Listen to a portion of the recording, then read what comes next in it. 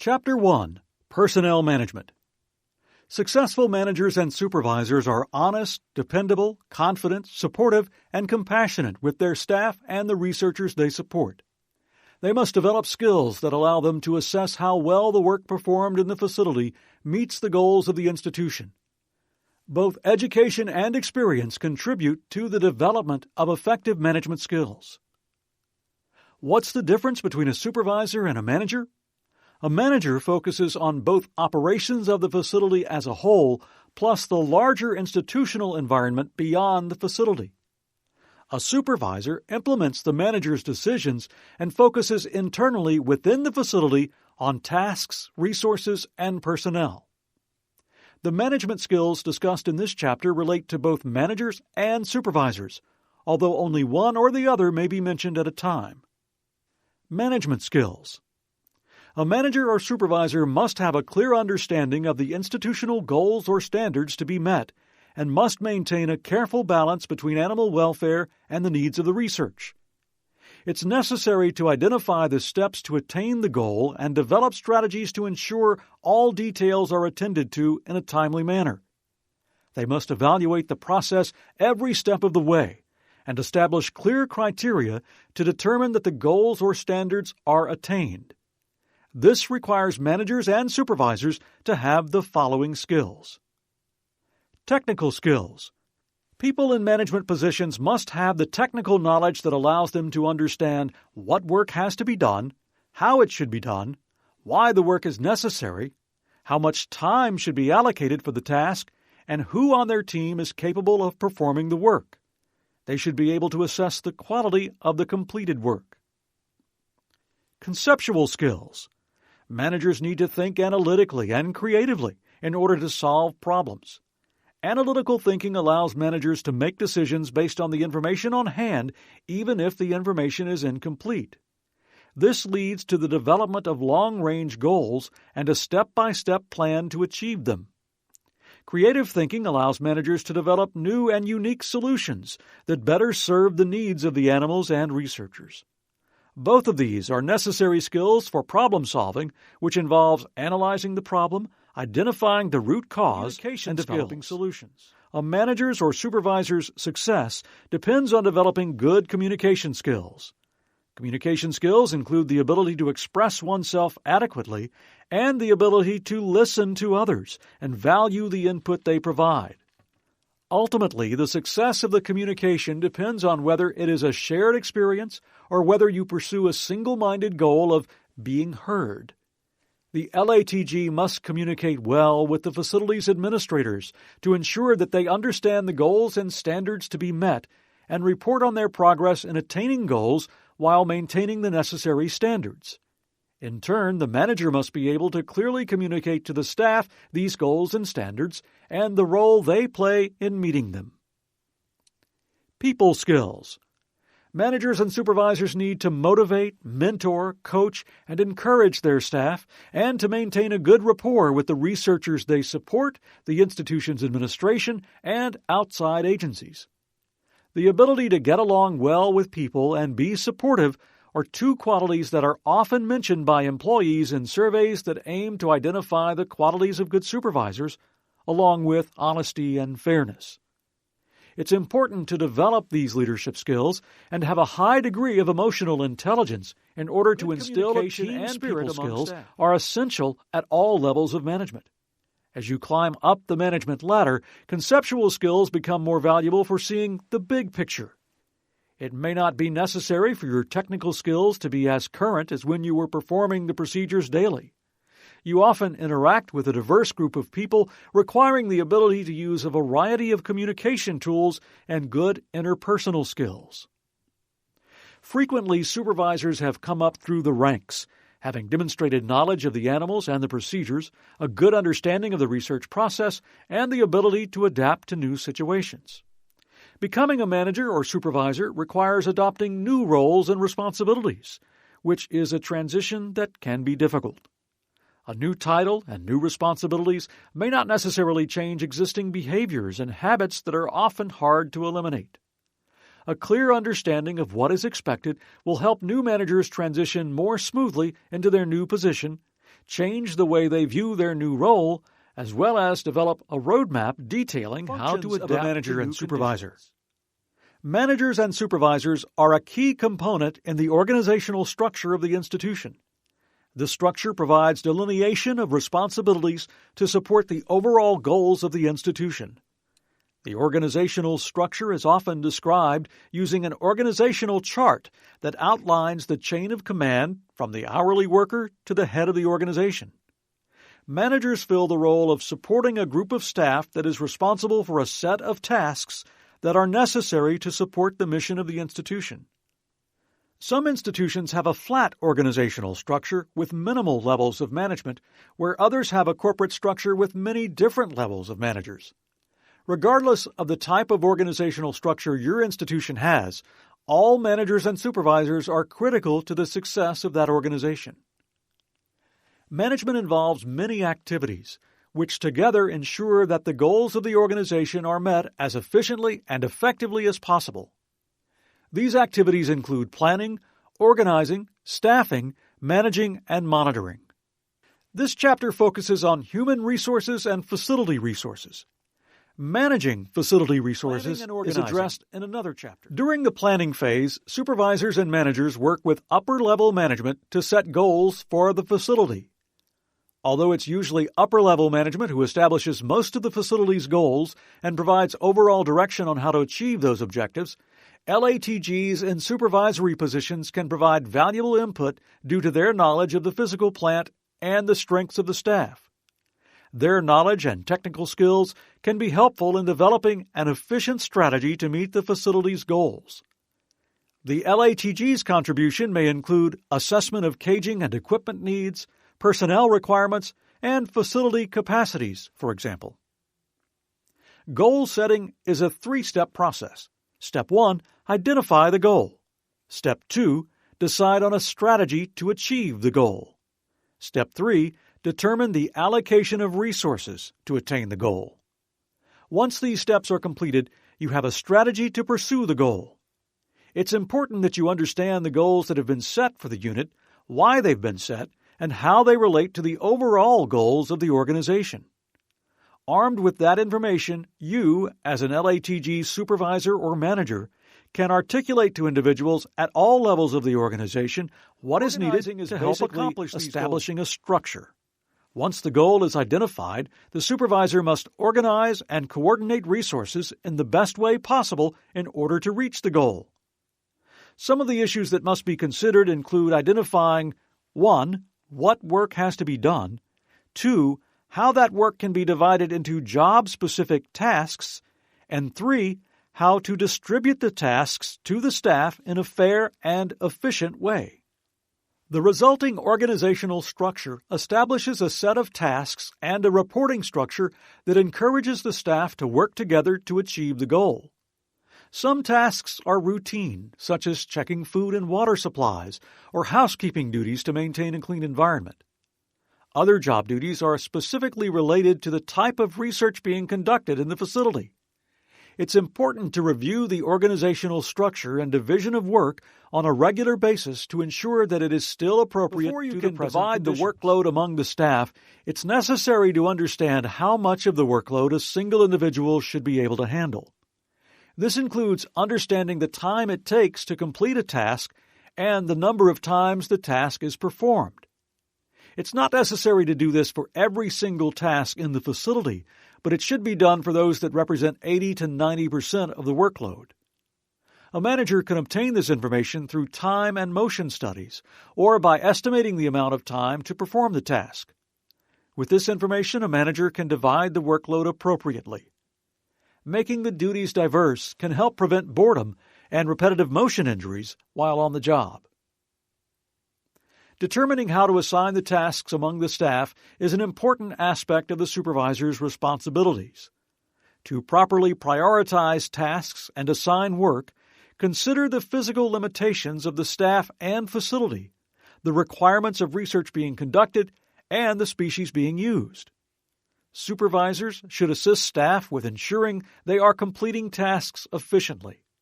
This is often accomplished using standard operating procedures that outline the necessary steps to complete a task, There may be instances where staff has the flexibility to adjust how they do some tasks, but it is important that this does not lead to inefficiencies or cause harm in other areas. For example, inefficiency in a task may lead to the need for more staffing and possibly overtime pay. Or an ill-advised shortcut may jeopardize colony health if there's a breakdown in microbial bioexclusion. It's therefore necessary to be aware of these flexible tasks and work with the staff to ensure they are completed efficiently and appropriately. Animal care facilities require more staff time than many other types of businesses since the animals require daily observation and almost continuous care. The facility must be staffed 365 days a year. Supervisors may use overtime or non-traditional workday schedules to provide adequate staffing. Overtime pay often causes budget escalation, and many employees are reluctant to work weekends on a regular basis. A system of rotating weekend or holiday duty can reduce budget expenditures and be perceived as fair by personnel, thus bolstering their morale. In staffing, the basic principle is that an average person working at a reasonable pace should be able to complete assigned jobs within normal working hours. You should allow employees some time during the workday for tidying up small jobs, dealing with unexpected problems, studying, or helping others. Including this unscheduled time encourages the staff to complete projects before the end of the workday. When changing staff workloads, you should explain to your staff why you are making the changes so everyone understands the need for the change. Careful organization, communication, and monitoring are the keys to effective workload allocation. Remember, communication is a two-way street, so be open to hearing your staff's input of a facility affect staff efficiency and productivity. Cage washing machinery, for example, can be a constraint if it has too little capacity or breaks down. A small cage wash area may limit the number of people working in it at any one time and can limit the number of cages cleaned. The amount of available equipment can also limit staff efficiency. For example, if there are not enough steam cleaners or transfer caging, technicians will have to wait to use the existing equipment, thus creating unnecessary delays. Similarly, the amount of caging available impacts staff scheduling and workloads.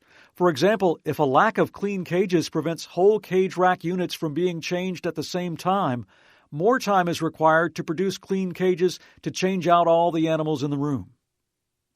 The facility itself can limit staff productivity. If the facility is old, staff may have idle or downtime while waiting for equipment to be repaired or replaced.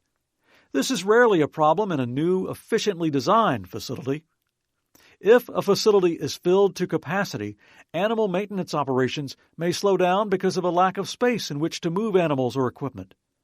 On the other hand, if a facility is filled only to half capacity, equipment and animals may be too scattered to allow efficient maintenance and care. When scheduling duties in outdoor facilities, possible variations that can result from weather changes must be identified. When such changes occur, there may be unexpected demands for indoor space and the need for personnel rescheduling. You should allow for such contingencies in planning space allocations and workload. The role of an animal facility is to provide researchers with an animal housing environment that meets the requirements of the research being conducted. These requirements may change as the research progresses. Therefore, staff scheduling and workloads may have to be adjusted to meet research needs. Special diets and feeding schedules, non-standard housing needs, intensive surgical procedures and recovery schedules, and the use of hazardous agents are all factors that affect workload distribution and staff schedules. Everyone must work together if research projects are to run smoothly. Proper scheduling of technicians according to the needs of research projects avoids unnecessary confrontations, and the specific needs of each animal species must be considered in organizing the facility's workload and schedule. For example, for rodent breeding colonies, noise should be kept low and the light cycles strictly adhered to. Dogs and pigs are social animals that do not do well in isolation. Reptiles need a supplemental source of heat. More handling time may be needed for animals that require the use of special equipment such as poles and leashes, or for animals that show aggressive tendencies. Wild-caught animals may require special handling techniques that require more staff time. In addition, the health status of the room, such as rooms with known pathogens or quarantine, and the types of hazards such as ABSL-2 or ABSL-3 studies used in the room may require considerations in the scheduling of work. Greater labor requirements translate to special scheduling of the husbandry staff. All of these factors must be considered when the organizational staffing structure is developed. Some flexibility needs to be built in to allow for meeting the hiring and job descriptions. Selecting employees that are the right fit for the job and that fit in well within the organizational culture can enhance productivity as well as overall employee satisfaction. The basic steps in staffing a facility are preparing a job description, recruiting, interviewing, selecting. Before a position is advertised, prepare or review the job description and decide on the qualifications needed to fill the position. It should be as complete and specific as possible as it provides the framework around which the interview is conducted. It also serves as the basis to conduct performance appraisals of the employee. The job description provides some detail of the specific job duties for that position. Job descriptions usually contain 10 to 20 tasks, the last of which is often other related work as required. Although this is a good catch-all phrase for assigning almost any task to an employee, it should not comprise more than 10% of the employee's time. In some animal facilities, it has proven to be beneficial to draft generalized job descriptions for employees who perform similar tasks. For example, the institution may have 50 technicians in the Animal Technician 1 category, where the job description might include tasks such as cage cleaning and maintenance, animal husbandry, and various types of animal treatments. Some technicians may not perform one or more of these tasks in the course of their regular work schedule, but they could be expected to do so if needed. This type of job description is particularly useful because it enables the institution to move employees from one area to another without developing a new one. Other institutions opt to have job descriptions that list the employee's specific tasks. In either case, it should provide the employee and supervisor with a clear understanding of the tasks and performance level expected of the employee without creating rigidity that limits the employee's ability to develop new skills or overly restricts staff assignments. Should list the physical requirements of the position. However, you must be cautious in the way these requirements are presented because federal, state, and local laws prohibit hiring discrimination on the basis of handicaps. For example, an employer cannot refuse to hire an applicant because he or she is in a wheelchair. If the job requires lifting and carrying heavy weights or reaching certain heights, the discussion should focus on whether or not the applicant is able to meet these requirements. In other words, a discussion of physical requirements should revolve around the capabilities required rather than the disability of the applicant. Examples of physical requirements are: the employee must be able to lift 50-pound bags of feed. The employee must be able to lift animals that weigh 30 pounds. The employee must be able to reach cages that are 5 feet. Generally, the institution's Human Resources Department will assist with the recruitment process by advertising the position and receiving the applications. In the recruitment phase, the supervisor should not forget that some current employees may be interested in moving into the unfilled position. The staff can help identify qualified candidates. Developing good communication and interviewing skills is essential for LATGs in a supervisory role, since they may have a major role in hiring staff. Interviewers should keep in mind that they represent the institution to the job seeker. Good candidates want to get a clear understanding of the position and will form an opinion on whether the organization's environment fits their own personality and professional goals based on their interactions with the interviewers. Before the interview, the supervisor should become thoroughly familiar with the job description and review all applications and resumes. All candidates who will be interviewed should be provided with a copy of the job description so that they have a good understanding of the job. A good interviewer must be able to relate the requirements of the job to the qualifications and attitude of the candidate.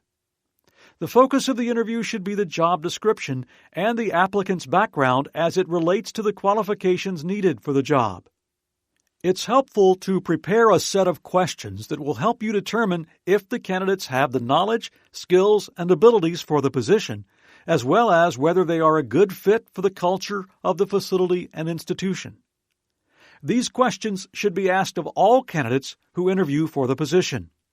If more than one person meets with the candidates, a rating sheet can be distributed to all interviewers, which will allow for objective divided into hard skills and soft skills.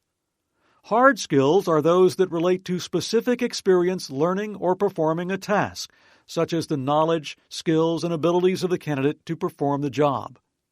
Soft skills are those that relate to the interpersonal skills, communication styles, and other behaviors that are associated with a candidate's emotional intelligence quotient. Regardless of the type of skills you're interested in, your interview questions should be open-ended and not just allow for a simple yes or no answer. This will ensure more of a conversation and help form additional questions based on the responses provided. Hard skill questions are designed to have the candidate talk about their previous experience and skills. Typical topics are past work experience and educational background, as it are often behavior-based, asking the candidate to describe how they have previously handled a situation. Some topics related to soft skills that can be covered during the interview include previous customer interactions, colleague interactions, how the candidate handles change, and interactions with previous supervisors. During the interviewer must be able to answer general questions about the organization's rules and policies that would apply to the employee filling the position, from fringe benefits to dress code.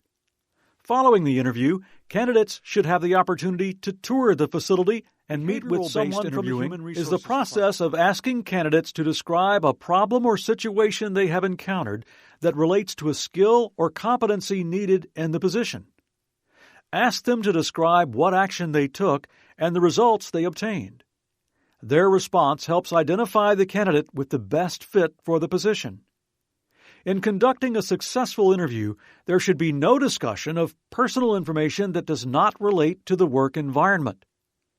Religious affiliations, marital status, age, number of children, the child care situation, hobbies, and other personal information should not enter into the formal interview process.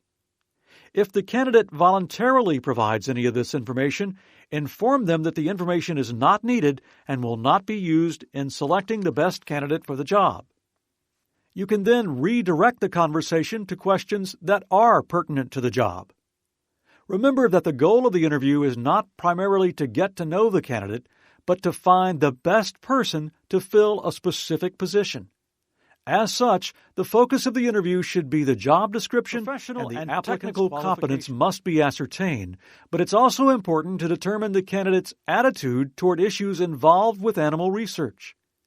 Giving the applicants the opportunity to talk about their feelings and opinions about the use of animals in research is a good way to determine how well they would adapt to the work environment. An example of an opening statement is this. There's been a lot of discussion in the media recently about the necessity of using animals in research. How do you feel about this issue? This question provides an opportunity for the candidates to explore the issue and express their opinion. Hiring a new employee is one of the most important decisions a supervisor and manager must make. It's a decision that can have a profound impact on day-to-day facility operation. Taking the time to recruit and interview for the best candidate, not just the first good candidate, saves time and money. It's believed that the cost to replace an employee is estimated at 20% of the employee's annual salary. You must decide what type of person would best fit the job. The applicant must be able to fit into the personnel structure of the facility, not only today but also in the future. When hiring a new technician, do not overlook a candidate who is less experienced now but has the potential to grow professionally and benefit the facility later on. On the other hand, a candidate who is presently overqualified may do a better job as more responsibilities are added to the position than the candidate who meets minimum requirements. Table 1.1 in the manual provides more detail about these pros and cons. The person responsible for hiring must be aware of the laws and guidelines governing the hiring, retention, and promotion of employees. The Human Resources Department can provide assistance as to the legal concerns related to employment. Anyone who makes hiring decisions should be familiar with the major dictates of the Civil Rights Act or Affirmative Action, Equal Opportunity Act, and Age Discrimination in Employment Act, as well as the Americans with Disabilities Act. If the candidate deemed best for the job had a good interview during which the interviewer showed enthusiasm for the organization and painted a realistic picture of the job and the environment, there's a good chance that he or she will accept the offer. A good employee orientation is the next step to help the new hire fit in quickly. Provide ongoing motivation and mentoring to help this individual develop and maintain good teamwork and organizations may determine that it's better to have a contract staffing company provide the labor force necessary for any or all parts of the animal facility. This could include cage wash, husbandry, technical, administrative, management, veterinary, or even IACUC support. When contracting the staff of a facility to an external company, identify which company will provide the most services at the highest quality and for reasonable cost. Organizations typically send out a request for proposal, or RFP, which describes the current facility and the scope of work expected by the contractor. Staffing companies respond to the RFP indicating their capabilities, a plan to meet the goals as described in the scope of work, and the cost proposal. The cost proposal typically includes a loaded labor rate, that is, salary and fringe benefits for each position, overhead, that is, recruiting, hiring, training, administrative cost, etc., and a fee, which is the company's profit. There may be additional costs that are passed on to the organization for safety equipment required by the site and occupational health visits to ensure the contract staff. Consultants are sometimes contracted to perform projects that are time-sensitive and/or require a specific technical expertise. Although an RFP approach similar to contract staffing can work for consultants, they are often contracted without a bid process due to their known expertise. A consultant contract can be a fixed price to complete a project or based on the amount of time and materials necessary to complete a project. Regardless of how the contract is priced, there should be clearly defined goals, deliverables, and a time frame. Managers must communicate a clear vision of the organizational goals and the part each employee plays in the efforts to reach that goal.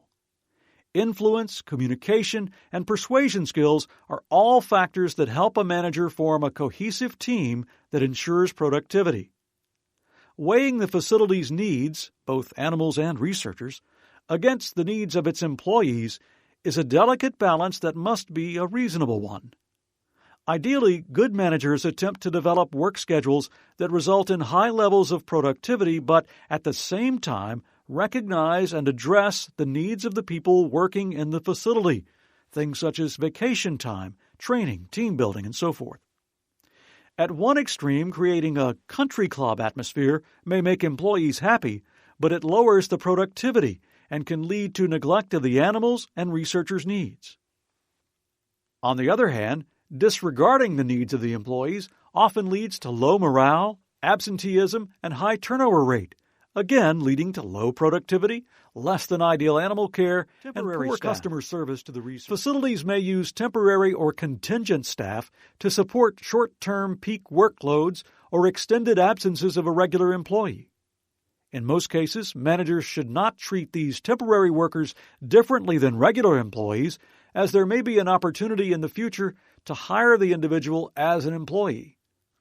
Initially, temporary workers might be used to cover basic and highly repetitive tasks, but depending on the individual and the length of time of the assignment, the difficulty of the tasks may increase.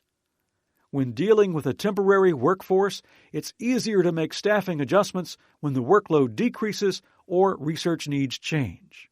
Union staff. Some facilities have a union staff that are employed through a collective bargaining agreement. These agreements are legal documents that outline job duties, pay rates, break times, benefits, advancement opportunities, and disciplinary actions. Managers who are responsible for union staff must be aware of the details of the union contract and work closely with the institution's Human Resources Department on all issues related to staff. There are many theories on the best way to motivate staff. Research has shown that the carrot and stick approach, that is, incentives counterbalanced with disciplinary actions, is rarely successful in maintaining motivated and productive staff. Laying out the vision and enumerating the steps needed to reach the goal contributes to motivation, but only fulfills an understanding of the purpose. Employees also need mastery of their job and autonomy or independence to perform their tasks. This is further expanded upon by Abraham Maslow, a well-known psychologist who proposed the existence of a hierarchy of human needs. Maslow represented this graphically as a pyramid, with the most powerful needs at the top, as shown in Figure 1.1 in the Training Manual. His theory is that humans have a variety of innate needs. Here are some descriptions that highlight some of these needs. Physiological needs are met by a fair salary, adequate vacation and holidays, proper scheduling and workload, availability of needed supplies and equipment, and a comfortable workplace. Safety needs are those that make employees feel secure in their surroundings and prevent occupational injuries and illness. Company policies on job security and employee benefits, such as insurance and sick pay, help meet these needs.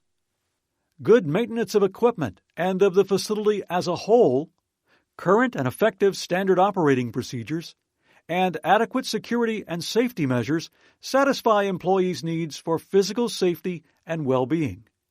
Having a supervisor who encourages safe work practices and shows compassion for the staff is extremely important.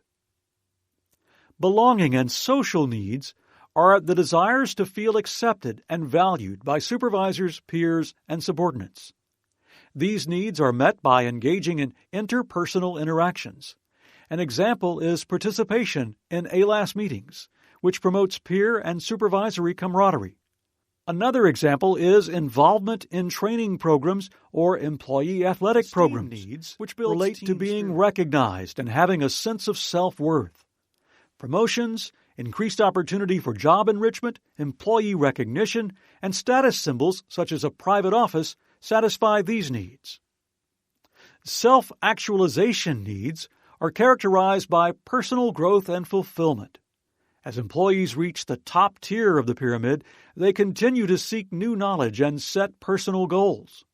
Incentives such as pay raises and bonuses may be less effective as motivators.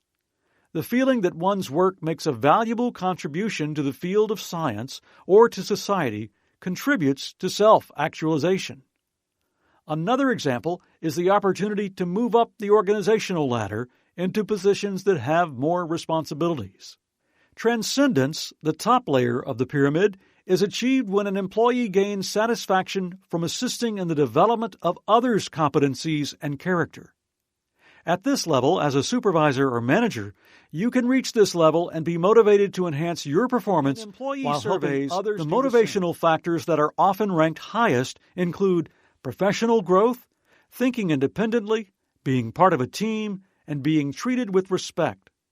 Factors such as higher salaries and fringe benefits, flexible working hours, and job security are ranked lower. These data seem to confirm Maslow's theory that once basic needs are met, individuals are less motivated by factors that were traditionally thought to be motivators. The longer an employee stays in a job, the more likely it is that he or she will satisfy the lower-order physiological and safety needs. Older employees are more likely to work at the self-actualization level. For these employees, salary level is only a motivator if it represents esteem, recognition, and self-actualization. In most workplaces, however, salary increases come at fixed times during the year and may or may not be related to a person's performance. In these cases, pay itself will have little or no effect on the capitalize on all an employee has to offer. A supervisor must recognize the employee's needs. This is accomplished by trying to understand the employee as a person in order to identify those needs. You can best achieve this by talking frequently with the employee about his or her job performance and their future goals. A relationship of this type helps the employee achieve personal goals and advances the goals of the facility. Preconceived notions about an employee, especially negative notions, may prevent you from understanding the employee and even impair your relationship with that individual. On the other hand, you can make positive assumptions, such as believing that employees continue to seek new knowledge and set personal goals. Another positive assumption is believing that the average person accepts and even seeks responsibility. A supervisor who holds positive assumptions usually has more productive employees because of the mirror principle, which states that people generally react toward you the way you act toward them. In other words, if you assume that employees will be lazy and avoid work, threats often may be the only way to get them to work. On the other hand, if you assume that people want to work and seek responsibility, employees are usually motivated. Use this knowledge to motivate employees? In most institutions, supervisors cannot control employees' salaries or benefits. Therefore, they must depend on other motivational options and find ways to keep employees from feeling dissatisfied with their position. Employees need a sense of purpose and a feeling of accomplishment. Job enrichment enables you to give employees more responsibility without just giving them more tasks to do. You should increase the employee's responsibility in proportion to his or her workload. You can do this by giving the employee full responsibility for a particular project. While you may set the actual guidelines, the employee should have the freedom to incorporate his or her own ideas into the project. Being involved in the planning and evaluation stage, for example, would be one way to motivate by giving the employee a greater sense of control over the job and a greater sense of accomplishment when the job is done well. Another valuable motivational tool is to provide technicians with a training and certification program. In such a program, technicians can apply their knowledge to obtain higher levels of certification. By providing this challenge and rewarding the effort, a training and certification program gives the technicians a sense of accomplishment and self-actualization. And those who become trainers achieve transcendence through teaching and managers and supervisors should be active in mentoring the staff with regard to job duties, interactions with peers and researchers, and potential advancement within the organization. The need to mentor staff with regard to the long-term career of the employee should also be considered, even if it means helping the employee transition to another organization. Using your network and taking an active interest in helping staff achieve their career goals helps establish an environment of trust and a group of loyal staff. Another valuable personal and managerial skill is time management. The goal of time management is not to fill up every minute of the day. Rather, it has to do with estimating the time and resources needed to meet the goals and the discipline to stay focused on the tasks necessary to accomplish those goals. Ideally, good time management is getting the right things done when they need to be done and in a way that fits the budget. To best manage your time, ask yourself 3 questions about each task. Is what you are doing necessary? Is it appropriate? And is it efficient in accomplishing your goals? You must become aware of how you normally manage your time. Try tracking your activities for a week. You can use a daily activity log to record your work activities and the time you spend on them as shown in Figure 1.2 in the Training Manual. This will give you a good idea about your current time management habits so you'll know when you used your time effectively and what activities are time wasters. How much of your time was productive time? Looking back at the task list, are some tasks simply procrastination in disguise, trying to fill up the time in order to avoid doing another activity that's considered less pleasant? Is every task you completed essential, or is there one that can be eliminated without affecting the overall facility function significantly? Ask yourself these questions. Can some tasks be done more efficiently? Can some steps or procedures be eliminated? Could technology improve your efficiency? There are many tools, both electronic and manual, to help manage time. These include generating to-do lists with deadlines and reminders via email and other notifications to complete those tasks. Evernote and MS OneNote are two common software applications that can help keep track of your tasks and notes and interact with email to provide reminders. An important part of time management is setting and prioritizing goals, which enable you and your staff to accomplish what needs to be done. Frequently, the LATG focuses on daily, weekly, and monthly facility goals to ensure completion of routine husbandry and facility tasks. At the beginning of each month, list all tasks and identify whether they're to be completed daily, weekly, or monthly. An example list of daily, weekly, and monthly tasks is shown in Figure 1.3 in the manual. Each day, team members are assigned these tasks, as well as any new ones from researchers and a to-do list for daily and weekly tasks. Tasks should be prioritized. For example, tasks are numbered 1 if the task is a must-do, 2 if the task is a should-do, and 3 if the task is a nice-to-do. At the end of the day and week, review the tasks that are not completed, carry them over to a new list, and reprioritize them.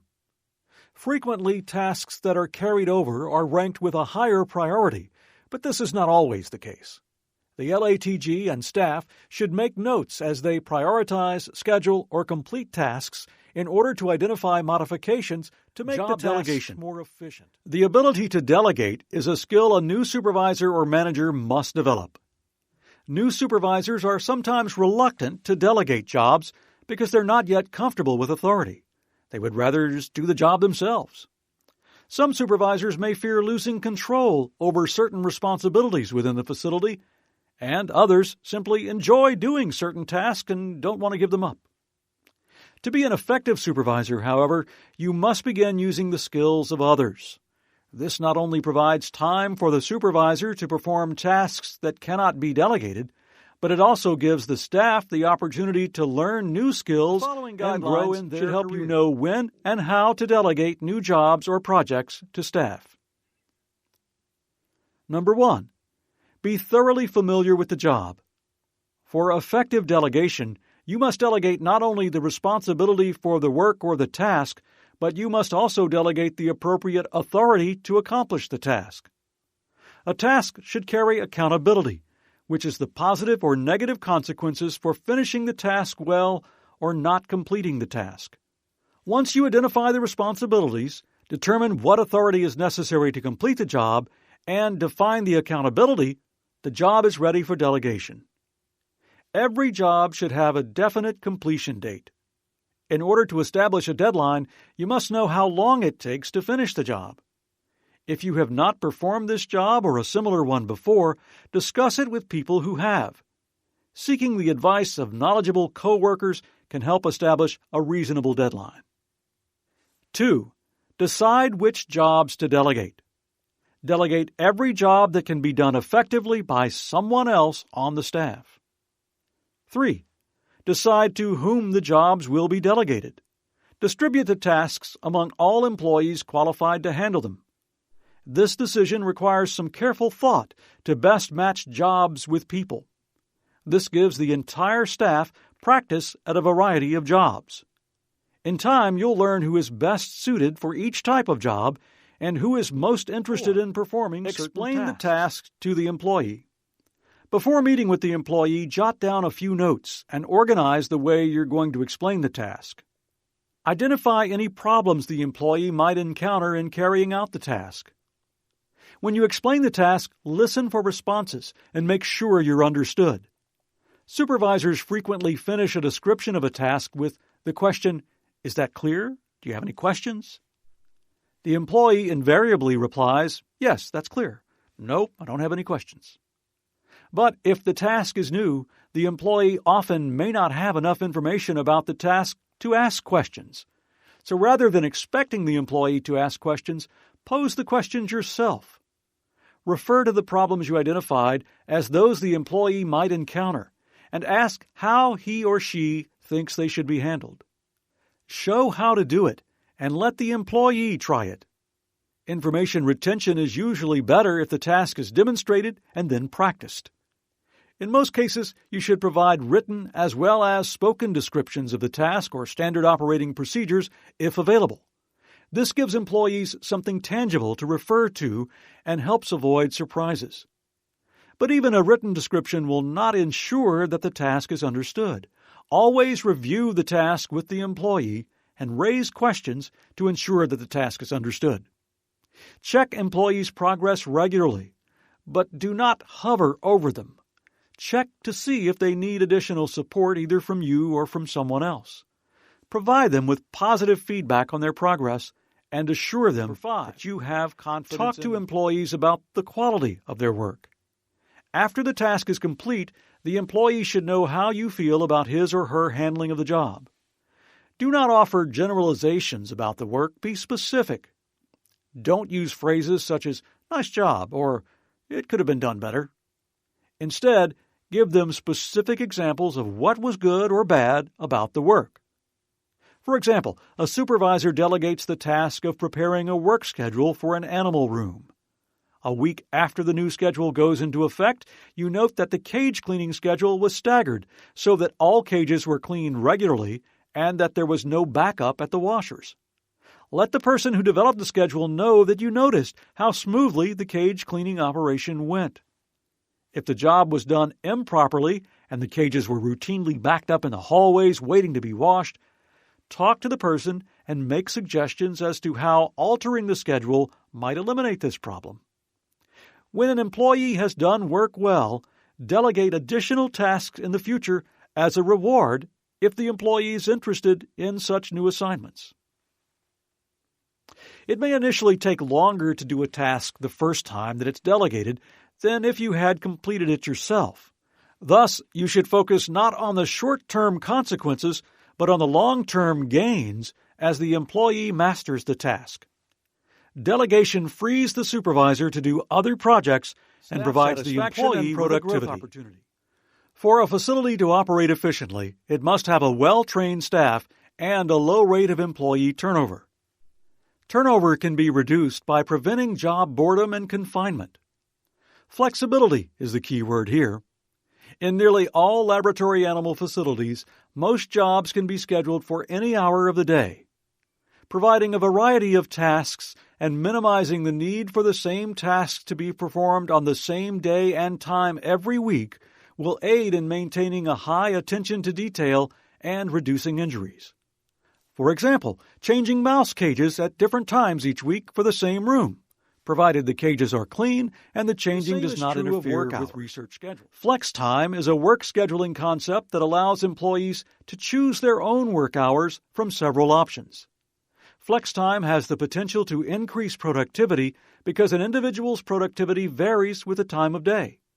Some people work better in the early morning, while others need extra time to achieve peak performance.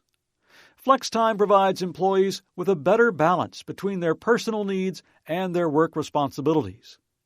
Having staggered starting hours with some employees starting at 7:30 a.m., some at 8 a.m., and others even later, for example, may resolve other scheduling problems.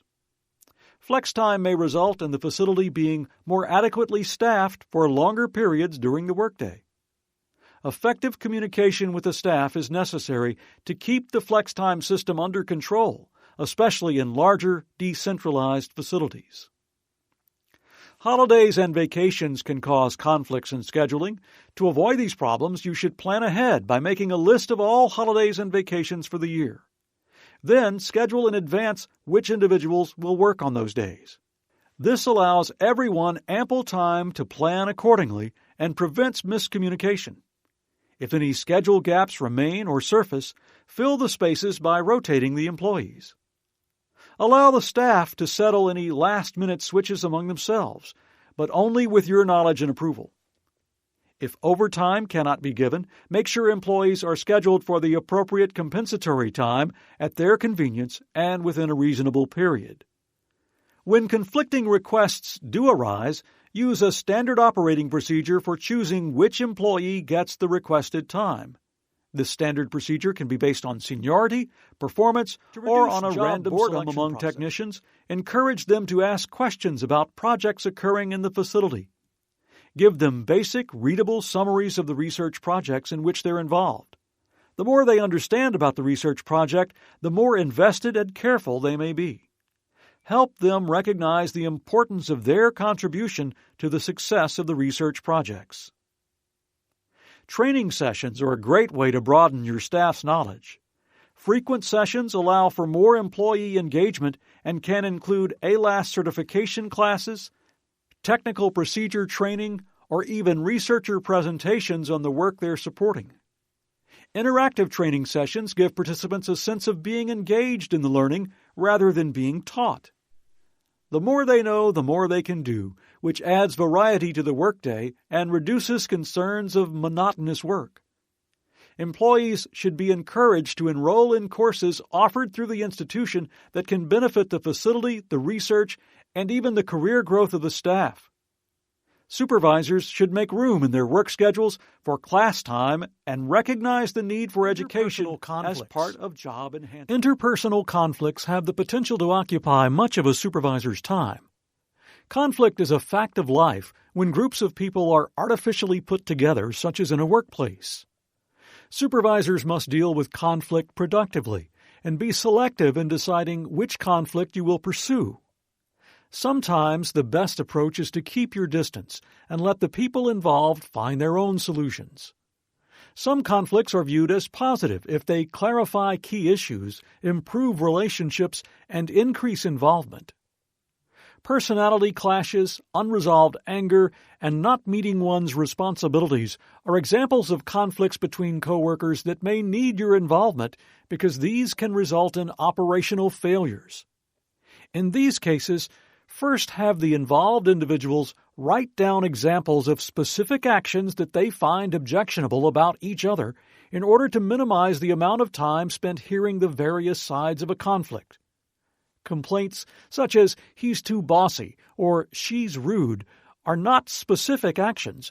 Rather than simply describing a fellow worker as bossy, the employee might write, "He tries to tell me when it's time to pull the cages out of the washer.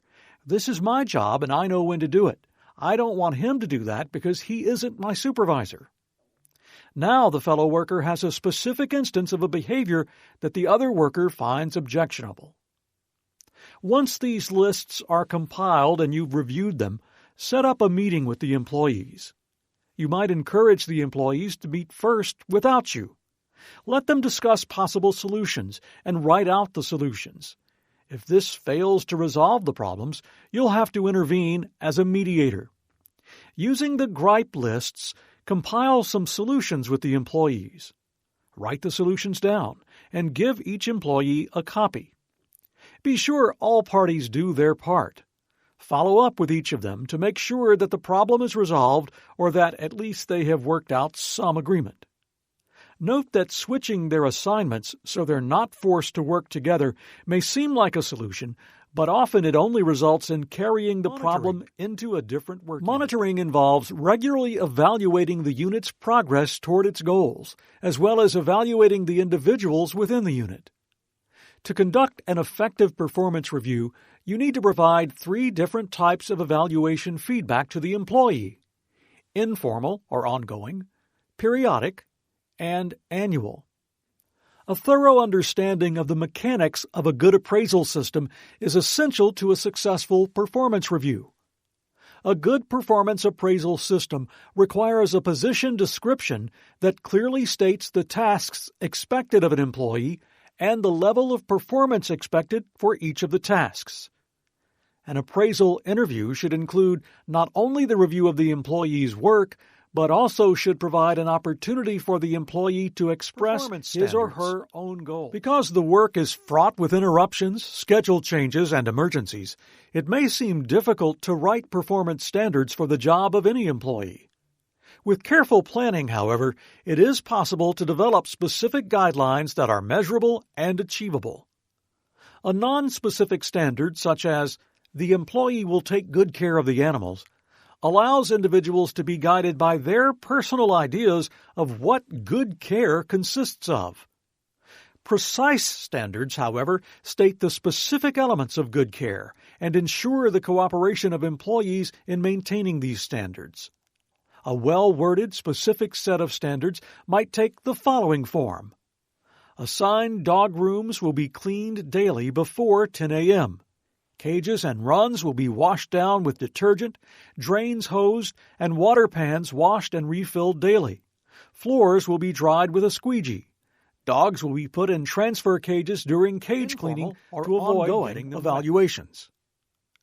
Throughout the year, often on a daily basis, you should provide feedback to employees about how they're performing their jobs.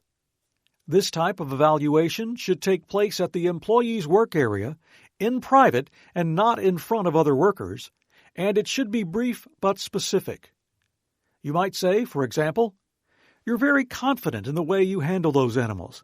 That's exactly the way it should be done." If the feedback is negative, try to express what they might do differently the next time, or demonstrate a better way to perform a task.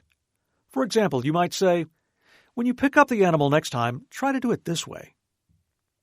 Evaluations should focus on the action. For example, saying, "This needs to be done with a longer needle," is preferable to saying, "You should use a longer needle." The first statement in this example relates to the work performed, but the second comments on the person doing the work. Furthermore, avoid using labels such as good or bad to avoid the appearance of passing judgment on the person. 2 to 4 times a year, you should sit down with each employee to discuss overall performance. This is the time to discuss areas of success and opportunities for improvement. This should include plans for how to improve, as well as any recommended trainings that will provide the employee the necessary knowledge and skills to make those improvements. Start with areas of success, discuss opportunities for improvement and the plan to make those improvements, and end on areas of success. This should be a brief review and can provide both supervisors and employees with valuable information that could be useful during the annual review. Laboratory animal technologists are often responsible for conducting annual performance appraisals for subordinate employees. A performance appraisal can be a stressful situation for you and the employee. If the ongoing and periodic evaluations have taken place throughout the year, however, the stress level during the annual review is usually significantly less than it would have been had the interim evaluations not occurred. As part of this process, the supervisor must identify the standards that employees must meet in order for their performance to be considered successful, exceptional, or in need of improvement. Most institutions have specific forms and time frames for the annual appraisal. The appraisal is often tied to the employee's annual salary increase. Typically, the employee has the opportunity to provide a self-review. Not only does this allow the supervisor to understand how the employee perceives their performance, but may also remind the supervisor of specific projects the employee worked on during the past year. When writing the annual appraisal, provide concrete examples that demonstrate how the employee was successful, exceptional, or needs improvement. A statement like, "John is a great employee and is always willing to help," is typically not sufficient to justify the performance rating. Furthermore, justifying an exceptional rating as someone who arrives to work on time every day and always completes his or her tasks is generally not sufficient. This should be the expectation for success of all employees. But the occasional mistake should not push them into a rating of needs improvement. Exceptional ratings should be used for those employees who consistently go above and beyond the expectations of the job description. For example, an employee who routinely helps in cage wash after completing all other duties without being asked, and even when cage wash is not a typical duty, could be considered exceptional. Performance appraisal meeting begins by reviewing the employee's strengths. This would then lead into opportunities for improvement, with specific actions necessary to improve, and ends with the positive act of setting personal goals. You should avoid tacking the word "but" onto the end of a complimentary statement, as in, "Overall you do a good job, but..." Do state the complimentary comment, but bring up the deficiency in a separate statement. The employee should have the opportunity to communicate his or her opinions, feelings, or suggestions. The supervisor should practice active listening. That is, you must be sure that what you hear is what the employee means. Paraphrase what the employee has said and then ask if that's the correct interpretation. All of these strategies help reduce anxiety in an often stressful situation. To personalize the appraisal and provide growth opportunities for an employee, discuss the employee's personal goals and set them for the next appraisal period. Ideas for this written informal agreement may come from both the employee and the supervisor. Some employees are reluctant to express interest in undertaking a particular project, learning a new skill such as surgical assistance, attending a class, or taking a self-study course. Try to draw out any hidden interests. This is an ideal opportunity for you to show that you're concerned with the employee's job satisfaction and to provide the employee an opportunity to show interest in and commitment to the job. The supervisor or manager who shows a continuing interest in the employee's progress in meeting his or her personal goals can significantly increase the employee's job satisfaction and desire to advance in the field of laboratory and terminating employees. No matter how well employees are screened during the interview process, you may encounter staff members who are challenging to deal with. For example, they may cause frequent problems or do not meet job performance expectations. This can include time and attendance issues, lack of attention to detail, or improper documentation. If you find an employee's performance is unsatisfactory, you should counsel the employee the first time the issue occurs. If it's not addressed immediately, the employee believes that the behavior is acceptable and will not understand why you identify it as a problem at a later time. When dealing with any performance issue, consider whether the training provided or the procedure was sufficient in content, delivery, and understanding to avoid such issues. In the discussion with the employee, separate the concern from the employee as a person. That is, relate the task performance to a standard or expectation. Do not refer to personal characteristics. You can then work with the employee to gain understanding and buy-in to both the cause and solution for the issue. If the employee and the supervisor do not understand the issue's root cause, then the solutions implemented may not be successful. The supervisor should document these conversations as well as the training provided, as this information may be needed if there are future disciplinary actions.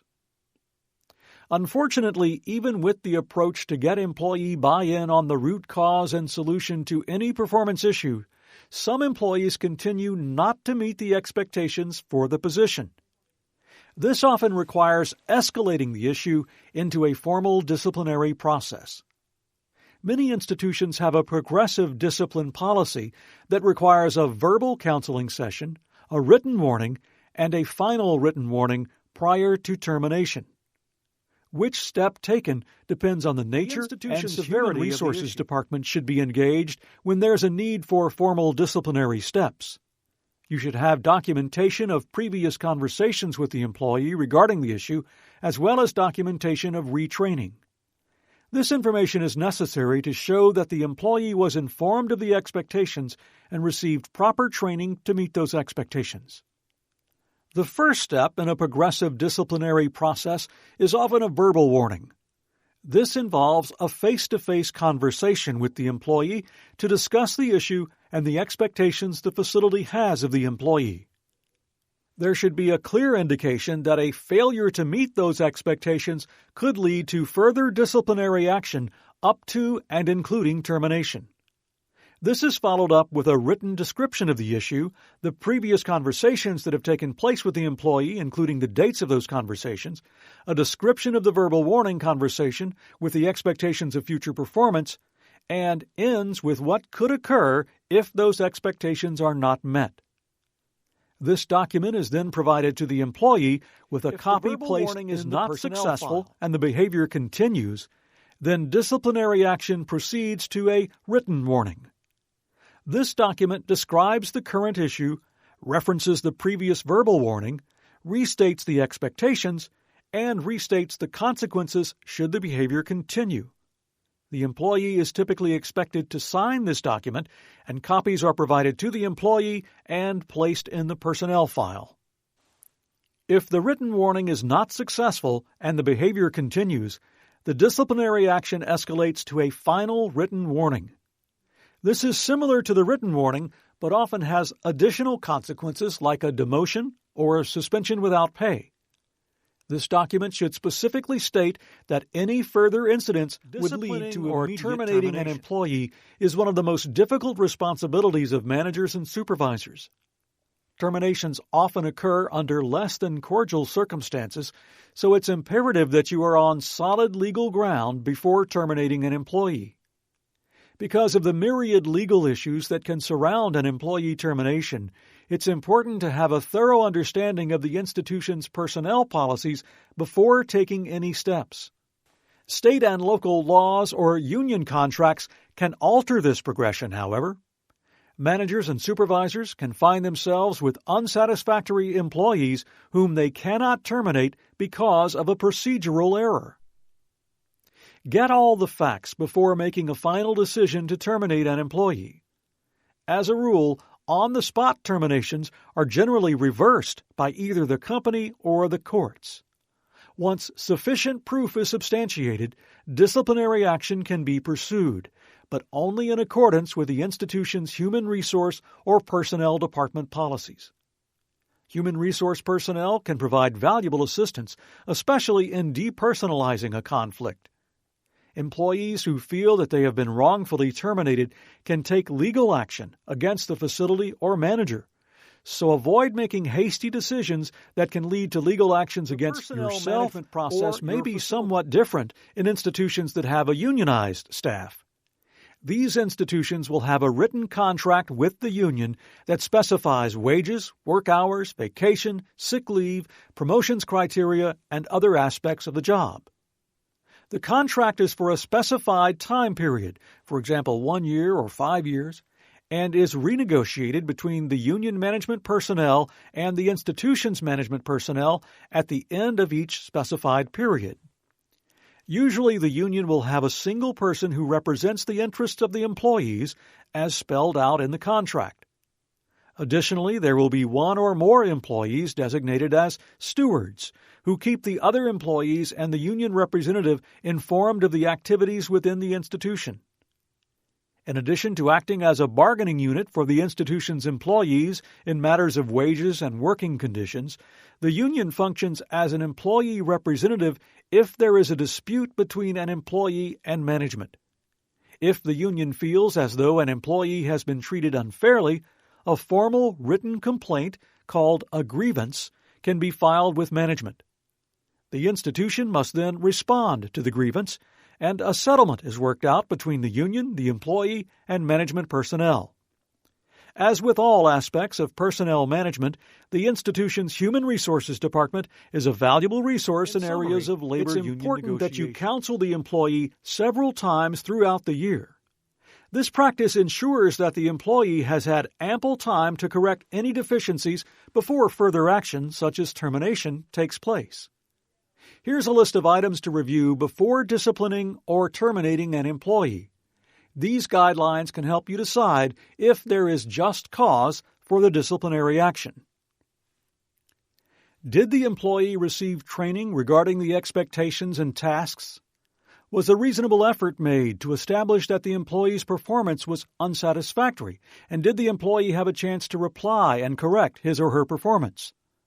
Was an investigation conducted in a fair and objective manner? Did the investigation produce proof of negligence, incompetence, or infraction of the rules? Did the investigation include a review of policies, procedures, and training to ensure there was not a lack of information or ambiguities that led to poor performance? Was the employee forewarned of possible disciplinary consequences? Was the employee treated in the same way as other employees are treated under similar circumstances? Were the employee's past record and mitigating circumstances considered? And did the discipline fit the infraction? Always follow the organization's policies when disciplining or terminating employees. The employee handbook should describe these policies. A clear job description and clear performance standards help define the expectations and the consequences of noncompliance. Remember that the decision to terminate an employee is not a personal decision, it's a professional decision to preserve the integrity of the organization. Many institutions have a human resources department that assists or approves all actions taken associated with staffing. This includes developing job descriptions, recruiting, interviewing, hiring, determining disciplinary actions, and termination. The Human Resources Department often sets the policies and procedures required for ensuring the institution is in compliance with equal employment opportunity laws and the Americans with Disability Acts, as well as ensuring the workplace environment is free from harassment. Human Resources Departments often have programs to assist employees with events that occur in their lives outside the workplace, which can have an impact on the work environment. These employee assistance programs are typically provided free of charge. Information should be provided to employees, especially during the disciplinary process, to ensure you're providing every opportunity and resource available to assist the employee with corrective actions. Managers are considered agents of the institution and have a legal responsibility and may be legally liable for any actions taken towards an employee. It's important for managers and supervisors to have an understanding of their institutional policies as it relates to staffing and develop a good working relationship with their human resources representative. This will minimize the potential for putting the manager and/or the institution at risk for legal liability. LATGs often have a supervisory or managerial role in a laboratory animal facility. As a supervisor or manager, the LATG is responsible for ensuring that personnel follow standard operating procedures, perform all scheduled tasks, and resolve or refer problems to others. Other responsibilities may include hiring, training, job reviews, promotion, and discipline. As your responsibilities increase, the ability to manage your time and delegate effectively become essential to a smooth personnel training. The importance of training. Training is a process of bringing a person to an agreed standard of competency or proficiency by instruction and/or practice. Competency refers to the ability to perform a procedure to an acceptable standard. A competent person is knowledgeable and able to perform the procedure appropriately. A proficient person has had additional practice so that the procedure is performed consistently with accuracy and efficiency. For example, upon first learning how to collect a blood sample, competence is attained when an individual learns the steps of animal restraint and venipuncture and can perform the technique without causing undue pain or distress to the animal. With suitable knowledge and skill, the person can be considered competent on this technique. However, after performing this technique many times and routinely, this individual gains greater confidence and deftness. Now that person has increased one's capability and efficiency. The development of and adherence to a high-quality training program is essential for top-notch research while ensuring acceptable animal welfare standards. A robust program provides a basic foundation of knowledge for researchers and animal science professionals. It also allows for the reinforcement of previous training objectives and the acquisition and expansion of new information and skill sets at all levels of expertise. Training can help meet larger institutional objectives. Not only does training enhance compliance, it can be used to transfer organizational knowledge or allow for adaptation to new rules and regulations. Training can strengthen employee knowledge, and it may have the added benefit of increasing job satisfaction. An adequately trained staff will be more consistent in the quality of their performance, and this enhances research outcomes. A well-thought-out training plan results in a multitude of benefits. Several federal mandates, such as the Animal Welfare Act and PHS policy, and guidelines, such as the Guide for the Care and Use of Laboratory Animals, require that personnel who work with animals are adequately trained to ensure that they are qualified to carry out animal-related procedures. The Guide for the Care and Use of Laboratory Animals mentions training over 150 times. This repetition is indicative of the importance of training to federal regulators and accreditation authorities, who commonly examine training records as critically important, it should not be considered a quick fix for all problems. Supervisors and managers should avoid using training as an easy-to-implement solution simply to demonstrate a swift response to a job-related issue. If the first response is always more training, staff will quickly associate training with punishment and may resist learning. Training does not solve problems related to inappropriate behaviors or attitudes, or issues associated with ineffective processes or poor management. The root cause of issues or problems must be ascertained before you can determine if training is a viable solution. Training responsibilities typically extend to multiple types of staff who work directly or indirectly with animals or support the program administratively. IACUC members are required to have training to understand their role and to carry out their responsibilities. Often the IACUC chair or administrator coordinates this training, but managers or veterinarians may be asked to assume the task. Both the principal investigator and the IACUC are responsible for ensuring that everyone who works with research animals meets training requirements. In most institutions, the IACUC has the responsibility to oversee that training is offered and is adequate to meet animal welfare standards. The training of animal care staff on facility procedures is coordinated by managers, supervisors, veterinarians, or trainers. Ideally, animal care personnel receive education using ALAS materials and are encouraged to pursue ALAS certifications. Training of research staff incorporates a basic understanding of regulatory requirements for animal research, facility practices for animal welfare, biological information about the species they will work with, and skills training on the techniques they will use with the animals.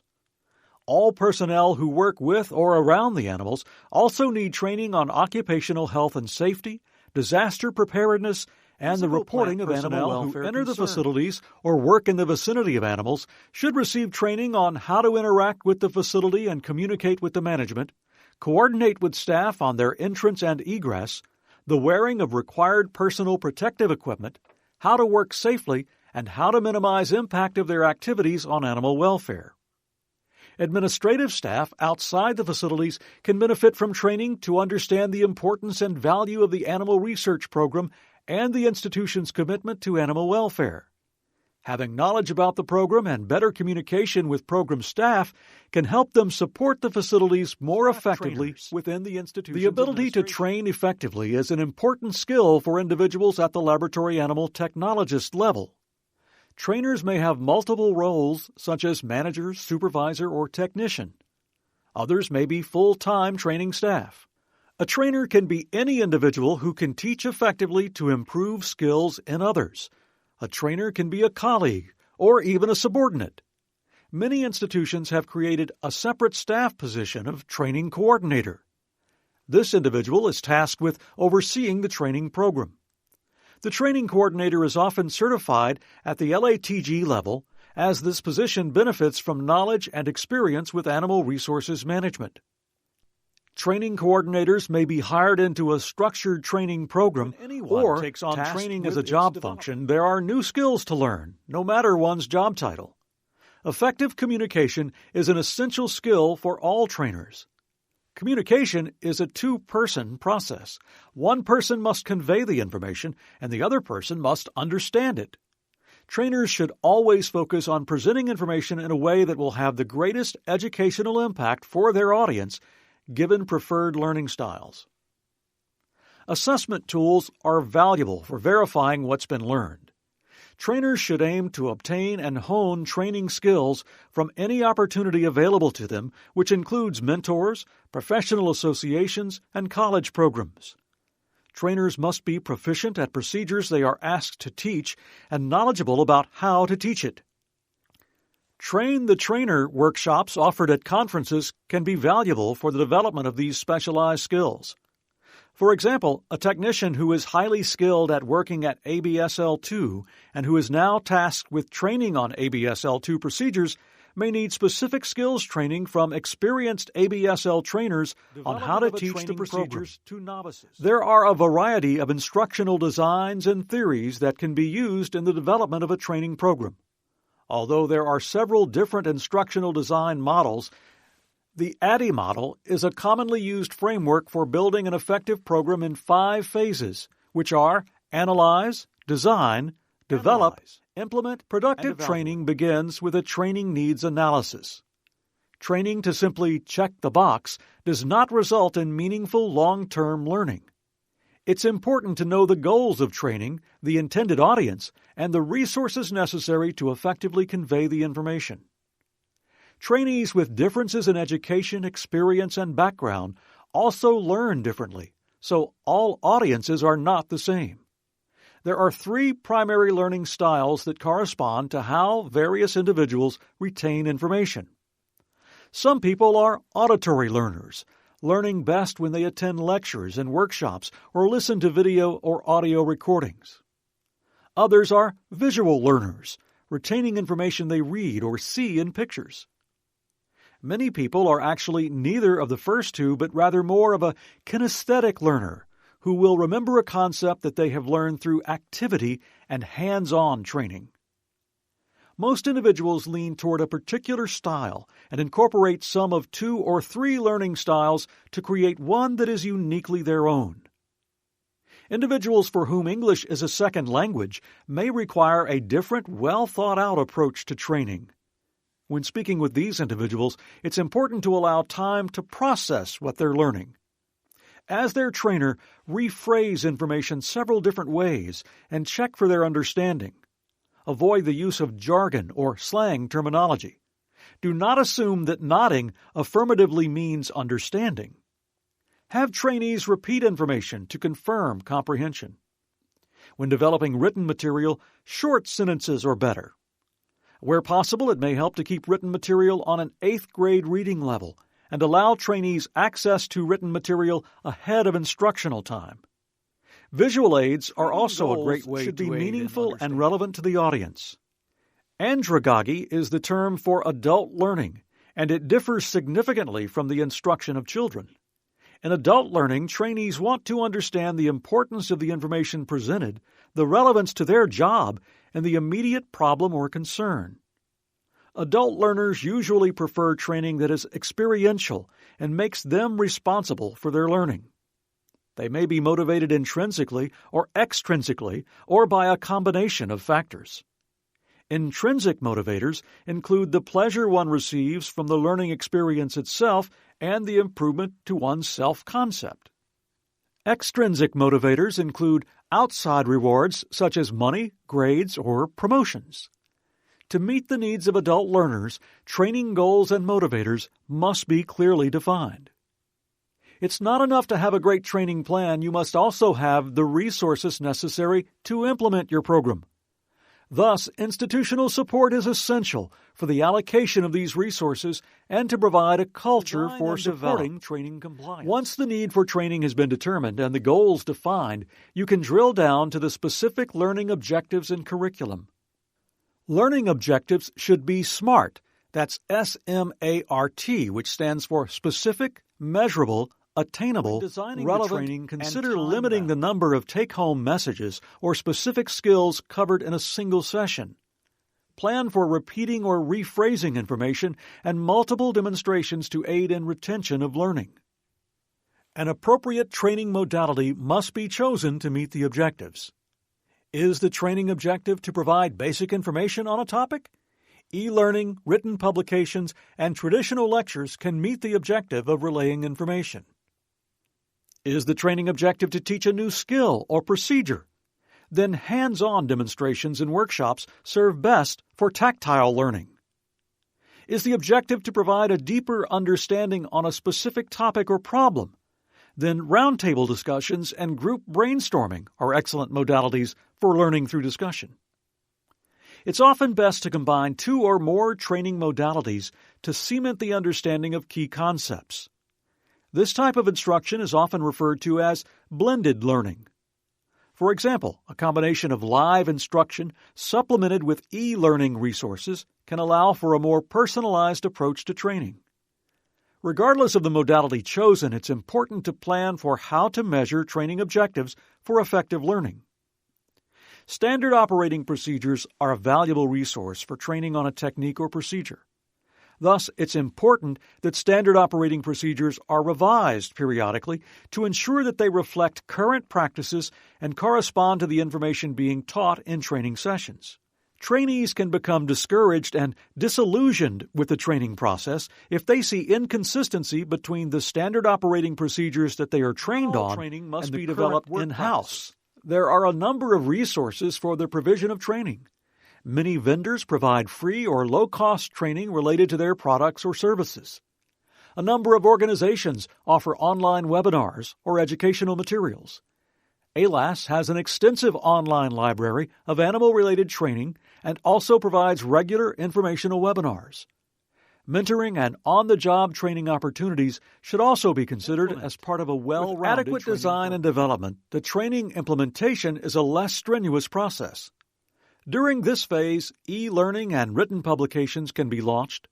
It's best to have a pilot group preview the training prior to large-scale distribution of the new material. For live instruction, make sure that the training environment is comfortable, that visuals are clear, and that there is adequate time for discussion and questions. Presentation software can be a help or a hindrance. If using slides, they should be relevant and easy to read with a balance of words and/or pictures and white space. Avoid the use of excessive movements, animations, and sounds. The audience should focus on you, not the slides. Active engagement with the audience provides a more dynamic training session. If providing hands-on instruction, allow time for demonstration, performance of an assisted procedure, and then the opportunity for the trainee to try the procedure supervised but without assistance.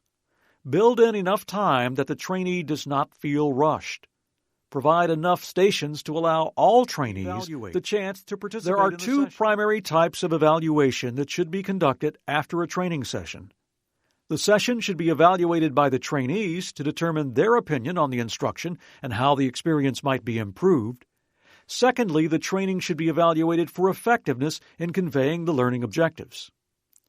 Post-training surveys are a great tool for determining how training can be improved.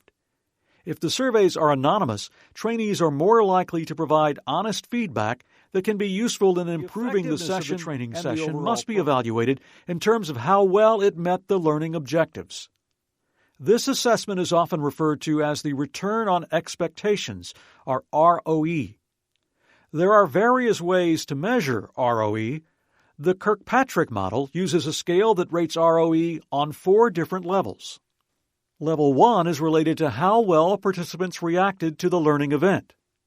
Level 2 relates to the degree that participants acquired the intended knowledge or skill. Level 3 measures the degree to which participants applied the knowledge or skill that they learned in training. And Level 4 looks at whether the training ultimately resulted in meeting the goals. Assessment is particularly important for animal-related procedures such as surgery. Surgical competency is essential to ensure animal welfare. Many institutions have adopted a 2-part assessment for these critical skills. Trainees are evaluated immediately after a training session to determine competency in performing the procedures taught. Often, an objective point scale is used to provide a grade for competency. After the trainee has had time to practice and refine a newly acquired skill, proficiency is again assessed to make sure that they have not deviated from the correct technique. Proficiency assessment is similar to competency assessment, but may also include an evaluation of speed and refined accuracy. Regardless of the type of assessment, it's critical that training is evaluated to make sure that it's useful and effective. Implementing an instructional design model such as ADDIE for each training session will help ensure that the instruction will be consistent and aligned with the overall training program. The oversight of a high-quality training program is not limited to merely providing training. As with other animal resources areas, good record-keeping is essential to demonstrate compliance with the regulations. Record-keeping includes information on the training events delivered and the attendance records for participants. Training records should be current. Whether in paper or electronic form or a combination, records should be systematized for easy access to verify an individual's training and to review the overall program. A good record-keeping system should enable you to generate training statistics to support semi-annual reviews of the animal research program. In large institutions, the documentation of a training program can be cumbersome, and the number of records generated can be significant. For this reason, many institutions have a Learning Management System, or LMS, to support this large-scale endeavor. An LMS is a software application for the administration, delivery of e-learning, tracking, documentation, and reporting related to a training program. An LMS should have good reporting tools for downloading statistics. Should periodically review the scope of the training program to assess how well it covers all training needs. Relate the training program to the outcomes of compliance inspections. Are there recurring compliance issues? If so, consider whether these can be remediated through focused training. Track whether the training is effective to reduce the incidence of non-compliance. If results are not satisfactory, evaluate whether the training method has been a good fit for this audience. Survey your audience for feedback on the training program and to determine their perceived needs for training. A thorough review of the training program should be reported at least semi-annually to the IACUC and other senior management who have oversight responsibilities for the animal research program. However, as training issues arise, do not wait for a formal review. Instead, communicate through your management and bring these issues forward with data to support the problem as you define it and, ideally, the solutions you recommend. These discussions can be valuable to identify strategies for strengthening the training program and provide resources needed. Each institution should have a well-designed training program to train new staff, enhance skills of experienced staff, decrease incidents of non-compliance, and maintain high-quality animal care. Training methods should accommodate different learning styles and allow for assessment of proficiency. Training records are necessary for documenting that training has occurred and that the staff and institution are in compliance with all applicable regulations. Whether training is only part of one's job or a full-time responsibility, it is an essential skill for the LATG. LATGs are valuable as trainers because they can share their knowledge of animal welfare and skills in technical procedures. As training is an important opportunity for career growth, the LATG is encouraged to learn about training through mentors, professional associations, and organizing, and college courses. The manager plays a key role in establishing objectives and requirements to ensure that the daily operations in the laboratory animal facility are completed efficiently and effectively. As a manager or supervisor, the LATG plays a key role in carrying out the objectives and requirements established by the institution's leadership. The day-to-day activities of a manager may be varied and hectic. The manager's primary challenge is to solve problems creatively as they arise within the framework of the facility objectives. Planning and organizing are two important functions of management that lead to effective resolutions of problems. Effective planning involves an assessment of the problem at hand. The manager should take into consideration factors that may impact the resolution of the problem, such as staffing, resources, animal welfare, and desired outcomes. Once the assessment has been completed, priorities must be established. The manager establishes these priorities by identifying the urgency in which they must be completed. Once priorities and objectives are established, it is now up to the manager to organize their resources to complete these objectives efficiently. The manager must assign projects, roles, and responsibilities while taking staffing needs into consideration. It is also the manager's responsibility to determine types of equipment, materials, and supplies needed to accomplish the objectives. Other resources, such as short and long-range budget plans, can also affect the organization planning of the project. As discussed in Chapter 1, the laboratory animal manager participates in setting goals to accomplish the mission of the institution and animal care program. Goal setting provides employees with long-term vision and short-term motivation. By setting specific and clearly defined goals, one can measure achievements and see forward progress. Goals should be realistic, yet challenging. Attainable goals can be a means of directing performance and can be a great motivator for job satisfaction. Specific and clearly defined goals lead to greater output and better performance. A manager should provide feedback as a means of directing employees' behaviors and guiding them toward better performance. There are many opportunities when supervising or managing an animal facility in which the LATG may participate. Project management is the field of initiating, planning, accomplishing, controlling, and closing the work of a team to achieve specific goals.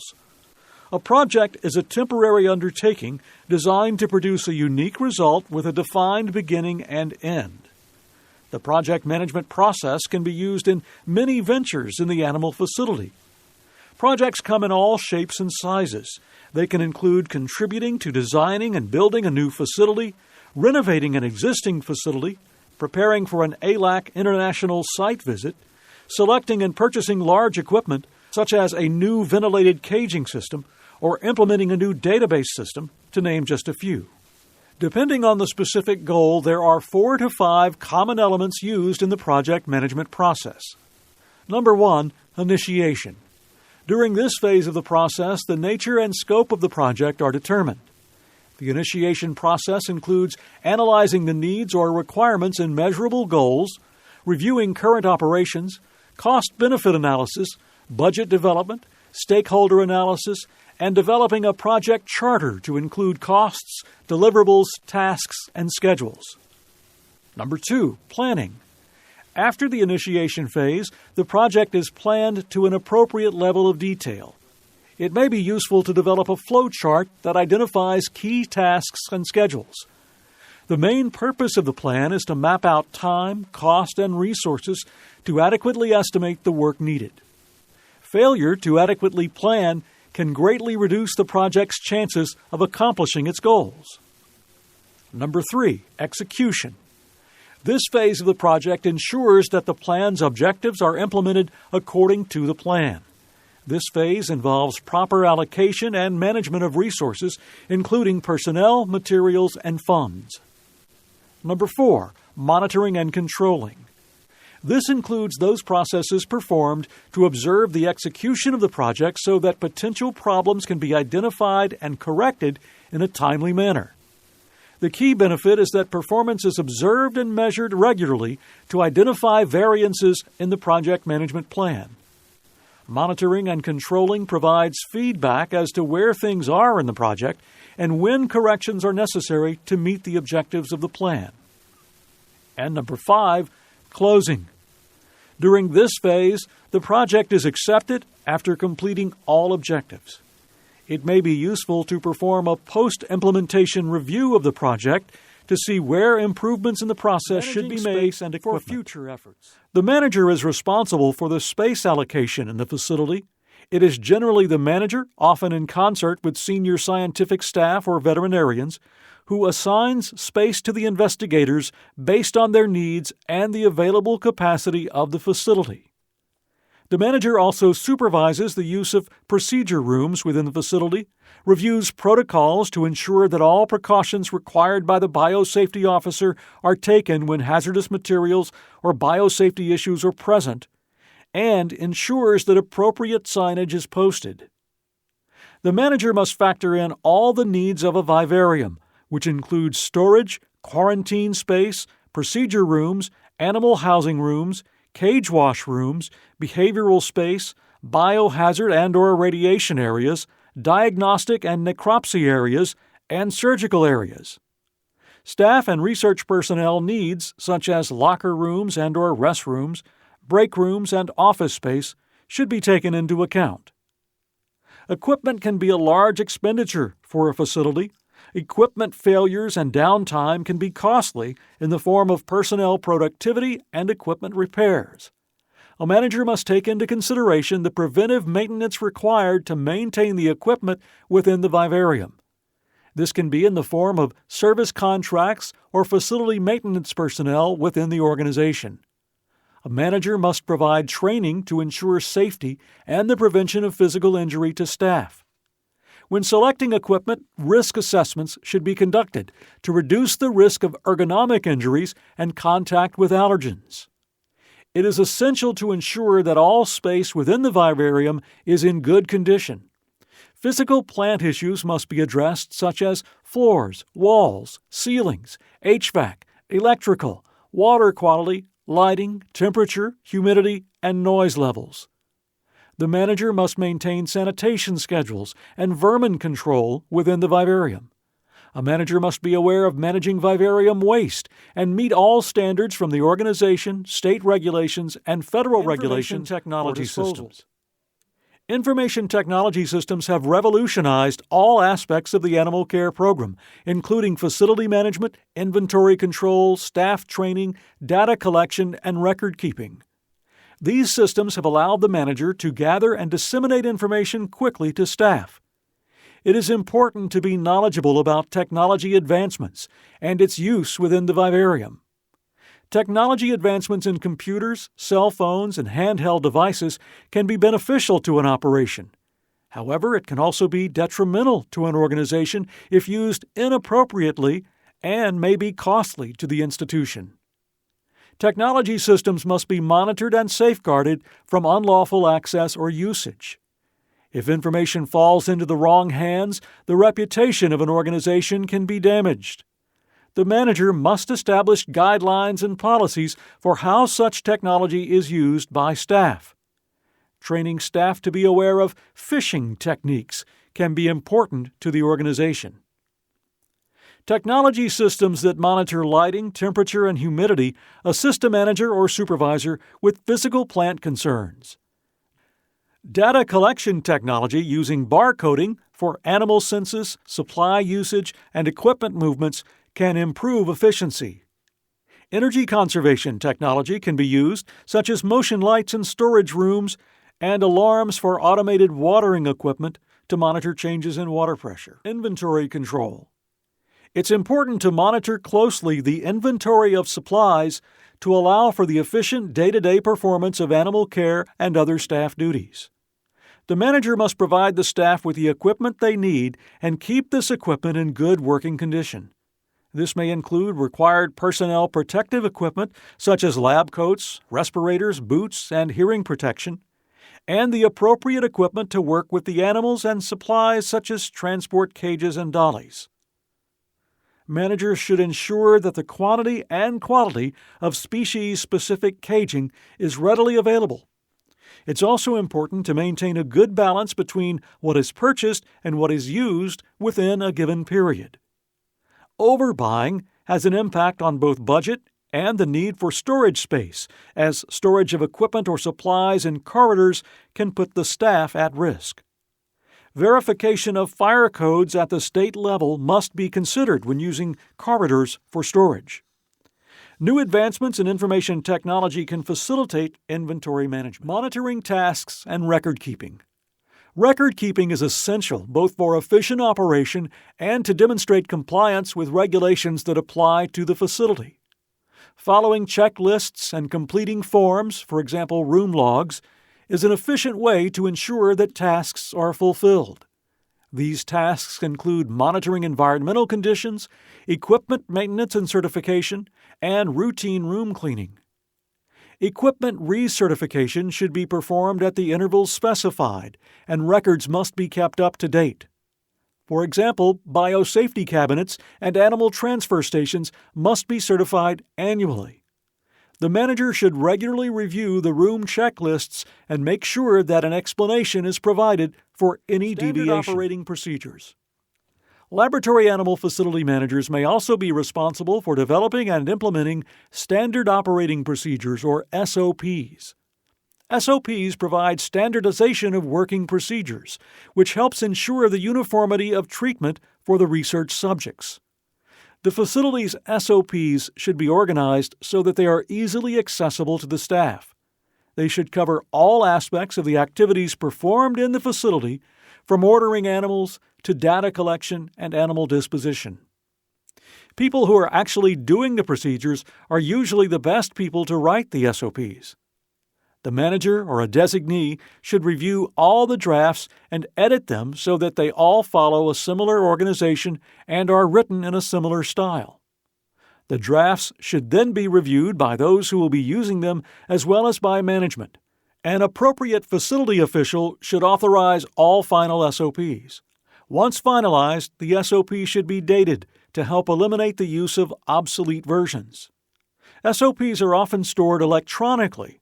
Older versions should be deleted or archived as revised SOPs are developed, depending on the regulatory or institutional requirement. It is important that someone is given the responsibility for maintaining all current SOPs to ensure consistency in the way procedures are done, which minimizes experimental variability. Here are some suggestions for writing clear SOPs. Use simple words in short, active sentences. Avoid overusing acronyms and define any that you use. Follow a chronological order and clearly indicate the order of the steps. Use figures and diagrams to illustrate the steps and equipment. Do not intermix general background information with the step-by-step instructions. Put any extra information in a separate section to make it clear that it's not part of the procedural step. Remember that the SOPs are there to provide the who, what, how, where, when, and possibly why. Make sure all these issues are covered in procurement, but keep it short and simple. One of the key functions performed by laboratory animal managers and supervisors is the procurement of equipment, supplies, and animals. Depending on institutional policies and the amount to be purchased, this may involve a simple trip to the store with receipts submitted for reimbursement or a formal bidding process in conjunction with the purchasing department to select a vendor and negotiate a contract. Relatively inexpensive items and small quantities of supplies may be purchased with an institutional credit card. It is the manager or supervisor's responsibility to select the appropriate item and to shop for the best price. Receipts should be retained according to the institution's internal policy in the event of an audit. If possible, both paper and electronic copies should be kept. Managers should periodically review the purchases made by their staff to ensure that the best value is obtained and to ensure that employees are not billing personal items to the institution's account. Purchases of large pieces of equipment and negotiation of service contracts and long-term contracts for purchasing supplies at discounted rates are usually handled by the institution's purchasing department. Facility managers must assist their purchasing departments with this process to ensure the right equipment is purchased and the appropriate supplies are available. Managers are also expected to justify the need for equipment purchases to purchasing agents who are unfamiliar with the studies or needs within a facility. It's often the manager's responsibility to provide detailed specifications for the equipment or supplies to be purchased.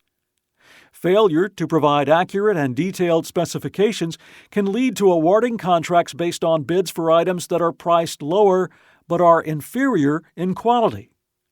Specifications should not only make clear the quantity and quality of the items needed, but should also describe the level of service expected from the vendor.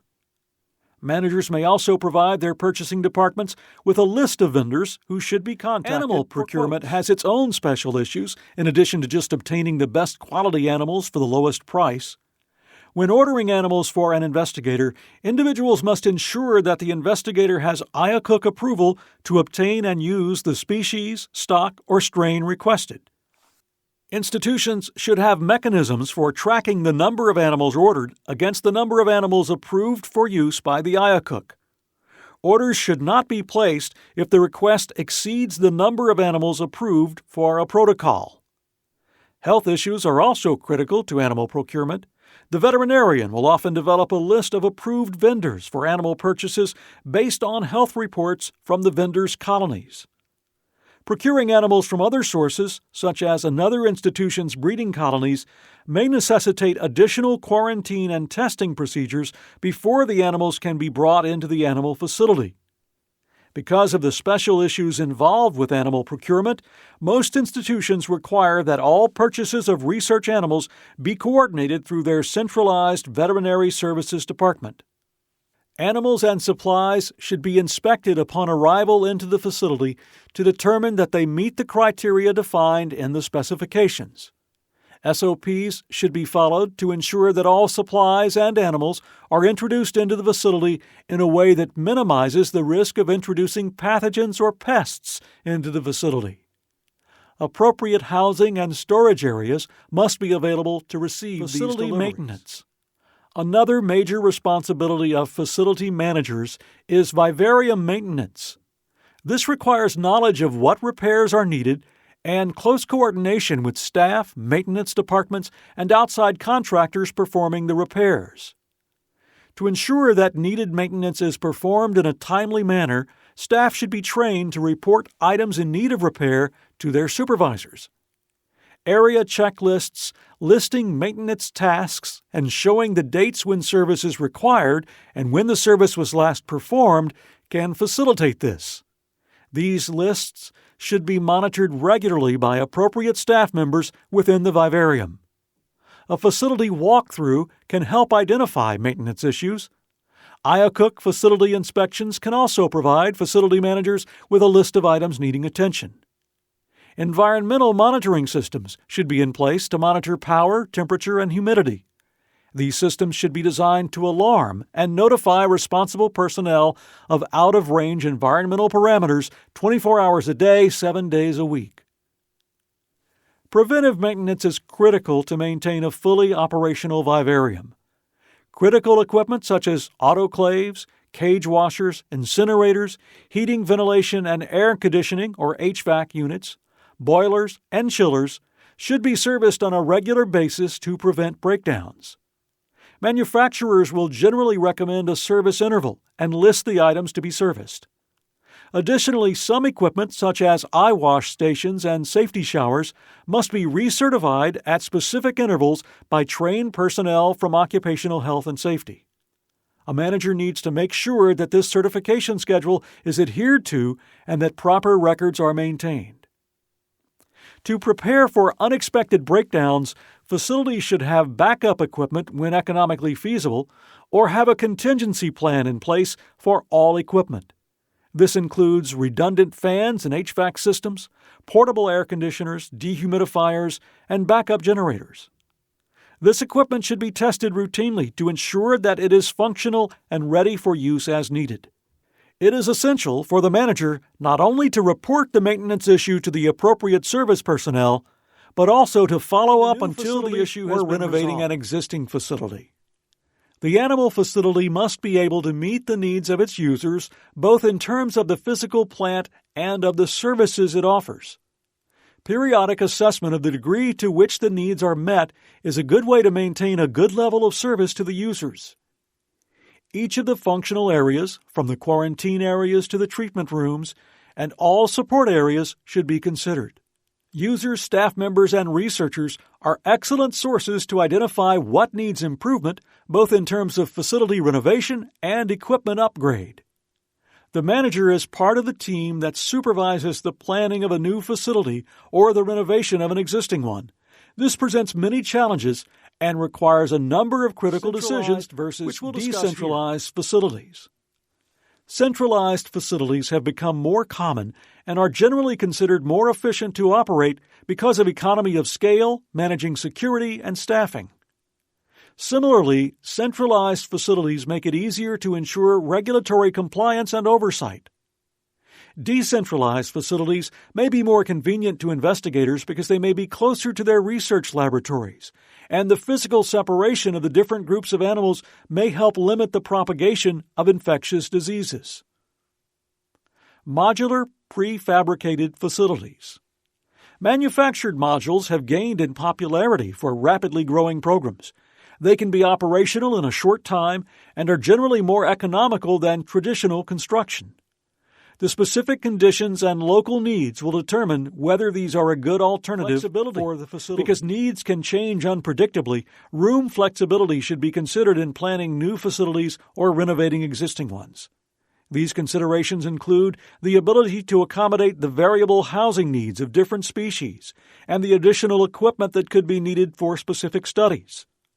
While the cost of constructing flexible rooms may be slightly higher initially, they can prevent expensive future renovations.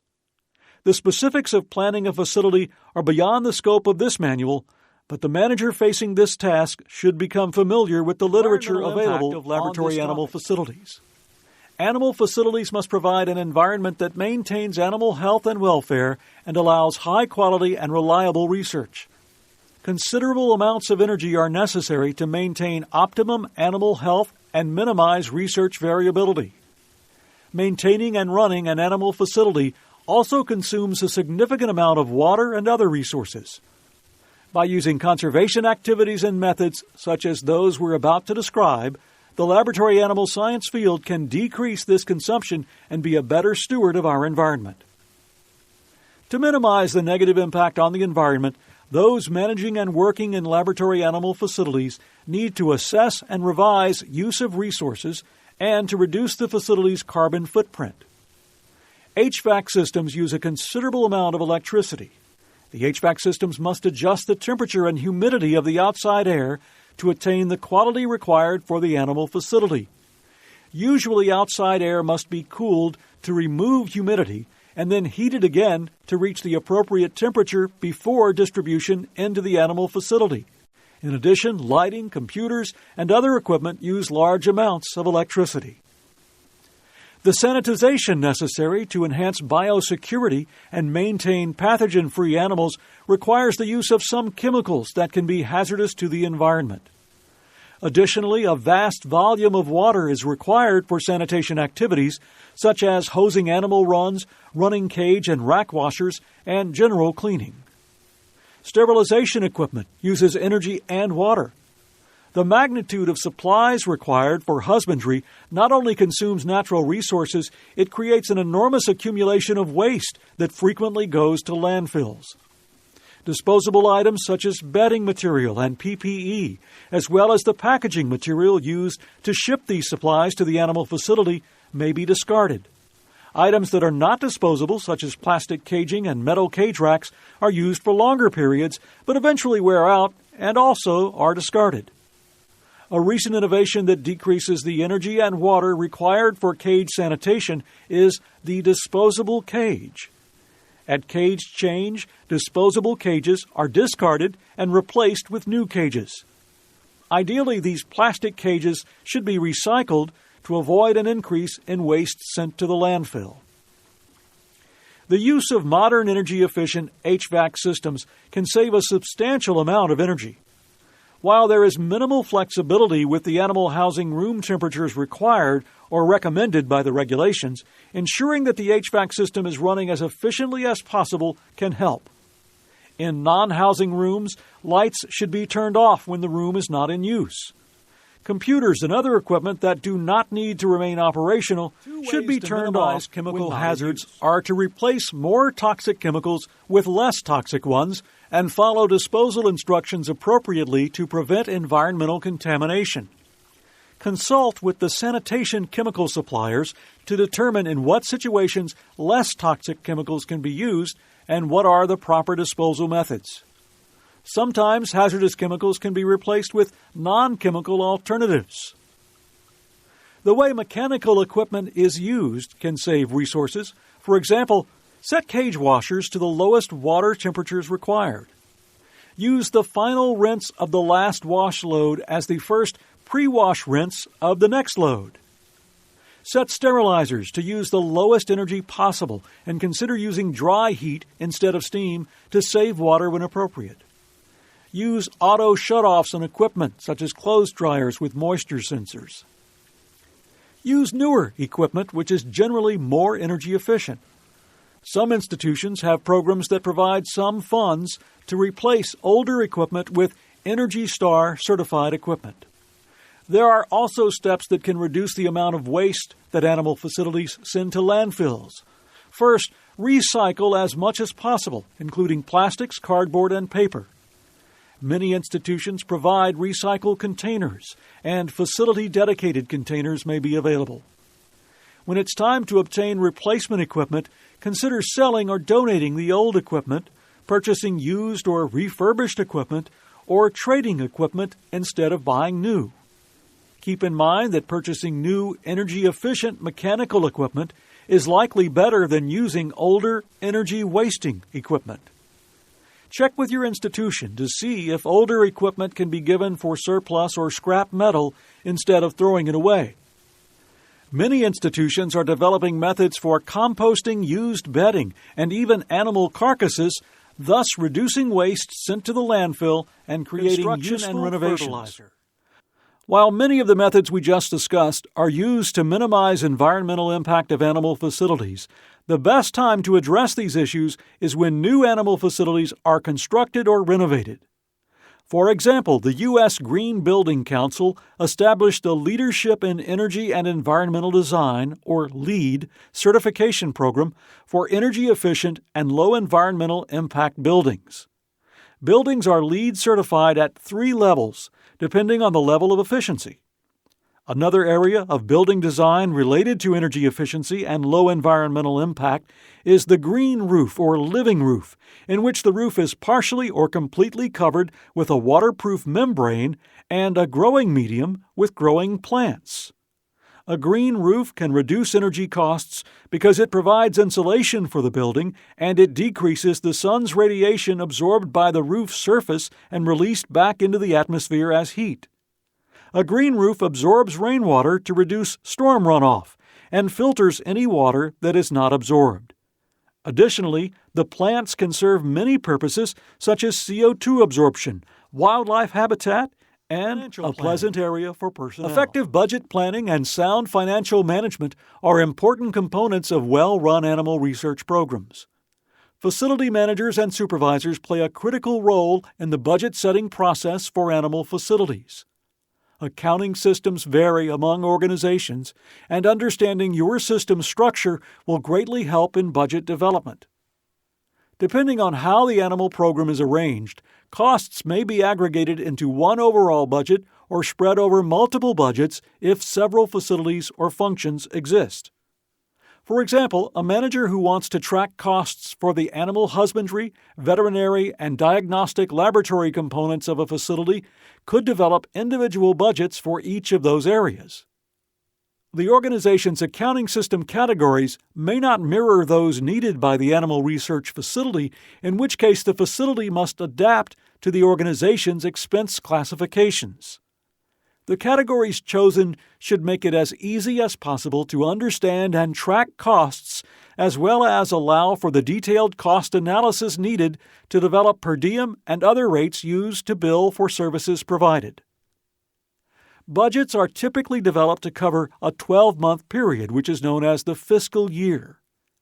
The calendar months for the fiscal year can vary by organization. The federal government operates on a fiscal year that runs from October 1st to September 30th. Many academic organizations have a fiscal year from July 1st to June 30th or September 1st to August 31st, while most public companies operate on a fiscal year that matches the calendar year. Prior to developing the budget, it is important to understand some of the terms used by accounting professionals and how they apply to your institution. Budgets are split into expenses and revenue. Expenses, also known as costs, are money spent by the organization. Typical expenses for an animal research facility include labor, feed, bedding, and personal protective equipment. Expenses are often divided into 2 large categories: direct costs and indirect costs. Direct costs are those expenses that can be directly related to a provided service, such as labor and supplies. Indirect costs may be referred to as overhead and include things like utility costs, security, administration outside the animal facility, and other items that are shared among multiple departments or services. Revenue, also known as income, is money brought into the organization. This is often associated with per diem charges, technical service charges, when preparing a budget for the upcoming fiscal year. The most accurate starting point is the amount spent in the previous fiscal year. The total amount spent for each expense category is normally available from the institution's accounting department. Table 3.1 in the manual lists common expense categories. Increasing the amount spent in each expense category to account for inflation and increases in sales is appropriate. In addition, facility managers should meet with their institution's administrators, department heads, major research investigators, and other key stakeholders to discuss any foreseen changes. For example, expense increases may come from the recruitment of a new investigator using a large number of animals, or the expansion of an entire research program. Expenses may decrease if part of the research program is discontinued. Advanced knowledge of these events is essential to successful budget planning. In addition to utilizing expense and revenue data from the previous complete fiscal year, it is also beneficial to use the same information from the current fiscal year, as well as multiple fiscal years in the past, to identify recent and historical trends. Using year-over-year trends in animal census and technical service requests is helpful in budgeting revenue and necessary staffing levels. Although it is not common, you may be asked to develop a budget for a facility that's just starting up. In this case, you would not have any previous data to use. You must start with documenting the assumptions you made in developing the budget. These assumptions include how many animals of each species will be housed, the amount of labor and supplies required to support that species, what other services will be provided, the quantity of those services, and the amount of labor and supplies required to support those services. Once a budget is set and approved by the organization, it's necessary to periodically monitor how the department is performing against the budget. This is often done on a monthly and/or quarterly basis. Each month, the manager should look at the total expenses and revenue for the month and compare that to the expectations. This is often based on the total amount budgeted divided by 12 months. This type of higher-level analysis provides an indication of how the department is trending for the year in terms of expenses, revenue, and cost recovery.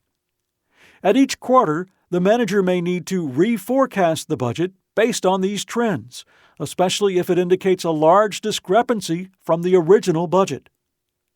Part of the reforecasting should include any changes in the assumptions that were made when the budget was developed.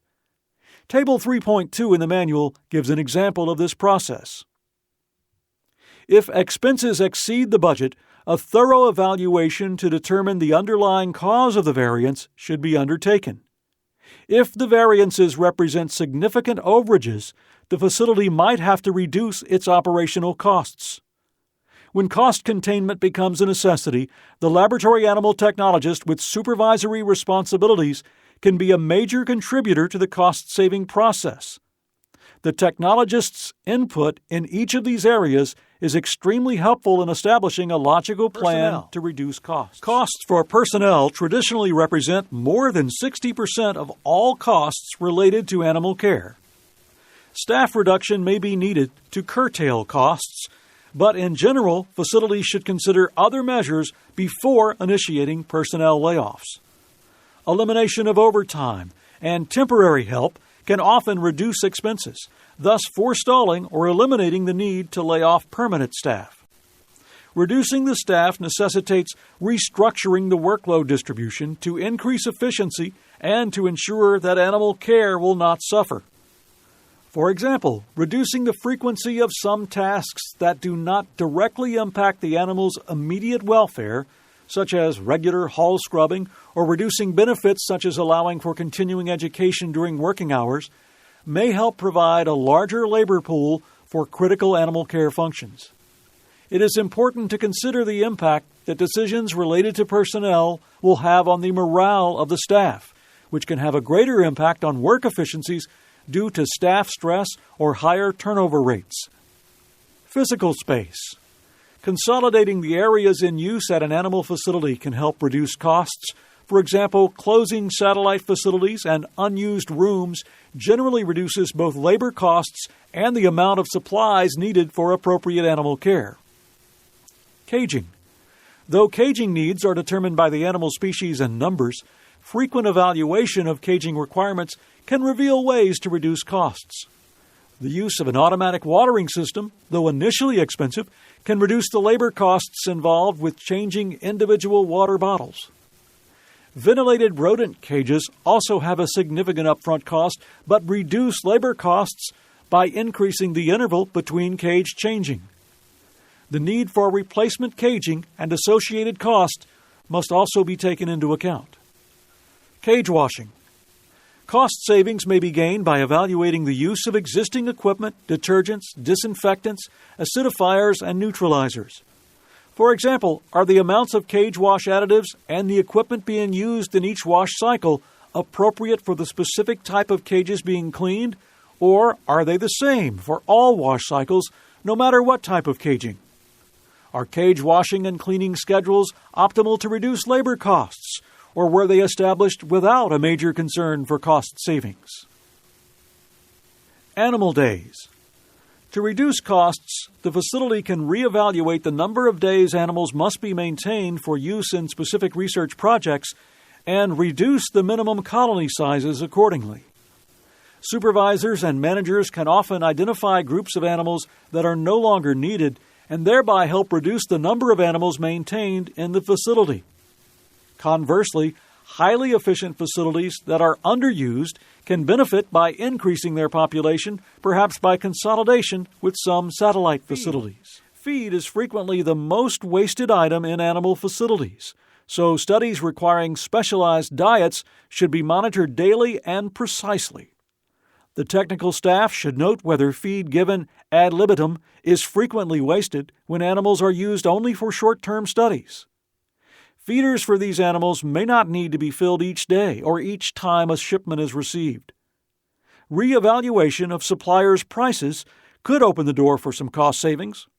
Manufacturers may produce a variety of nutritionally adequate diets, some more expensive than others. Species-specific physiology is very important, and if cost concerns are an issue, then the amount of feed needed is all that should be supplied. The biochemistry and nutrition of feed are covered in more detail in Chapter 8. Bedding. Technical evaluation of the quantity and quality of contact bedding used can lead to cost reduction. Different types of bedding differ in price by as much as 100%.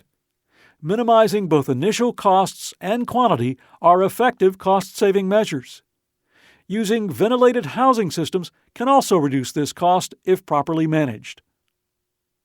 Waste disposal. The disposal of waste can involve different systems for bulk or small batch handling and require a variety of legal disposal technologies. Each waste handling method should be evaluated in light of the facility's specific needs. Different categories of waste and their specific disposal requirements are discussed further in Chapter 7. The number and type of laboratory tests performed may be reassessed, particularly during times of fiscal crisis. In-house testing may be less expensive than referrals to outside testing laboratories, especially if qualified technical staff are available. A veterinarian should be consulted to determine the potential effect on animal health of any changes performed. Special services and programs. Evaluation of the number of service units and chargeable laboratory tests may point to a more equitable chargeback system that could reduce costs. Some programs may be curtailed or eliminated, such as census counts and technical services supplied to the investigators at no charge. It is obvious that laboratory animal facilities can reduce operating costs by numerous methods. Cost containment requires open, continuous communication among staff, management, and animal facility users. An absolute must is the commitment to ensure that adequate, humane animal care and appropriate research support are not compromised in the name of economy. It is also important to balance short-term versus long-term impacts of any decisions made to reduce costs. The cost containment measures we've just discussed may not be sufficient to close the budget deficit, and Animal Facility Administration may need to consider raising per diems and other fees to cover the costs. Any increase in rates must be based on a thorough, accurate, and defensible cost analysis. It is important that the laboratory animal technologist understands the cost analysis and rate setting process. A very important part of the budgeting processes involves setting rates for the services an animal facility provides. There are three main ways a facility can charge for a service. These include a per diem rate, a rate per quantity of service, and time and materials. Facilities will often refer to the NIH's Cost Analysis and Rate Setting Manual for Animal Research Facilities as the methodology used to determine the rates. Although this manual is very detailed, it provides leeway for facilities to determine their own rates, provided they follow some basic principles. Number 1, billing rates should be based on costs. Number 2, the objective should be to operate as closely as possible to a break-even basis. 3. Billing rates should be established for all services that can be specifically identified to users and involve significant activities of the facility. 4. All costs associated with providing an animal service should be included in the total cost of each service. 5. The costs must be treated consistently as either direct or support costs.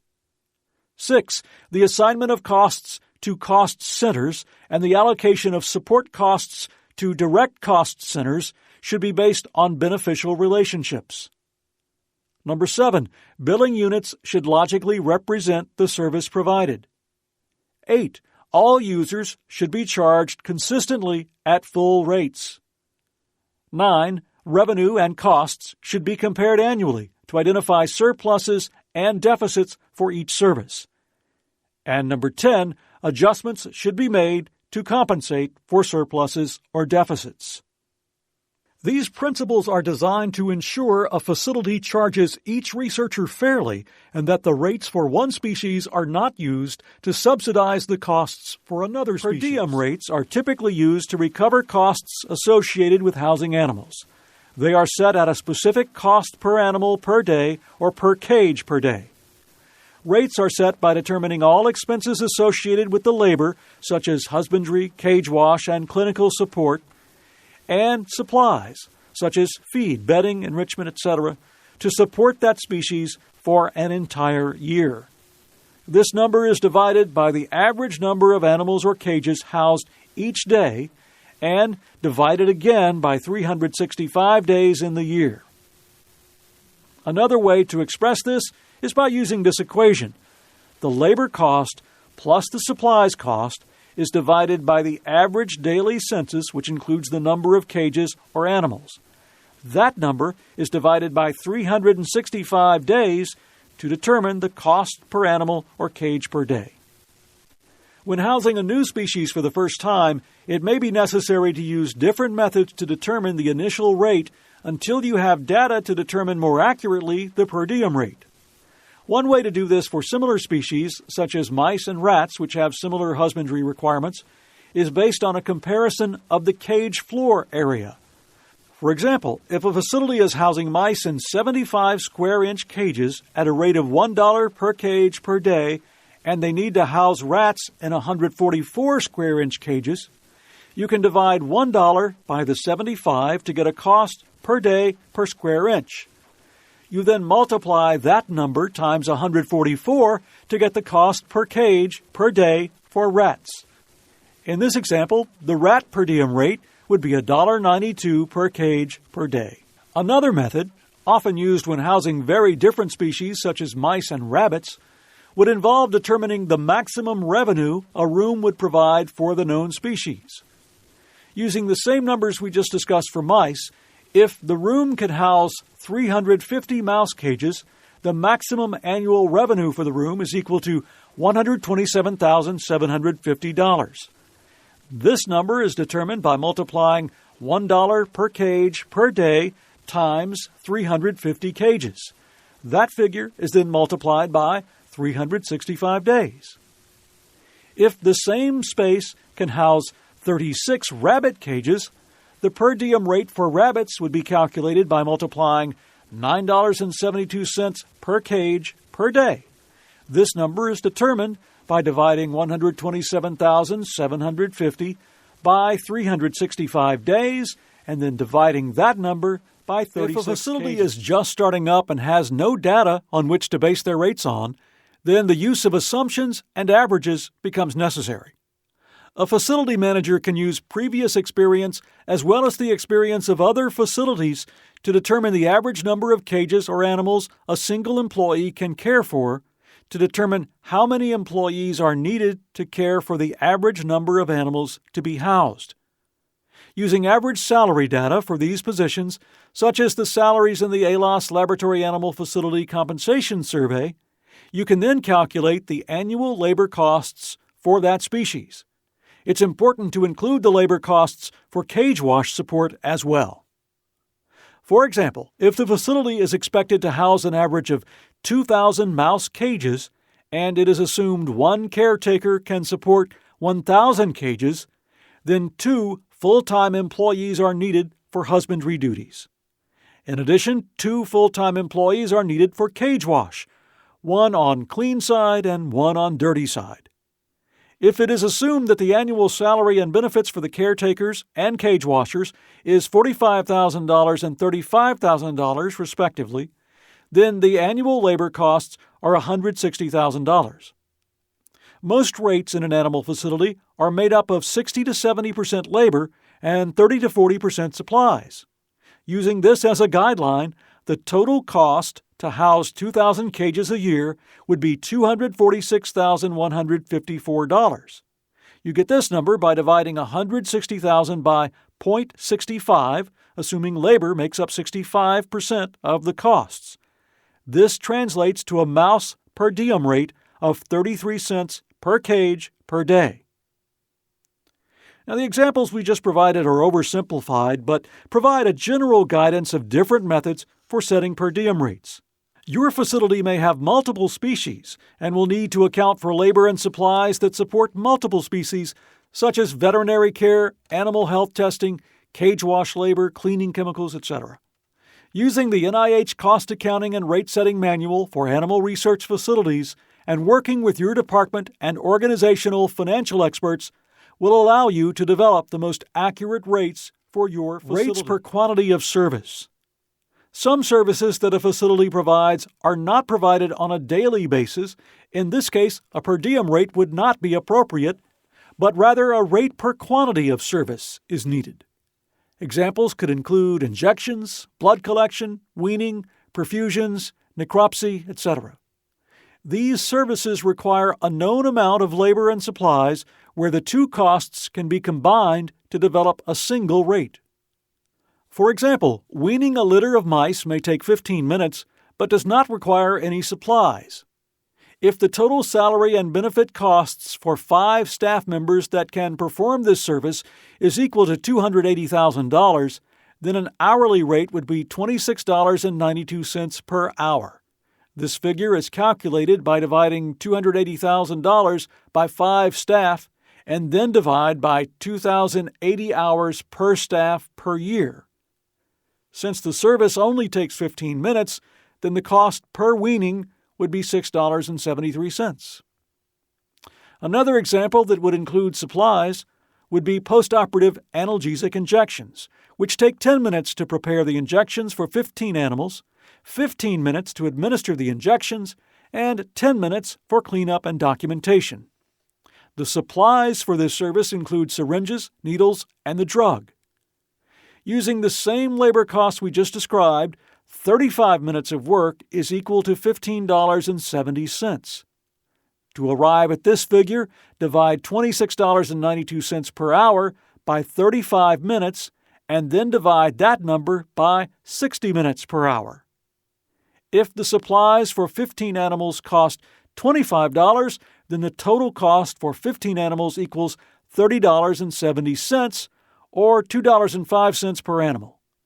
$15.70 in labor plus $15 in supplies equals $30.70 total cost for time and materials. Animals. Prior to establishing per diem rates for new or unique species or new services, it may be best to charge based on time and materials. This involves the staff tracking the time spent caring for the species or providing the service on a time log, which is summarized each week or month to consolidate the total labor time for that service. To use the average hourly rate as calculated above, multiply the number of hours by the hourly rate to get the total labor costs for that service.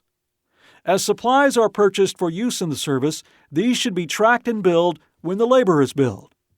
Once this service has been provided for a period of time, typically 6 to 12 months, this data can be used to determine the total costs for the service. Provided the quantity of service or number of animals housed has also been tracked, a rate per service or per diem rate can be calculated. When billing for services using time and materials, it's often a good idea to set a minimum amount of time to be charged and/or bill in specific increments. For example, a facility may say there is a minimum charge of 30 minutes, with all time billed in 15-minute increments. Thus, a service that takes 10 minutes would be charged for 30 minutes, and a service that takes 35 minutes would be charged for 45 minutes. In many facilities, the same staff members are assigned across multiple species and services. In these instances, it is important to properly allocate the amount of labor to that species or service to ensure the principles of NIH's Cost Accounting and Rate-Setting Manual for Animal Research Facilities are met. A good tool for determining this allocation is with time and motion studies. Time and motion studies can be performed by having the staff track their time on each task or having an independent observer track the time spent on each task. It is important also to track the species or service to which the time is allocated. Once all staff members, services, and species have been observed, the data can be combined to determine the total time spent for each species or service.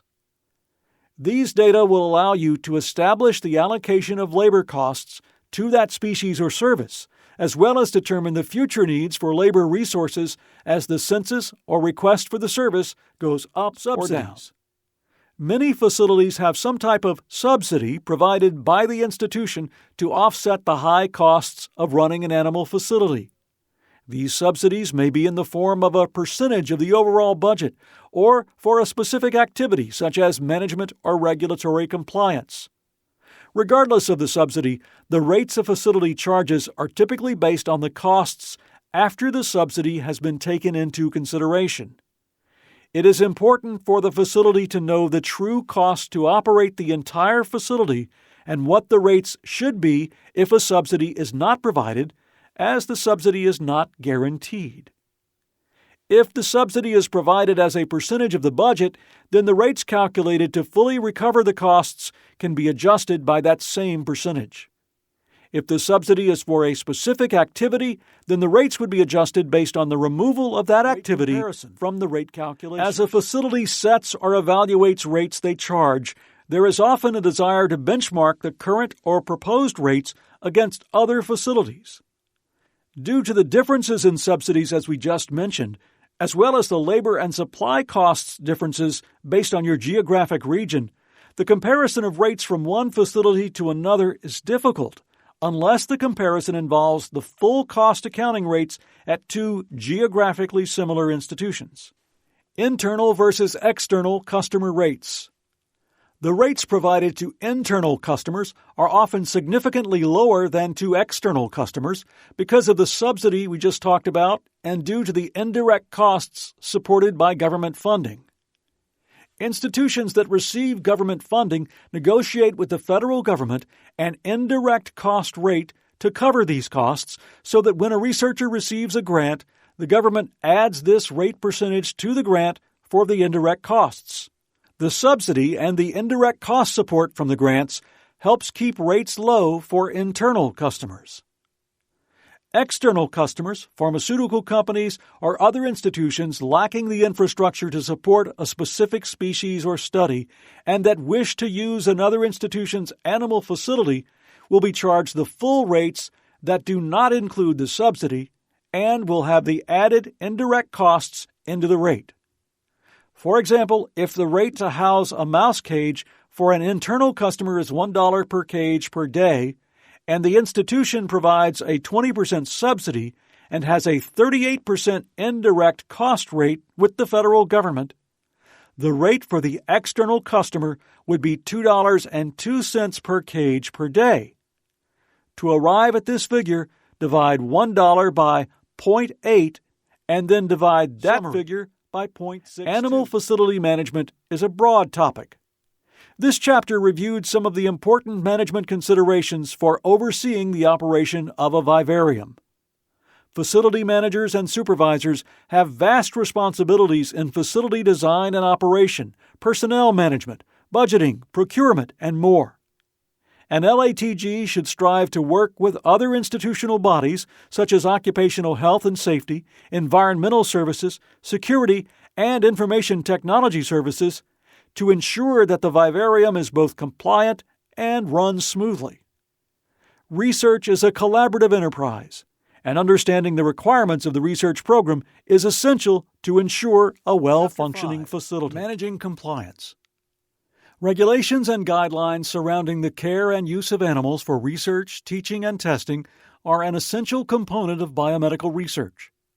Failure to follow the prescribed guidelines can compromise animal welfare and have legal implications for the institution. However, these mandates are often misunderstood.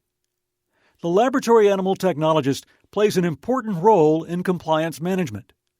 They are often involved in facility operations, the development of standard operating procedures, veterinary care, training, preparing for or participating in inspections, and maintaining required documentation. Knowledge and understanding of the applicable international, federal, state, and local mandates pertinent to animal care and welfare assists the laboratory animal technologist with ensuring personal, facility, and institutional compliance. This chapter builds on the regulatory information covered in Chapter 2 of the LAT Manual. Although some of the regulations and guidelines commonly referenced in regard to the care and welfare of research animals are discussed here, this is not meant to be a comprehensive review. The reader is directed to the actual documents and the regulations and guidelines mentioned in order to gain a deeper understanding of the regulations. The Animal Welfare Act was passed by Congress in 1966 in response to public concern regarding stolen pets used in laboratory research. Since 1966, the Animal Welfare Act has been strengthened and broadened by amendments 8 times. The Animal Welfare Act authorizes the USDA to develop regulations based on the Act. The Animal Care Program of USDA's Animal and Plant Health Inspection Service, APHIS, administers the Animal Welfare Act, including regulations and standards. In the Animal Welfare Regulations, Part 1 defines the terms used, Part 2 provides the regulations, Part 3 specifies the facilities and operations standards as well as the standards for animal health and husbandry and for the transportation of animals, and Part 4 includes the rules of practice governing proceedings under the Animal Welfare Act. The Animal Welfare Act requires that minimum standards of care and treatment be provided for animals used in research. Individuals who operate facilities using animals in research must provide their animals with adequate housing and husbandry, including handling, sanitation, nutrition, water, transportation, and veterinary care. The Animal Welfare Act defines animal as any live or dead dog, cat, non-human primate, guinea pig, hamster, rabbit, or any other warm-blooded species included by the Secretary of the USDA in the Animal Welfare Regulations. There are a number of exclusions that were detailed in the LAT Manual, such as mice and rats used for research. Of the amendments to the Animal Welfare Act require every research facility to establish an Institutional Animal Care and Use Committee, IACUC, to assess the research facility's animal program, facilities, and procedures. In addition, these amendments require each facility to ensure that all scientists, technicians, and other personnel involved in animal care, treatment, and use are qualified to perform their duties. The program must include training in the humane practice of animal maintenance and experimentation, including the proper use of anesthetics, analgesics, and tranquilizers. It must also include training in research or testing methods that limit the use of animals and minimize animal distress. The program must provide information on methods for reporting deficiencies in animal care and treatment. The 1985 amendments require that research facilities develop, document, and follow a plan approved by the attending veterinarian to provide dogs with the opportunity for exercise. These amendments also mandate that research facilities develop, document, and follow an appropriate plan for environmental enhancement adequate to promote the psychological well-being of non-human primates. In addition, the 1985 amendments state that no animal may be used in more than one major operative experiment from which it is allowed to recover, except in cases of scientific necessity or other special circumstances. A 1990 amendment to the Animal Welfare Act establishes a 5-day holding period for dogs and cats held at pounds and shelters or research facilities. This period is designed to allow pet owners and prospective owners the opportunity to claim or adopt animals before they are sold or regulated species must register with USDA and update this registration every 3 years. The Animal Welfare Act also requires that every research facility submit an annual report to USDA on or before December 1st of each calendar year. This report must be signed and certified by the CEO or institutional official and cover the previous federal fiscal year. It provides the common name and number of regulated species used by the facility, grouped by the pain category under which they were used, as well as the location of all facilities where animals were housed or used. The report assures that professionally acceptable standards were followed and documented governing the care, treatment, and use of animals, including appropriate use of anesthetic, analgesic, and tranquilizing drugs prior to, during, and following actual research, teaching, testing, surgery, or experimentation. A summary of all exceptions, including the species and number of animals affected, must be attached to the report. An important aspect of the Animal Welfare Act addresses whistleblower concerns. Research program facilities have an obligation to ensure that all animal research conducted at the institution is carried out in a humane and appropriate fashion. Concerns regarding possible deficiencies in animal care and treatment can be reported in a variety of methods, depending on your IACUC's guidelines. Employees of the institution, community members, and members of the IACUC can report concerns, and the IACUC is required to investigate.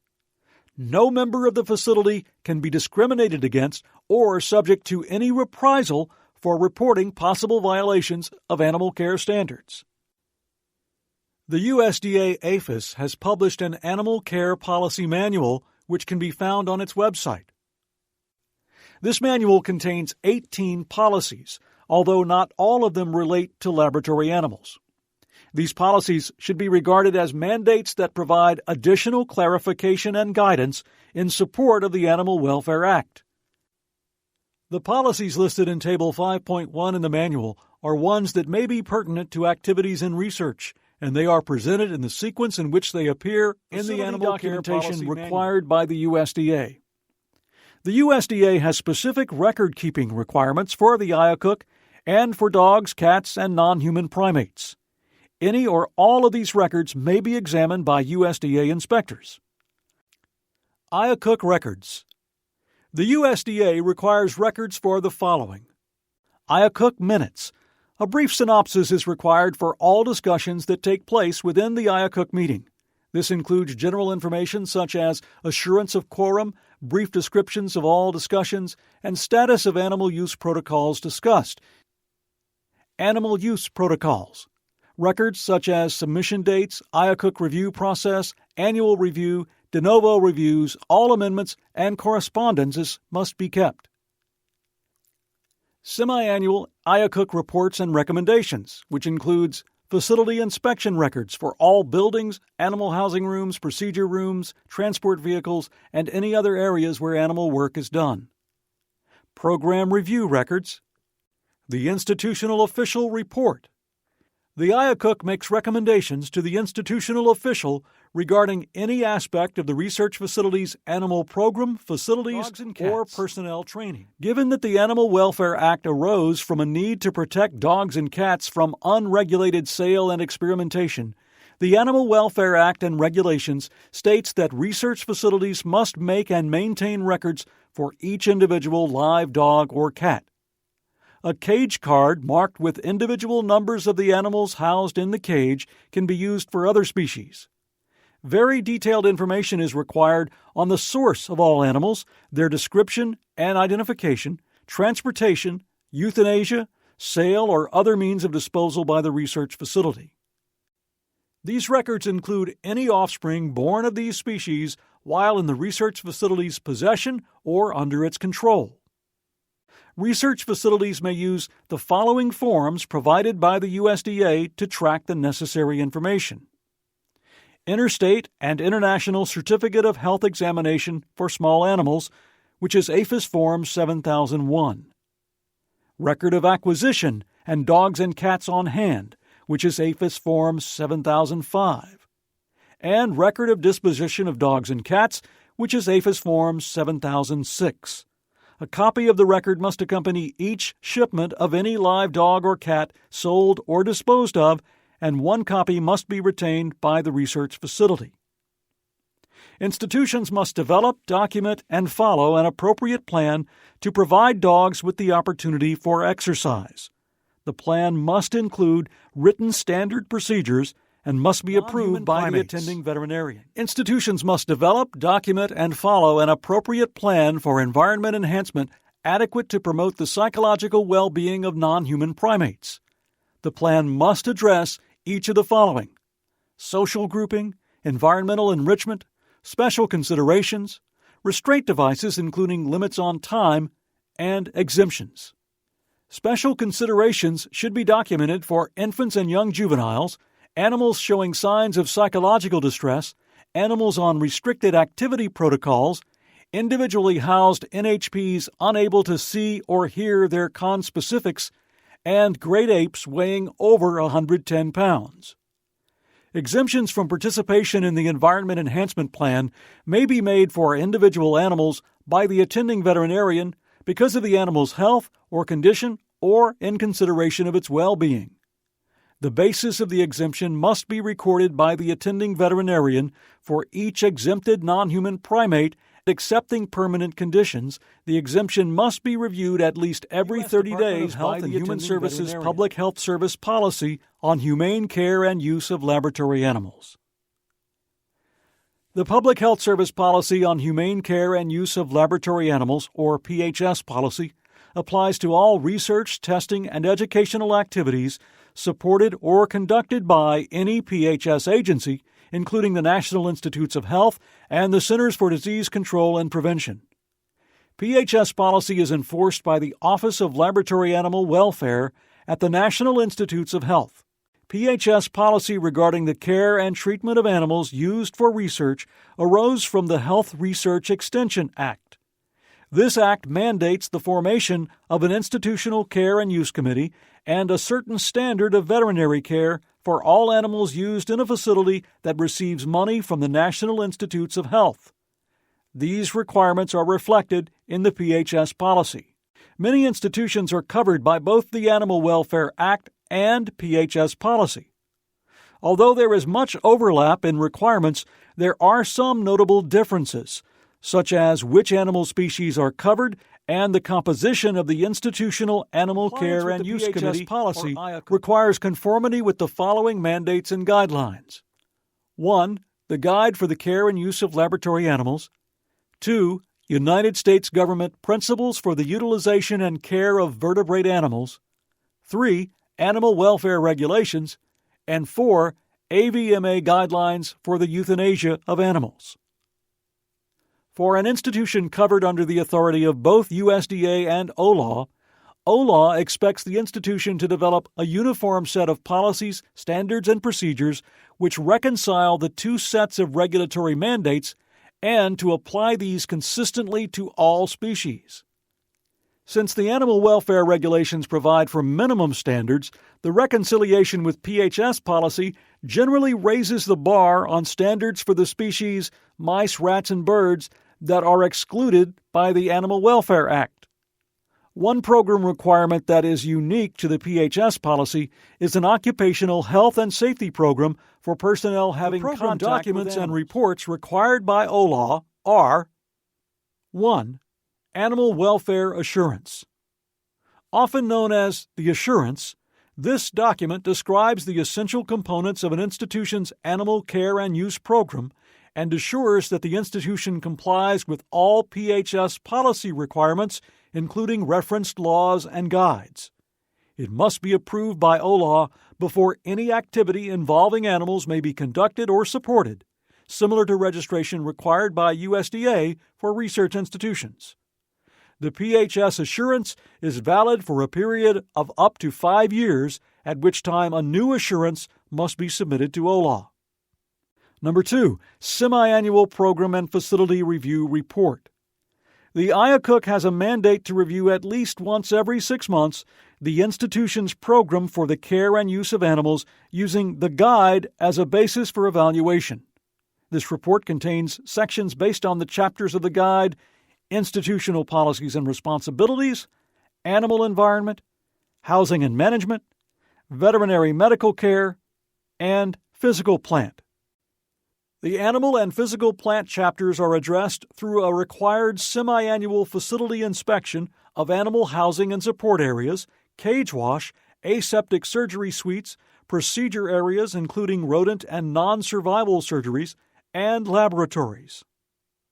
Laboratory animal technologists have an important role assisting in facility inspections and in providing facility and program information necessary for the submission of these assurance and record retention documents. Records required by USDA and OLAW are maintained for at least 3 years. For protocols and related documentation, such as amendments for significant changes and animal postoperative records for study animals, both agencies require records be retained for 3 years after completion of the activity. Table 5.2 summarizes these requirements. Your institution may have retention policies that exceed these requirements. Typically, institutions have retention policies for other records that are essential for managing an animal research program and ensuring compliance with animal welfare standards and regulatory requirements, such as animal room temperature logs, daily check sheets, husbandry logs, quality assurance records such as cage wash temperature results, Rodac plate results, Sentinel reports, and autoclave monitoring results, employee records, and controlled substances, and public access to documents. The Freedom of Information Act allows for the full or partial disclosure of information and documents controlled by the U.S. government. Information requests are sent to the federal agency, not to the institution. The USDA, through APHIS, maintains a web page to make frequently requested records, such as facility inspection reports and institutional annual reports, available online without the need to go through the Freedom of Information Act. The information available through the Freedom of Information Act has been an important tool for animal rights activists. Prior to posting inspection reports, these documents are reviewed by APHIS and sensitive data are removed. The ready availability of this information underscores the importance for institutional officials to carefully review and negotiate elements in an inspection report and, if necessary, file an appeal on citations contained there. Any written communication sent to a federal agency, such as USDA or OLAW, is filed by that agency and is subject to the Freedom of Information Act. It is important that all such communications are reviewed and approved in advance by the appropriate institutional officials. Inspections and site visits. Scheduled inspections. The Animal Welfare Regulations and PHS policy both require that the IACUC conduct semi-annual physical inspections of all areas where live animals are housed or used, in addition to the semi-annual program review required by PHS policy. The laboratory animal technologist plays an important role in the preparation for and response to facility inspections. Inspection criteria for animal facilities include, but are not limited to, the following. All records required by the Animal Welfare Act and PHS policy must be complete and available for review. All Animal Welfare Act and regulations, PHS policy, and all institutional SOPs must be followed. A copy of all approved IACUC protocols, including all approved modifications, must be readily available to all laboratory personnel. Everyone in the lab should know where the protocols are kept and be familiar with all IACUC-approved animal activities. Personnel must be adequately trained for any procedure for which they are responsible. Documentation of training and refresher training must be available. The laboratory must be clean, neat, and orderly. Empty animal cages should be removed from the laboratory and returned to the cage wash area as soon as possible after procedures are completed. Benchtop areas and hoods where animal procedures are performed should be cleared of all clutter and debris. A designated space must be established for small animal survival surgeries. An animal procedure laboratory is recommended. Aseptic techniques must be used, and monitoring records appropriate for the procedure should be kept. All animals should be housed in a manner that facilitates the expression of species-typical behavior and minimizes stress-induced behaviors. Reliable methods for monitoring temperature, ventilation, illumination, and noise should be in place and monitored regularly. Variations outside of species-specific requirements must be addressed, and corrective measures should be documented. Feed and water should be free from contamination. Feed milling dates must be documented and available. The water source must be working properly and must not be contaminated. Water analysis reports should be available. Appropriate amounts and types of bedding must be used, sufficient to prevent odors and keep animals dry. The facility must employ appropriate measures to ensure cleanliness and sanitation. These procedures must include, but are not limited to, waste disposal and pest control programs. All animals must be observed daily, including weekends and holidays. Observation must be documented.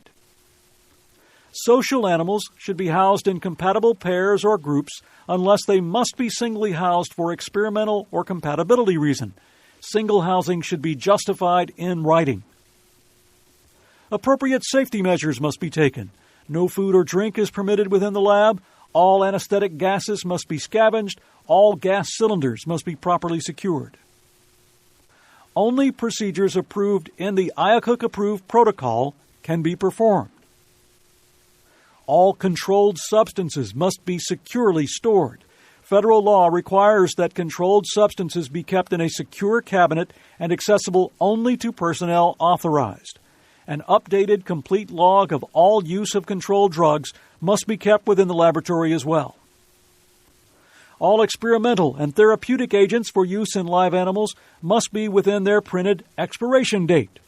To use expired medical materials such as catheters and contrast agents in terminal procedures, your institution must have a policy approved by the IACUC allowing their use. Expired medical materials must be discarded or appropriately labeled not for use in live animals and stored separately from unexpired materials. Sterilization procedures must be recorded. Autoclaved materials must be stored in a manner which maintains sterility. The facility is periodically inspected without prior notice by regulatory authorities, including the USDA and DEA. To ensure that all registered facilities comply with the Animal Welfare Act and regulations, USDA APHIS personnel, called veterinary medical officers, make unannounced facility inspections at least once a year. USDA inspections and investigations may also be conducted as the result of alleged violations of the Animal Welfare Act or in response to public or internal complaints, such as whistleblower concerns. Each research facility is required to permit these officials to enter its place of business, to examine and make copies of the required records, to inspect the facility's property and animals, and to document conditions and areas of noncompliance by taking photographs and other means. Facility directors or managers usually participate in the inspection process and in the development of reports on any deficiencies noted during the inspections.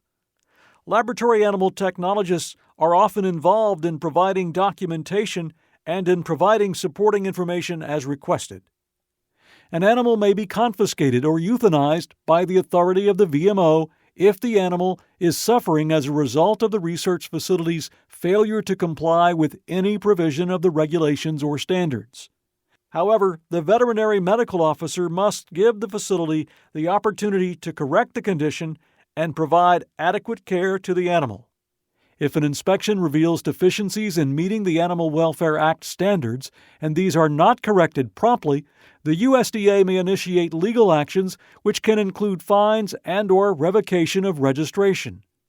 It's important to make sure that the animal facility remains in compliance with all pertinent regulations to avoid negative inspection reports and further action that could result from incidents of noncompliance.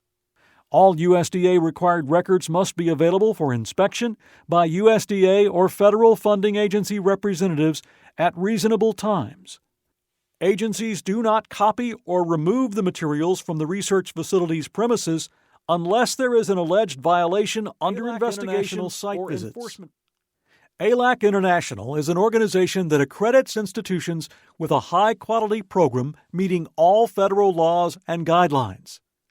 As a key component of the accreditation process, ALAC conducts a program status evaluation, which is a confidential peer review for assessing the quality of all aspects of an animal research program, including animal husbandry, veterinary care, institutional policies, and the facilities where animals are housed and used. The program status evaluation begins with the submission of a program description to ALAC and a subsequent site visit by a team of ALAC evaluators. This team conducts a comprehensive peer review and provides specific guidance on how to improve deficient program areas. The site visit includes a facility tour and meetings with animal care and research staff, representatives from oversight committees, and the institutional official. Recommendations are provided in writing after the visit.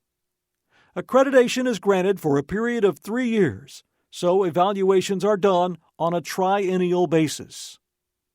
You may be asked to assist with preparations for an ALAC site visit. This site visit is similar to an inspection by a state or federal agency. The reviewers check on many areas of the program, such as health of the animals, the condition of the animal facility, such as sanitation and equipment.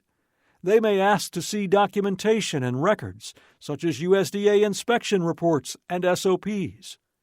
According to ALAC, the most common problem areas found during a site visit are, quote, occupational health and safety, the Institutional Animal Care and Use Committee, IACUC, or comparable oversight body, or heating, ventilation, and air conditioning systems. Managing unquote. An inspection. The best method for managing an inspection of an animal facility is to develop a standard operating procedure to help prepare the facility and staff for the inspection. This SOP should outline best practices for personnel before, during, and after the inspection so it can proceed smoothly and with minimal interruption to facility operations. Inspectors from the USDA APHIS or the IACUC and site visitors from ALAC International work from a list of criteria to ensure that the vivarium is maintained appropriately and that the research program is operating according to protocols and policies. Facility managers should be aware of these criteria to aid in their preparation and to advise their staff how to respond to the inspectors. Staff should be educated on the inspection process with such topics as staff roles and responsibilities before, during, and after an inspection. Key individuals authorized to accompany inspectors. Impact of noncompliance on the research program. Components of the program at higher risk for noncompliance. History of noncompliance at the institution. Likely expectations of inspectors, and how to interact with inspectors. In addition, staff who are involved in managing the inspection should have regular training on the inspection and post-inspection procedures. If an inspection is one that is scheduled, facility personnel and management should ensure that everything is clean and orderly beforehand. Documents such as SOPs, protocols, and safety data sheets for chemicals used in the vivarium should be accessible, and staff should know where they are located. All animals should have accurate health and disposition records, and those that are on study should have all appropriate documentation to show their treatment or team arrives. All personnel should be notified. The team assesses the staff as much as the animal use program or facility, and anyone in the vivarium may be questioned regarding the program. All animal care employees should be involved in the inspection at all stages, before, during, and after. Typically, senior personnel such as the attending veterinarian, the IACUC chair, the facility director, or the operations director accompany the inspection team. It's important that the persons involved in the inspection are knowledgeable about the programs and are able to discuss them with the inspector. These personnel should also be informed of the extent and limits of the laws and regulations and should recognize what is and what is not subject to oversight. An inspector may ask questions of any personnel encountered on the tour of the facility. Staff should be polite and cordial and must answer questions truthfully and straightforwardly. However, it is unwise to volunteer extra information. Provide only the information and records that are specifically requested by the inspector or the accompanying staff, and avoid adding personal interpretation or comments. USDA inspection reports are posted on the USDA APHIS website after the USDA processes and reviews the report. To prevent any inaccuracies in information made available to the public, institutional officials should carefully review and negotiate elements on an inspection report with the VMO at the conclusion of an inspection visit, known as the exit briefing. In the exit briefing, the institutional officials and the inspector discuss the findings and correct any errors and misrepresentations. The inspector's wording should not be prejudicial. Descriptions should be specific without putting the facility at risk. Cited elements should be represented fairly. If any documents are to be removed by the agency, label or stamp them as confidential information, which protects them from disclosure per an exemption in the Freedom of Information Act. Following the inspection, any corrective actions and their timeline for completion must be established immediately. An inspection summary should be prepared to inform all personnel about the inspection outcomes and the corrective action plan. Review the conduct of the inspection and its findings, and consider how the inspection SOP or the training program policies and SOPs for regulatory compliance. Institutions develop policies and standard operating procedures, SOPs, to provide consistency in the way research is conducted, help ensure compliance with regulatory mandates when followed correctly, and provide for the optimum care of laboratory animals. Well-written policies and SOPs also facilitate staff and researcher training and enhance safety. For the manager or supervisor, SOPs aid in consistent performance evaluations of animal facility personnel. It is important to remember that SOPs may be reviewed during an inspection by the IACUC or other inspecting bodies. Thus, keeping SOPs up to date and accurate is an important task for managers and supervisors. Policies differ from SOPs in that a policy guides an institution to reach its goals. A policy specifies the what to do, while an SOP specifies how to do it. Policies set direction for the organization and guidelines for personnel to follow. They are usually established by the institutional leadership to support the mission of the institution. The Federal Controlled Substance Act, enforced by the U.S. Drug Enforcement Administration, DEA, controls drugs that have addictive potential, which are known as controlled substances. The regulations classify these agents on a schedule of 1, 2, 3, 4, and 5, where Schedule 1 is most addictive and Schedule 5 is least addictive. Many, but not all, of the drugs used for anesthesia, analgesia, tranquilization, and euthanasia are controlled substances. Some drugs used experimentally, especially those used in addiction and pain research, are also controlled substances. The DEA requires that a dispenser of controlled substances, such as a scientific investigator, pharmacy, or research institution, have a registration with the DEA for the lawful use of these substances. Many states also have statutes for the use and management of controlled substances, and most require a controlled substance license and other procedures in addition to those of the federal DEA. Typically, state licenses are administered by a state department of professional regulation. Federal and state registration and licensing strictly control the procedures for ordering, storing, dispensing, and disposing of controlled substances. For example, the DEA requires a special form be submitted when ordering Schedule II controlled substances. This form is known as Form 222, and it is only available by request. DEA registrants are required to store stocks of Schedule II through 5 controlled substances in a securely locked, substantially constructed cabinet. Additionally, federal law requires that all registrants provide effective controls and procedures to guard against theft and diversion of controlled substances. Several factors are used to determine the adequacy of these security controls. These factors include 1. The location of the premises, 2. The type of building and office construction, 3. The type and quantity of controlled substances stored on the premises, 4. The type of storage medium, such as a safe, vault, or steel cabinet, 5. The control of public access to the facility, 6. The adequacy of registrants' monitoring systems, alarms and detection systems, and 7. The availability of local police protection. Because of the numerous factors that must be considered, the security of your controlled drug storage can only be deemed adequate by a DEA. Registrants are required to maintain records of their controlled substances in accordance with federal law as mandated by Title 21 CFR, Section 1304.22, Paragraph C. The law requires that registrants maintain records including the following information. 1. When acquiring controlled substances, A. The name of the substance, B. Form and quantity per container, C. Number of containers acquired, D. The date the controlled substance was acquired, and E. The name and address from where the substance was acquired. 2.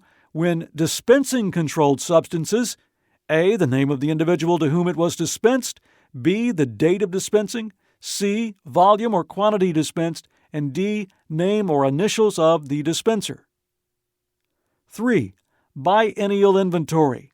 DEA registrants are required to conduct an inventory of any controlled substances they have on hand. This inventory must be conducted at least every 2 years. The following information should be included in the inventory. A. The name of the substance, for example, ketamine. B. The form and quantity per container, for example, 100 milligrams per milliliter, 10 milliliter vials. And C. Number of containers on hand, opened and unopened. If any impure or unusable substances are on hand, such as drug cocktails or expired drugs, they should also be included in the inventory. List the name of the substance, the quantity, the reason it's being kept, and whether the substance could be used in the manufacture of any controlled substance. Controlled substances that are not dispensed and those that are lost, stolen, spilled, arrive in a damaged container, or are otherwise unusable must be documented and reported. Federal law and the DEA have strict regulations governing the disposal of controlled substances, and disposal may not occur without authorization from the DEA. A reverse distributor can be contacted to arrange disposition, or a completed copy of DEA Form 41 should be submitted to the special agent in charge of the area. The DEA and state authorities may inspect the establishment of a registrant or applicant for registration and review the documentation and regulated procedures. Anyone with responsibility for managing controlled substances should refer to the DEA's Practitioner's Manual, a helpful resource on the website of the DEA Office of Diversion Control. Laboratory animal technologists must be familiar with the regulations and guidelines that affect their particular institutions. There may be regulations related to the animals or to work practices such as discharge restrictions, waste disposal, or safety. Institutions should be aware of and comply with all local and state regulations. The quality of the health status of animals begins with the breeder or vendor who supplies the animals. While some laboratory animals are bred and raised at the research facility, most are acquired from outside breeders or vendors. It's important to write procurement specifications precisely and completely to ensure that animals received are healthy and meet the needs of the protocol. For example, if specific pathogen-free animals meet all the requirements of an experimental protocol, it's not necessary or even beneficial to purchase germ-free animals. On the other hand, if germ-free animals are required, specific pathogen-free animals would be unsuitable. A typical specification for animal procurement begins with a general description that applies to all species, followed by specific requirements. A typical set of specifications should affirm that the animal supplier complies with all aspects of the Animal Welfare Act if the animal is a regulated species, and that the supplier is in good standing with the USDA.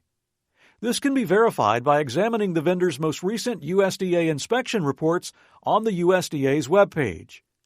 Many commercial suppliers of animals are also ALAC accredited, which increases confidence that the supplier's facilities and animal care practices meet a high standard. In addition to this, health reports should be obtained for all animals entering the facility.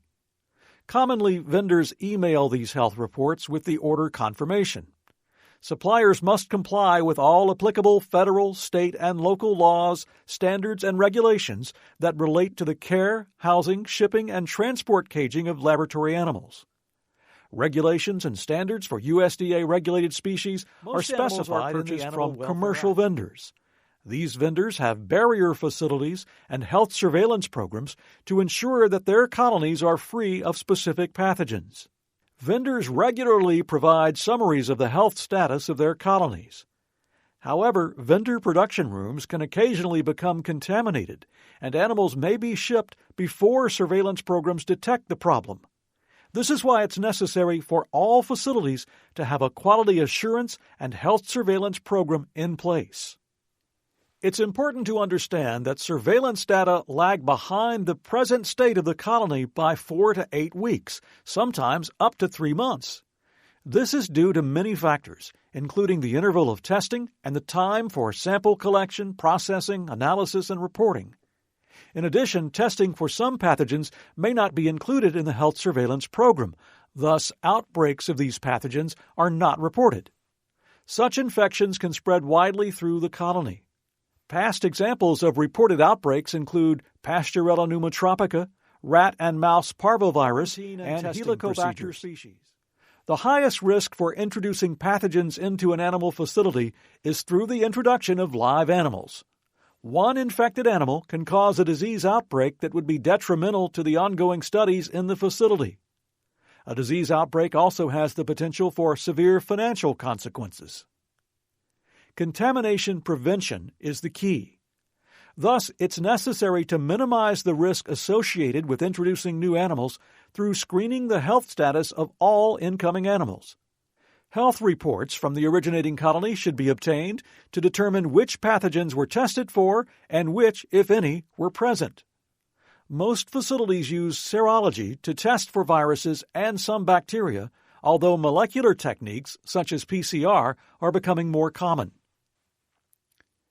Pinworm detection should include a tape test to detect Cyphacia species and postmortem cecal exams to detect Aspicularis species. The simplest approach to screening newly received animals is to request several extra cohorts from the vendor to screen for pathogens. Rodents are sometimes introduced from non-commercial sources, including universities, research institutions, or small biotechnology companies. These are mostly genetically engineered mice. To ensure that no unwanted organisms are introduced, animals from sources other than facility-approved vendors should be isolated in quarantine rooms until the satisfactory health status of every shipment is confirmed. Serology alone may not be adequate to detect pathogens in immunodeficient rodents or transgenic lines with unknown immunologic status. This is because these animals may not mount an antibody response. Without antibodies present, serology tests produce false negative results. For this type of animal, embryo rederivation is the safest way to introduce them into the colony. Each animal facility should have SOPs that describe their specific practices and procedures for quarantine. Animal procurement specifications usually list the pathogens from which the animals should be free. In general, it takes 10 to 14 days for an animal to develop an immune response to an agent. Therefore, samples taken on arrival yield information on the animal's health status 2 weeks prior to shipment. Animals that test negative for antibody to a specific pathogen 2 to 3 weeks after arrival in a facility are considered to have been produced and shipped without contamination. Samples taken 4 to 6 weeks after the animal's arrival yield information on agents possibly acquired since shipment. All antibody testing assumes that the animals are immunocompetent. Therefore, very young or immunodeficient animals should not be sampled serologically for the purpose of monitoring microbial antibodies. Because it takes time for infected animals to infect others in a colony, the morbidity rate typically of any given agent takes time to develop. When seeking evidence for a past or present exposure to a particular type of organism, a serological approach can be used. This technique is fast, effective, and economical. Serology examines the blood serum for the presence of specific antibodies and is the most common means of assessing the current or previous presence of viral and bacterial pathogens. The serological tests most commonly used to determine health status are covered in greater detail in Chapter 15. Serology assays depends on many factors. These include the sensitivity of the test, relative importance, nature, and virulence of the agent, use of equipment among different groups of animals, exclusion of feral or wild animals, mechanical separation such as the rooms, filtered cages, or isolators, frequency of introducing new animals, nature and porosity of barriers, rate of animal turnover, and type of pathogen detection is polymerase chain reaction, which detects known DNA sequences that are characteristic for the pathogen. Reverse transcriptase polymerase chain reaction can detect RNA sequences. An advantage of polymerase chain reaction is that it does not require the host to have a completely functional immune system to enable detection. A disadvantage is that it is only available for certain pathogens and only detects active infections. The extremely high sensitivity of this test also causes many false positive results. Polymerase chain reaction is the current test of choice for identifying infection by Helicobacter species and is available for many viruses, including mouse parvovirus, lymphocytic choriomeningitis virus, and K virus. Polymerase chain reaction is increasingly used for environmental sampling of rooms and equipment surfaces. Surfaces such as cage changing stations, rack plenums, and exhaust vents are swabbed and tested for various microorganisms.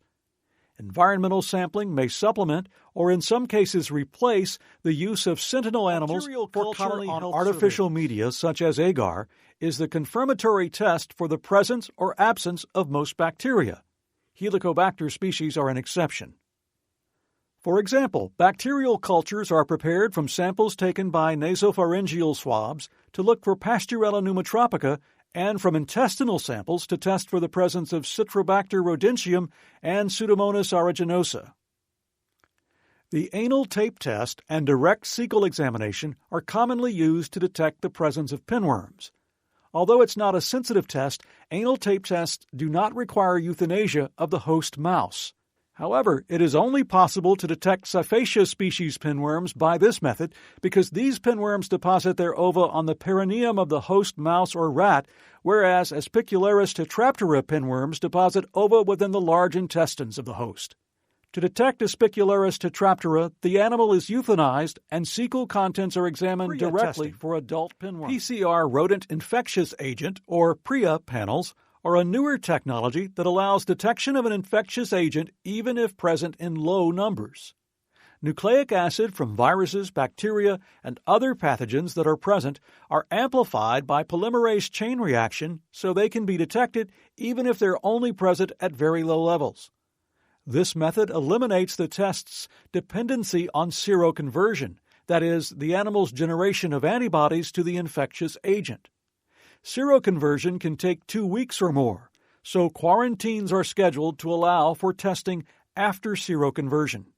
In addition to the reduced need for lengthy quarantine, PRIA testing is increasing in use because it is non-invasive. Swabs of the mouth, fur, and skin, as well as feces, are all sufficient to allow multiplex testing for a wide variety of pathogens. The sensitivity and specificity of PRIA testing has been shown to be comparable to serology, making it a useful tool to determine animal health status quickly and easily before allowing them to enter the colony. Similarly, PRIA testing allows personnel to distinguish active infection from low-level environmental contamination. PRIA testing is valuable as a component of a screening program, particularly in the following situations. The pathogen is difficult to detect or characterize with other methods, for example, Helicobacter species and Pasteurella pneumotropica. If it takes a long time to culture the pathogen, for example, Mycobacterium pulmonis. If histopathology is required to confirm, such as with pneumocystis. Sentinel animals are commonly used to assess and monitor the health status of laboratory rodent colonies. These animals are independent of the research animals and are maintained for the specific purpose of testing for the presence of pathogens, either directly or via antibodies. Sentinel animals may be euthanized for examination and sample collection or maintained to provide multiple samples over time for long-term monitoring. The number of sentinels used varies among the animal facilities and is determined in part by the expected morbidity caused by the agents being monitored. The species, strain, age, and gender of the sentinel animals should resemble as closely as possible the animals on study in the particular animal room. The source of sentinel animals is usually the same as the study animals. Sentinels must be immunocompetent at least 8 to 12 weeks of age and initially free of the agents of concern. Sentinels are typically housed in the same manner as the colony or study animals in the room. Housing sentinels in cages with open tops and no micro-isolation filters allows the sentinels to be exposed to pathogens that are spread by aerosol as well as by fomites.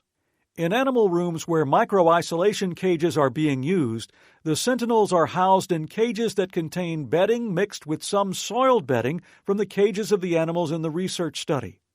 This is usually done by the technician during routine cleaning procedures.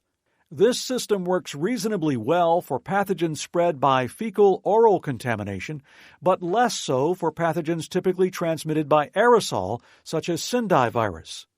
As mentioned previously, not covering the sentinel cages with filter bonnets or other micro-isolation equipment allows more potential for aerosol transmission. The cages should be placed at various locations in the room, preferably on the lower racks. They should be moved to other positions frequently so that airborne transmissions can be sampled. Agents for which sentinel animals are tested vary from one host species to another and from institution to institution. The veterinarian, with input from the research team, must decide which specific pathogens each species will be surveyed for. Table 6.1 in the manual lists typical agents that are surveyed for in colonies of laboratory animals. This list is offered as an example only and does not necessarily represent the agents being monitored at any given facility. Additionally, immunocompromised and immunodeficient animals may be routinely monitored for opportunistic agents, such as Staphylococcus aureus, Pseudomonas aeruginosa, and Pneumocystis carinii. Sentinel animals should be tested only after sufficient time has elapsed for the microbial agent in question to be acquired and an immune response to develop. This is usually 2 to 6 weeks.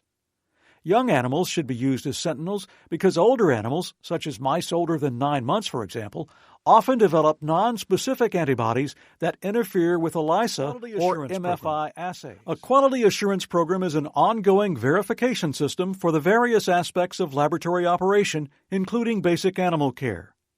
The overall goal of a quality assurance program is to maintain the consistency of the research animal models and the integrity of the scientific methodology. Laboratory animal facilities standardize quality by writing standard operating procedures, or SOPs. They maintain assurance of quality by using management monitoring systems to evaluate how well the working practices and SOPs are followed. A well-designed, conscientiously applied quality assurance program in a laboratory animal environment yields many benefits to the members of the research team. It confirms the validity and reproducibility of data and study results. Staff members of the Quality Assurance Unit routinely monitor and provide feedback on activities in most areas of animal facility operations. This allows the research team members to be apprised of and to anticipate problems so that issues can be dealt with before they become critical. Most items monitored in a quality assurance program are controlled variables. Monitoring provides evidence that the influence of these variables is indeed either strictly controlled, for example, room temperature, or distributed at random, such as cage location. Use of the expression quality assurance assumes that what constitutes quality in the context of animals and their environment can be defined. Quality in that context is largely a function of the ability and willingness to run a test. It takes technical equipment and know-how to operate a test, but the cost of the test relative to the benefit of its results may make that test not feasible financially. Needs, costs, and cost-to-benefit ratios must be weighed in the balance. Assurance means to declare confidently or to make certain. Ultimately, assurance is an act of faith, so the burden on those who are in charge of quality assurance is a heavy one. Quality assurance should not be regarded as a static set of tests, but an ongoing monitoring program that provides confidence and ensures reliability. The first step in surveillance monitoring is ensuring that the feed is not used past its expiration date as determined by the milling date. It's important to rotate the shipments to use feed as soon as possible, and feed should be stored away from excessive heat. Specialized feed items may require additional monitoring standards. For example, some formulations require refrigeration. All bags should be checked for tears or water damage. Feed formulated to withstand the heat of autoclaving is fortified with additional nutrients to account for nutrients lost during autoclaving. Autoclave temperatures and exposure times must be monitored frequently to prevent excessive hardening of the autoclaved feed due to overheating. Excessively hard food cannot be eaten by rodent weanlings and some inbred and transgenic strains. Laboratories whose work must comply with the FDA or EPA GLP regulations need to be assured that contaminating chemicals are not present in amounts that exceed acceptable levels. This is achieved by using certified feeds. For a feed to be marketed as certified, the contents must be analyzed to determine whether likely agricultural contaminants are present and to verify selected nutrients. Each bag of such feed is sampled, and the samples are pooled to make up a composite sample of each lot manufactured.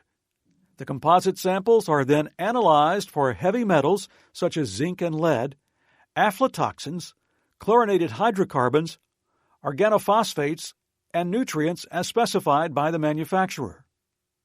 After determining that the concentrations of toxic substances are lower than maximum acceptable levels, the feed is certified and released for sale. Each bag of feed is accompanied by a certificate that lists actual contaminants and their concentrations.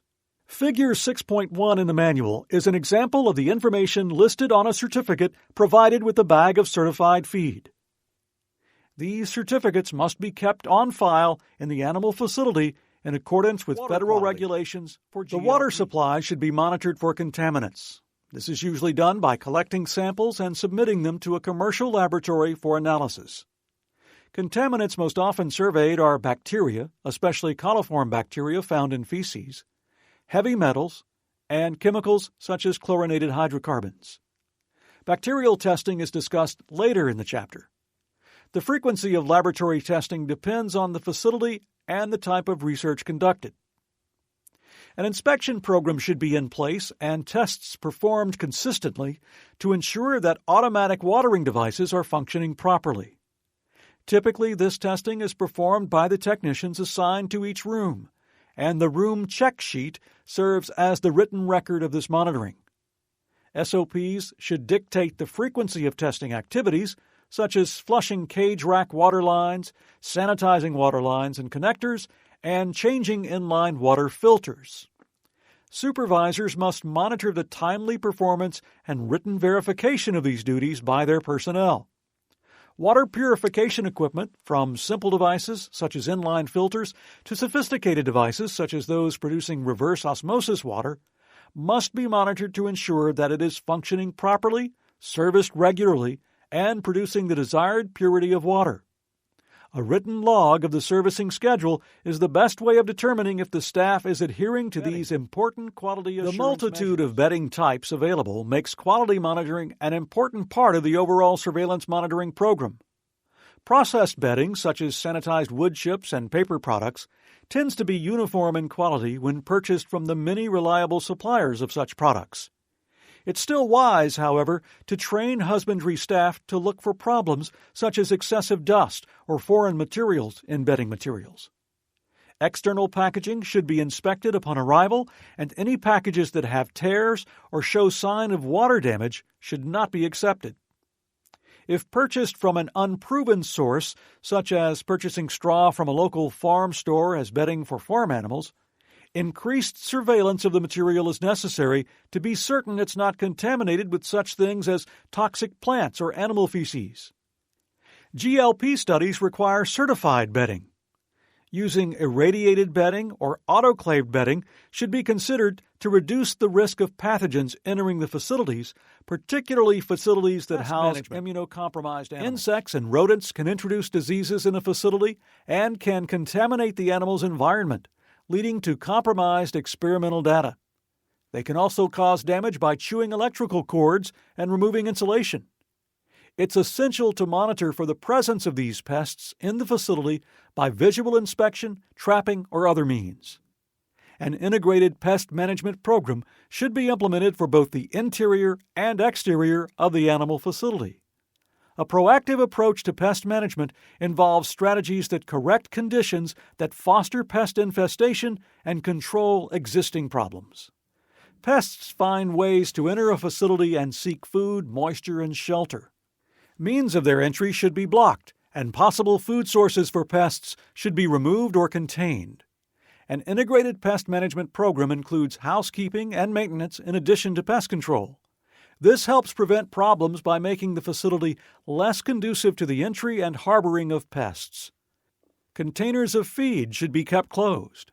Wastes should be disposed of promptly, and bagged trash should be removed from the facility on a regular schedule. Animal facilities are constructed with sealed surfaces and junctions in floors, walls, and ceilings to prevent, in part, the entry of pests. Cracks in these should be sealed promptly and with appropriate materials. Floor drain strainers prevent the entry of rodents from sewer lines. Windows that open to the outside are screened to keep out insects. Staff must be encouraged to report any signs of infestation. Application of pesticides may be used in some areas, but is generally limited to minimize the potential for pesticide contamination of animals and research materials.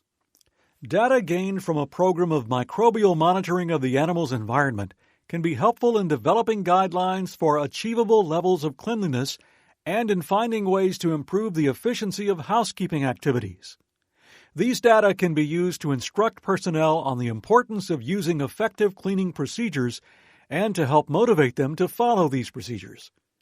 Baseline information can be used to determine the acceptability of the current contamination status and to identify new trends over time.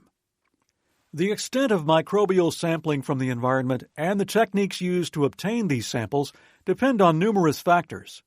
To test for the presence of microbes on surfaces such as cages or bench tops, special agar plates are pressed against the surface to be tested. Typically, these plates are RODAC, which stands for Replicate Organism Detection and Counting. After incubating the plates for 24 hours at 37 degrees Celsius, the number of colonies on each plate are counted and reported as colony-forming units, or CFUs. Figure 6.2 in the manual shows a RODAC plate after incubation. Opinions vary as to an acceptable number of CFUs. Each animal facility should establish bacteria. Testing for environmental contamination can also be done via adenosine triphosphate, or ATP, test swabs. ATP is the universal energy molecule found in all cells, including animals, bacteria, and fungi. Residue from organic material pathogens, even after cleaning, always contains ATP.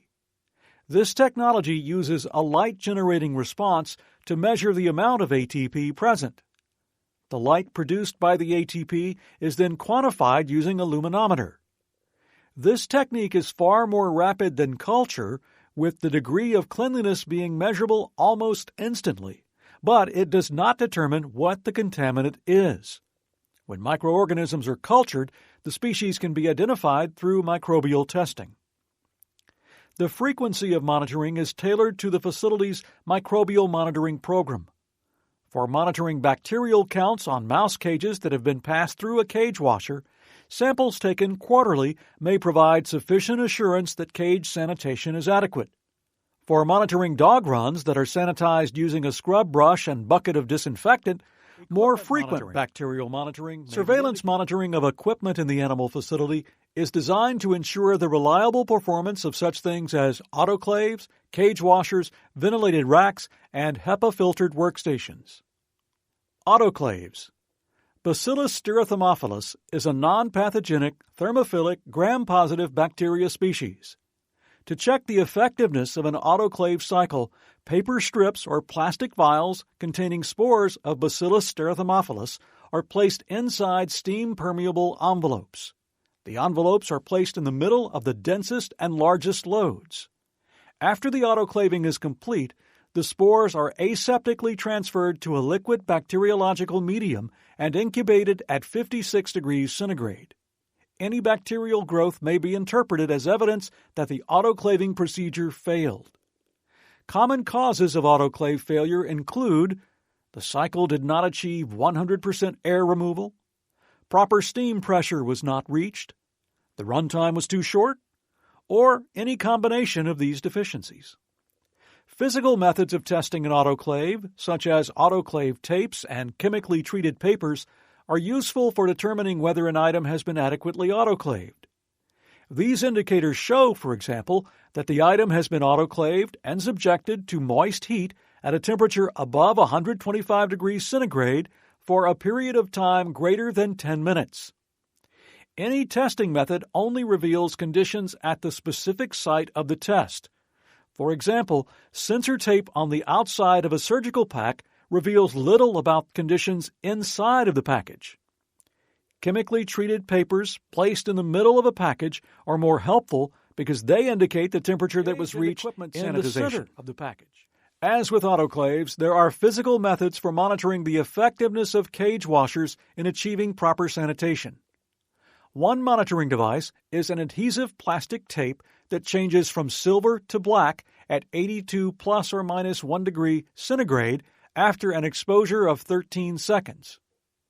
The adhesive is unaffected by the heat, so it can be peeled off the cage, marked for identification, and stored in a logbook as a permanent record.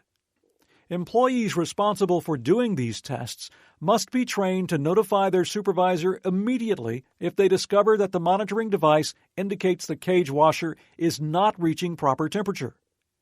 To help ensure that the cage washing process is always performed properly, the days and times selected for monitoring should vary and be unannounced. As soon as the cages are dry, samples are taken, noting the time interval between washing and sampling. Cabinet and tunnel washers can be monitored the same way. Samples can be tested for the presence of microorganisms as well as for chemical residues that may be present from the cleaning process. Pathogens be present in the laboratory environment, they are likely to be found in used water bottles. To test for Salmonella, E. coli, or Pseudomonas species, 0.1 milliliter samples from the water bottles are inoculated onto agar-plated Petri dishes. The dishes are incubated at 37 degrees centigrade for 48 hours and then checked for characteristic colonies. Clean bottled water should also be monitored from the bottle filling area. The date and location from which the samples are taken should be recorded. To monitor water from an automatic watering system, samples from the rack bleed-off valves are collected in sterile containers. Samples should include initial stream water as well as midstream water. The samples are tested for the maximum permissible number of coliform bacteria per 100 milliliters of water. These methods are described in Standard Methods for the Examination of Water and Wastewater, which is listed in the additional reading section of this chapter. Surveillance monitoring of hoods and ventilated racks involves careful records of the dates when filters are changed. Hoods are also tested to be sure they are providing the proper directional airflows to protect the animals and workers, but this kind of testing is usually done by an outside agency or the manufacturer. Hoods are certified by the testing agency for some period of time, usually 1 year, and a label is placed on the hood indicating the date of last certification. Finally, a program should be in place that ensures bacterial monitoring of surfaces in animal rooms and other locations where animals are used. Most commonly, environmental sampling is done by PCR. Dusts should be sampled from the racks, the room air filters, and the HEPA filters. Dust sampling has been successful in detecting fur mites and pinworms, and is useful because it lessens the need for bedding sentinels. Environmental dust sampling is useful as it is generally indicative of the cleanliness of the animal room.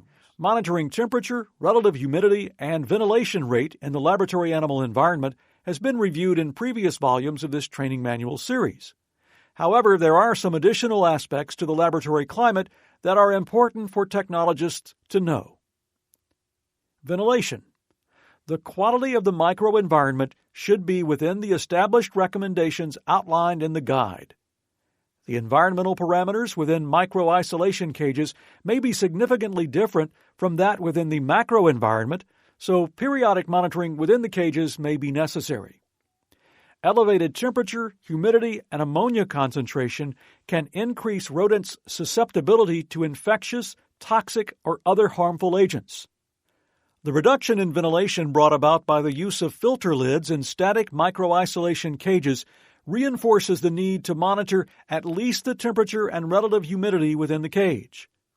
These parameters vary directly with the amount of time since the last cage cleaning, so monitoring should be continuous or should last for at least one complete cage cleaning cycle. Equipment to monitor these parameters is available commercially. The Environmental Health and Safety Department within the institution should have monitoring equipment that checks for volatile organic compounds, such as ammonia, carbon dioxide levels, dust, and particulate in the air. It's important to minimize these factors to ensure the health of both personnel and animals within the vivarium. Pressure differentials between the areas are also used to prevent cross-contamination within animal facilities, so it is important that monitoring of air quality is consistent and recorded rather than relying on spot checks. Continuous exposure to acoustical levels above 85 decibels dB can have both auditory and non-auditory effects, such as eosinopenia in rodents and in humans, and can result in blood pressure increases in non-human primates. To help avoid excessive noise in the laboratory animal environment, noisy animals such as dogs, swine, and non-human primates should be housed away from other animals. Humans who work with noisy animals can be stressed by the noise and suffer hearing damage. To avoid this, staff should wear hearing protection.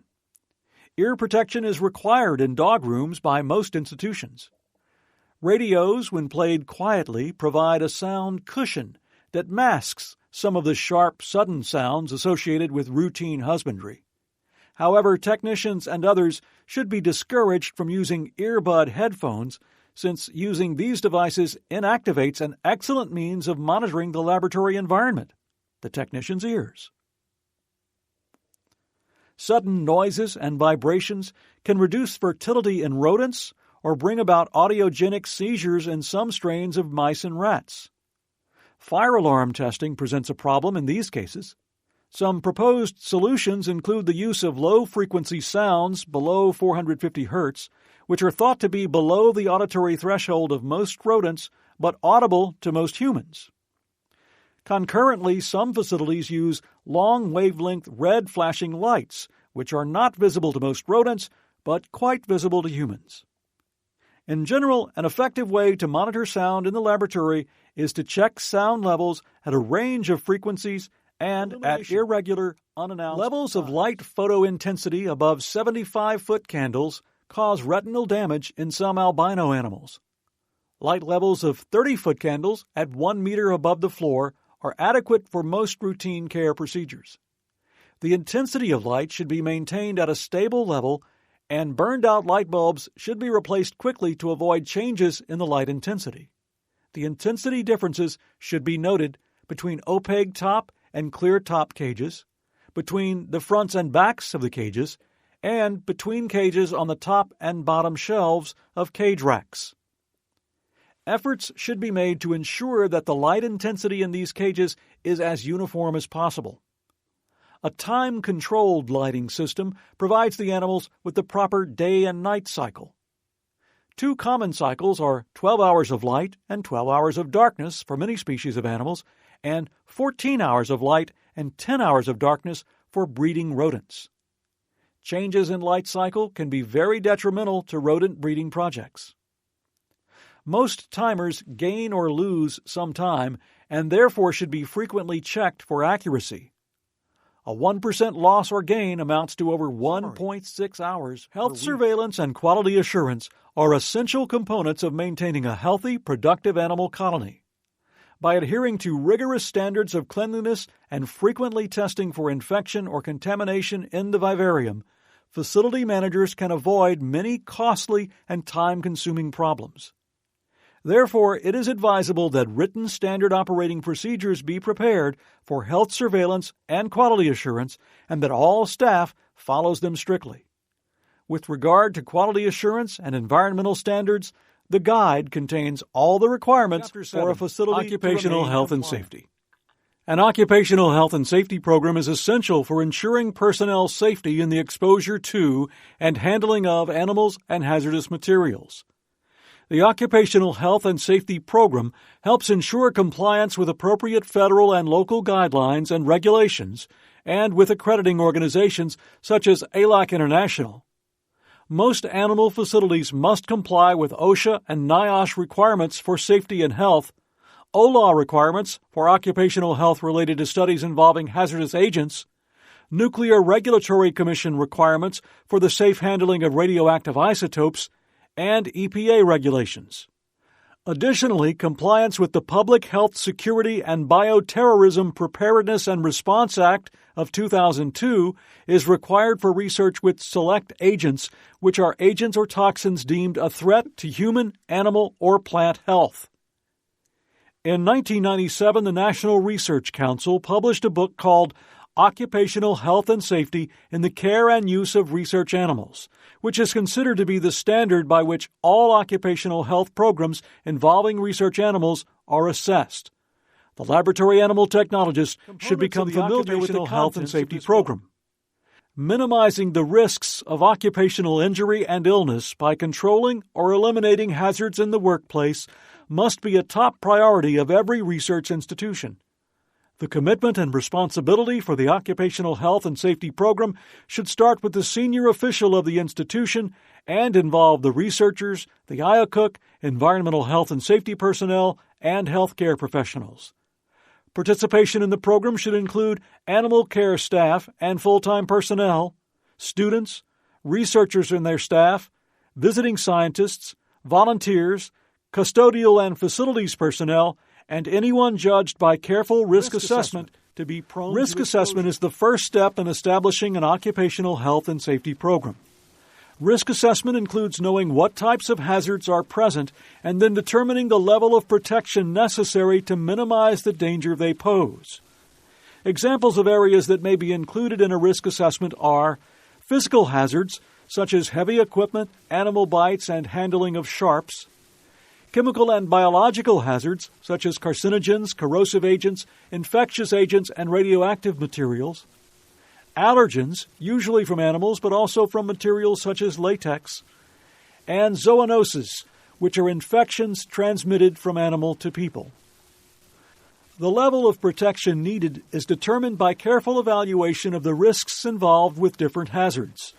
Some factors affecting risk include intensity of potential exposure, for example, daily contact compared with weekly contact, hazards associated with the species being handled, hazardous properties of agents used in research, available hazard control measures such as personal protective equipment and fume hoods, and susceptibility of individual employees, for example, those who are immunocompromised or pregnant. Performing a comprehensive risk assessment may involve individuals from multiple institutional units or committees. The organizational structure used to carry out risk assessments and implementation of safety programs varies from institution to institution.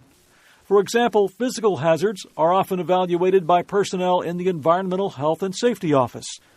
Chemical and biological hazards may be the responsibility of the Environmental Health and Safety Office, as well as the IACUC and the Institutional Biosafety Committee. Allergens and zoonoses may be evaluated by the Environmental Health and Safety Office, the IACUC, and medical personnel from the Occupational Health Office. Large research programs may have all of these elements as part of the institution, while smaller facilities may have to rely on outside consultants. However, these assessments are configured organizationally. An adequate risk assessment is the cornerstone of an effective occupational health risk to individual employees generally begins when the person is hired. A thorough physical exam and completion of a health history questionnaire should be an integral part of initial risk assessment. The health history questionnaire should document previous and current illnesses such as allergies, immunosuppression, and similar conditions that increase the employee's risk. Follow-up physical exams at regular intervals may be indicated. At the very least, follow-up review of the health history form should be done at predetermined intervals to note any possible changes in the employee's health status that can affect the risk status. The forms should be evaluated by a medical professional and treated as a medical record to ensure confidentiality as per HIPAA regulations. In assessing hazards, consider the skills and experience of the technicians involved. Technicians should understand the hazards of their work and should become competent in procedures that minimize personal danger. They should also be aware that their activities may expose others to the hazard. Technicians should not bring children, friends, or relatives into animal facilities without first getting approval from the appropriate people in charge. Hazard assessment requires good judgment and takes into account the type of facility, laboratory practices, and the personal protective equipment available. This evaluation leads to recommendations of practices and equipment to perform. As previously stated, the primary goal of any safety program is to prevent injury or illness. The best place to start is educating and training the personnel on the types of hazards they may encounter and the safety practices and equipment related to their duties and tasks. All personnel should be able to recognize potential hazards, know how to best protect themselves and their coworkers, and know how to react in case of an emergency. It is important to adapt the training to a level appropriate for the employee's educational background, experience, and language skills. Technologists have an essential role in training animal husbandry personnel and research technicians because technologists have technical knowledge of how to manage these hazards through on-the-job experience in the animal facility. They can help other technicians apply general concepts learned to the specific practices for working safely at that institution.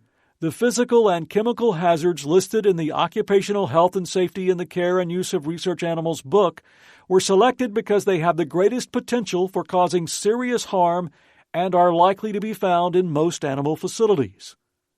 This section describes the types of hazards which are commonly encountered in animal research facilities. Physical hazards: animal bites, scratches, kicks, and related injuries. Working with an animal always involves the potential for the animal to inflict an injury.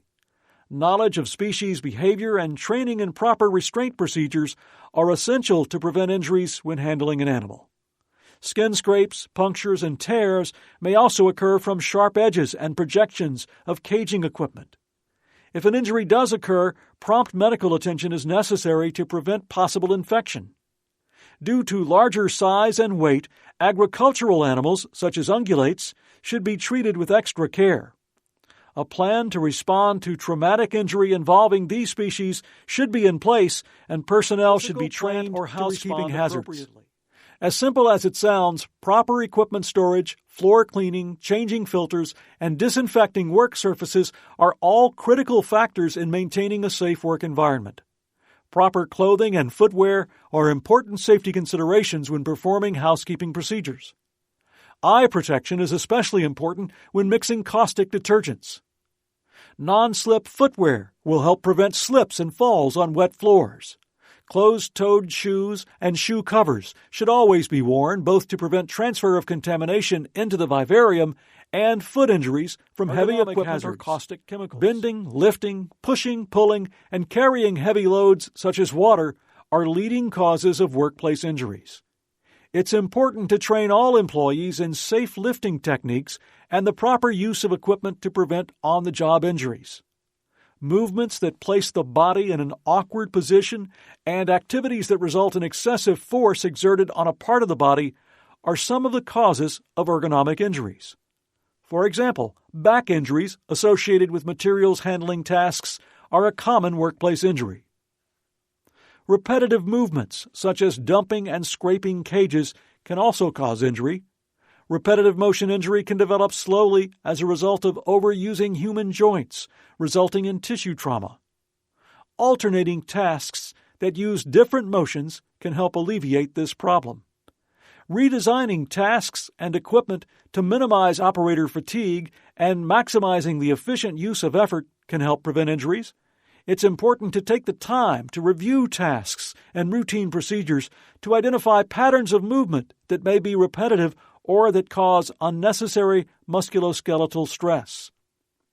Some simple solutions include raising or lowering workstations or alternating tasks to avoid muscle fatigue. It's important for a supervisor to recognize ergonomic risk factors, to understand the nature of ergonomic injuries, and to modify the way procedures and tasks are done in order to minimize ergonomic injuries as much as possible. Conveyor belts, floor scrubbers, and cage washers all have the potential to cause traumatic injury. Equipment with moving parts may entrap or crush hands or feet. Tall cage racks may tip and fall, such as when a rack is rolled over a floor drain, which can lift a caster and destabilize the rack.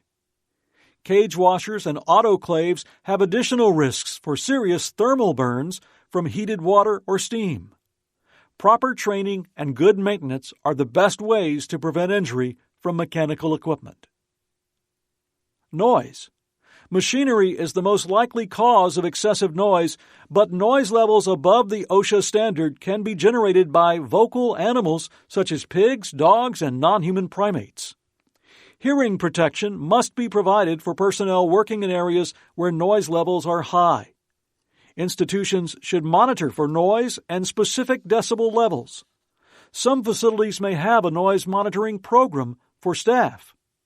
Taking care to ensure noise control is considered during the construction of an animal facility may also be useful. Physical separation of noise and vibration generating machinery such as cage washers from animal housing is the easiest means of reducing noise effects on both personnel and animals in the vivarium. Sharps. Training in the proper handling of needles, scalpel blades, and other sharp objects is essential for preventing injury to the handler and to others nearby. Disposal of sharps in trash cans is a danger to custodial personnel. All employees who handle sharps must be properly trained to dispose of these items in puncture-proof receptacles designed for gas cylinders, autoclaves, and high-pressure washing equipment all present dangers related to the high pressure. Employees must be trained, for example, to be certain the pressure inside an autoclave has returned to room pressure prior to opening the door. Gas cylinders must be chained to the wall or otherwise secured to prevent falling. If a pressurized cylinder should fall over and break at the neck, which is the weakest part of the cylinder, it can become a dangerous projectile propelled at high speed by the rapid escape of gas from the cylinder. A cylinder with a broken neck becomes a lethal weapon that can shoot through walls like a torpedo. Therefore, these cylinders must always be secured to a solid surface or kept in a cart designed specifically to secure the cylinder. Flammable hazards in animal facilities mainly comprise combustible liquids and electrical equipment. A common example of a combustible liquid is ethanol. Ethanol is used for quick sterilization in necropsy, where instruments are dipped in alcohol and then flamed over a burner between steps in tissue handling. During such procedures, care must be taken to prevent ethanol from dripping onto gloves, coat sleeves, or other flammable materials and starting a blaze. Any type of electrical equipment, especially if poorly maintained, may develop an electrical short or have its mechanical parts seize up, with the possible outcome of a fire erupting inside the machine.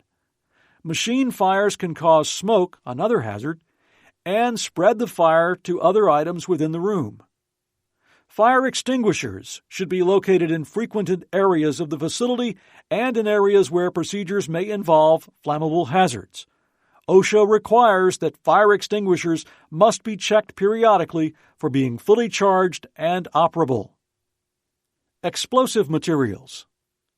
Ether, formerly used as an anesthetic, and picric acid, sometimes used for animal marking, are explosive materials that are now seldom found in animal facilities. Nevertheless, technicians should be aware of the hazards these items pose, since these materials occasionally come into use.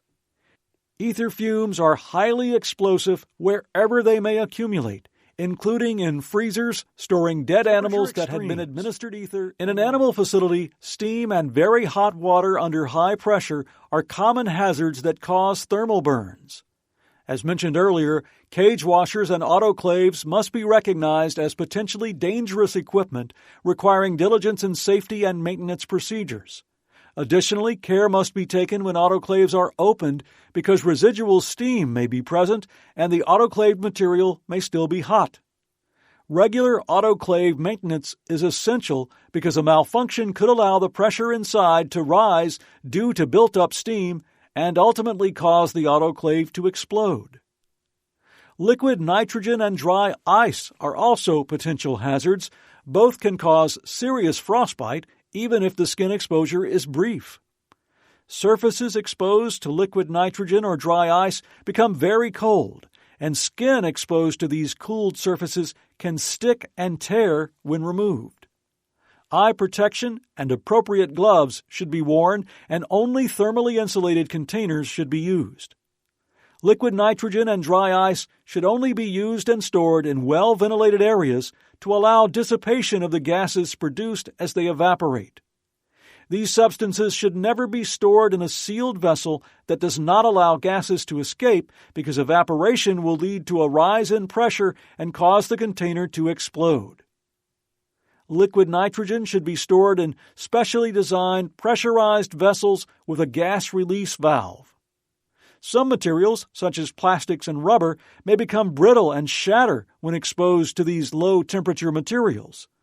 When using liquid nitrogen, it is important to avoid splashes when transferring it from one container to another or when dropping tissue or other material. Animal rooms are sometimes dimly lit or on a reverse light cycle.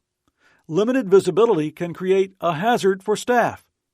Anyone entering a darkened room should pause until the eyes adjust to the reduced light before moving around in that room. Electricity. Electrical hazards are present throughout any animal facility as a combination of electrically powered systems and the frequent presence of water on floors and other surfaces. Ground fault circuit interrupter outlets are recommended for these areas. These outlets turn off when electrical current is not flowing on an intended path, for example, if the current is flowing through water. Ground fault interrupter outlets are required in facilities housing aquatic species due to the increased potential for water load in these areas.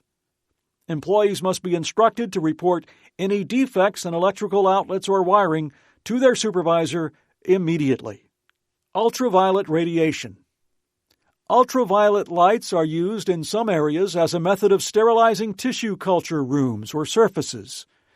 When working with ultraviolet light, employees must be made aware that exposure can cause loss of sight or skin damage. Eye and skin protection. Lasers are classified by the laser's potential for causing injury to the eye or skin and/or for causing fires. Higher classes of lasers are used in surgery, and lower classes are used for veterinary treatment of animals. In addition to the hazard of the beam's energy, some classes of laser also generate aerosols and gases that may be harmful.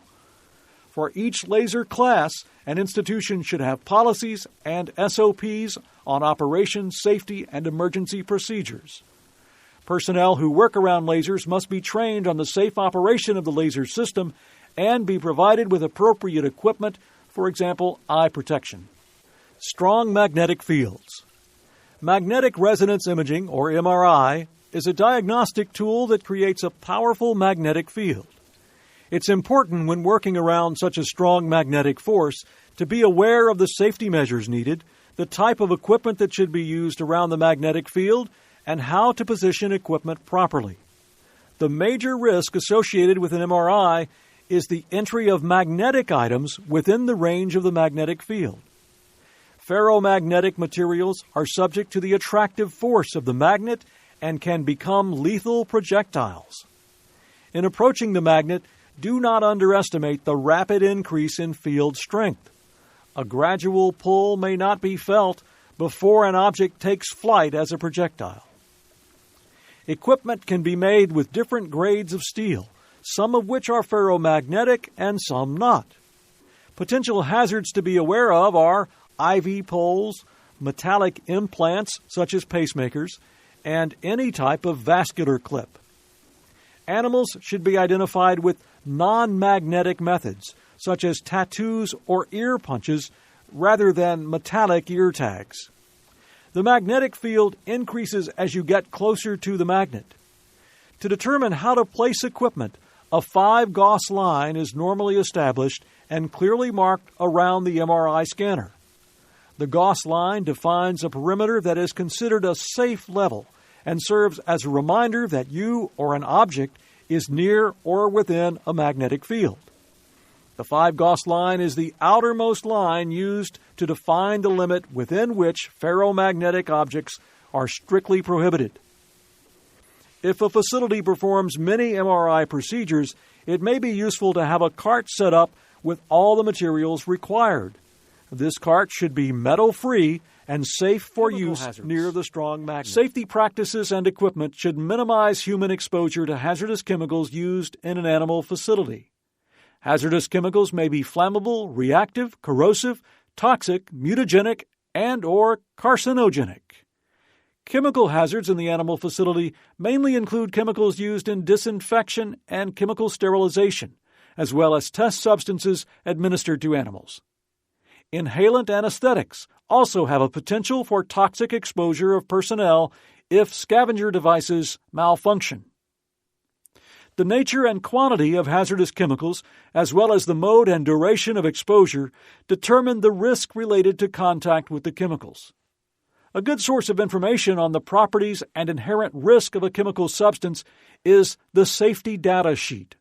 The safety data sheet can be obtained through vendors that sell laboratory reagents and chemicals. These sheets were previously known as material safety data sheets until revised in recent regulations. It should be readily accessible to everyone. The content and location of information in a safety data sheet has been standardized to meet the U.S. Occupational Safety and Health Administration's Hazardous Communication System as shown in Table 7.1 in the manual. More information on this system will follow. The threshold limit value of a chemical substance is an estimate of the reasonable level to which a worker can be exposed without adverse effects. The value is based on the known toxicity of the substance for humans or animals. Threshold limit values are issued by the American Conference of Governmental Industrial Hygienists and may be used as guides for assessing the severity of exposure to a chemical. However, several other factors also need to be considered because the threshold limit values do not account for the cumulative effect of exposure to many chemicals. Pregnant women and their fetuses may be susceptible to harm from lower chemical levels than those that affect most adults. Detergents, descalers, disinfectants, chemical preservatives, anesthetic gases, and pesticides are but a few of the potentially hazardous chemicals which may be encountered in a research facility. Proper instruction and diligent adherence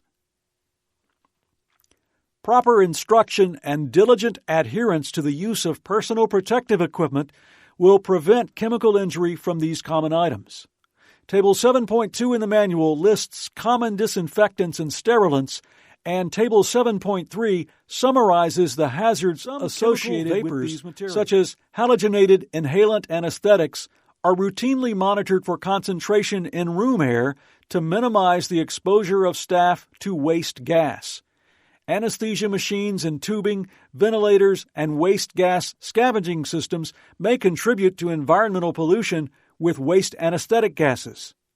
Appropriate monitoring methods and routine maintenance for such equipment should be standard operating procedure for facilities that use inhalant anesthetics. Measuring the concentration of anesthetics in the breathing zone of the most heavily exposed workers is the usual procedure.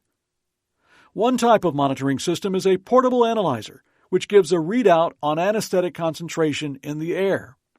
Another type is a personal monitoring system, which is a badge worn on a person's outer garment. The badge is periodically sent in for testing. Chemicals used as part of protocols, such as mutagens and carcinogens, require special training and containment in areas designed to prevent escape of these materials. The use of fume hoods and negative pressure rooms and the proper labeling of rooms and cages are required. In addition to chemicals which create a hazard when ingested or on contact, other materials, sometimes found in animal facilities, are flammable or reactive. Employees must be trained to recognize the dangers of common chemicals such as ethanol and to keep such materials away from any source of flame. In addition, reactive chemicals such as alkali metals like sodium and potassium react strongly in the presence of water. Care must be taken in handling, labeling, and storing these substances. Figure 7.1 in the manual shows some signage that is typically used in facilities to identify chemical hazardous materials. The U.S. Occupational Safety and Health Administration has brought the Hazard Communication Standard, or HCS, into alignment with the Globally Harmonized System of Classification and Labeling of Chemicals, or GHS. GHS is an internationally agreed-upon system created by the United Nations for the standardization and harmonization of chemical classification and labeling. All hazardous chemicals are classified in distinct categories of hazard or danger using defined criteria. Once chemicals are classified, the hazards are communicated using safety data sheets, standardized labeling, and easily understandable symbols. The HCS requires pictograms on labels to alert users of the chemical hazards present in a product, as shown in Figure 7.1 in the manual. Each pictogram includes a symbol framed within a red border which represents a distinct type of hazard. The OSHA Directive Inspection Procedures for the Hazard Communication Standard establishes policies and procedures to ensure uniform enforcement of the Hazard Communication Standard. Ionizing radiation is used in diagnostic equipment like X-ray machines and fluoroscopes, as imaging agents in PET scanners, and as biological tracers in living tissues. Radioisotopes, also called radionuclides, are administered to research animals, for example in some metabolism studies, and for diagnostic imaging. Technologists may be involved in conducting studies involving ionizing radiation, and they may be handling or managing radioactive wastes in the facility. All staff should be shielded from sources of ionizing radiation, such as from radioisotopes and X-ray machines. This is particularly important for pregnant women to protect fetuses from exposure to radiation that could cause congenital defects. Ionizing radiation is generated by atoms of radioactive elements referred to as radioisotopes. Atoms of the same element that have different mass numbers are known as isotopes. Most elements are made up of more than one isotope. For example, carbon may exist in isotopes that have mass numbers of 11, 12, 13, and 14. These are known, respectively, as carbon-11, carbon-12, carbon-13, and carbon-14. Isotopes are abbreviated as a superscript of the mass number, followed by the symbol for the element. Radioactivity is the release of ionizing radiation by radioisotopes which are unstable and undergo an atomic decay. Of the carbon isotopes, for example, carbon-12 and carbon-13 are not radioactive because they are stable isotopes, whereas carbon-11 and carbon-14 are radioactive. In order for unstable atoms to reach stability, they undergo decay, which is also called disintegration, and emit mass, energy, or both. The energy and particle emission from this decay is called radiation. Radiation resulting from radioactive decay is ionizing because it can cause a change in the structure of molecules in the body. Ionizing radiation causes breaks in DNA molecules and generates destructive free radicals. These ionizing interactions have the potential to create mutations and cause cancer, immunosuppression, and gastrointestinal tract injury.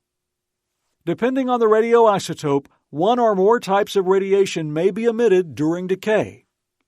There are three kinds of ionizing radiation: alpha particles, beta particles, and gamma radiation and X-ray. Alpha particles are emitted from radioisotopes such as americium-241, which is commonly used in smoke detectors.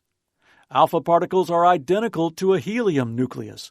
They consist of two protons, each with a positive charge, and two uncharged neutrons, resulting in a doubly charged ion. An alpha particle can cause ionizing injury to tissue. Alpha particles are heavy. They travel just a few centimeters in the air and are easily absorbed by thin layers of light materials such as a sheet of paper. They cannot penetrate the skin, so they generally pose the least threat to safety when external. Alpha-emitting agents are generally easier to handle because they require less shielding than beta-emitting compounds. However, alpha particles are a serious health threat if ingested, inhaled, or absorbed through open wounds. Once within the body, alpha particles are much more cytotoxic and induce more biological damage over a shorter range than do other types of radiation. The cytotoxicity of alpha-emitting radioisotopes, such as radium-223, makes them ideal for treating cancerous tumors by intratumor administration. Beta particles are subatomic particles that are either an electron, which is negatively charged, or a positron, which is positively charged. Beta particles are thousands of times smaller than alpha particles. They move at high speed and have a higher energy than alpha particles. Tritium, carbon-14, phosphorus-32, and sulfur-35 are examples of negatively charged beta particles that are used in animal research facilities. Carbon-11, nitrogen-13, oxygen-15, and fluorine-18 are examples of positron particles used in diagnostic imaging. Beta particles are moderately penetrating, so precautions are necessary when they are handled. The ability of a beta particle to penetrate matter is a function of its energy. For example, beta particles from hydrogen-3, carbon-14, and sulfur-35 are easily absorbed in the outer layer of the skin. Phosphorus-32 is the highest energy radioisotope generally encountered in a research setting and requires special precautions. Beta particles also produce a secondary form of radiation called Bremsstrahlung. This is also known as braking radiation. It is a type of X-ray produced when the beta particles are decelerated as they pass through matter.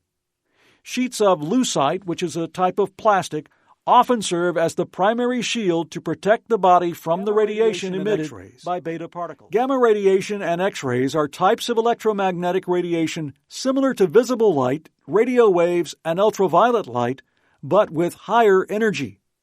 Gamma radiation is generated from radioactive decay.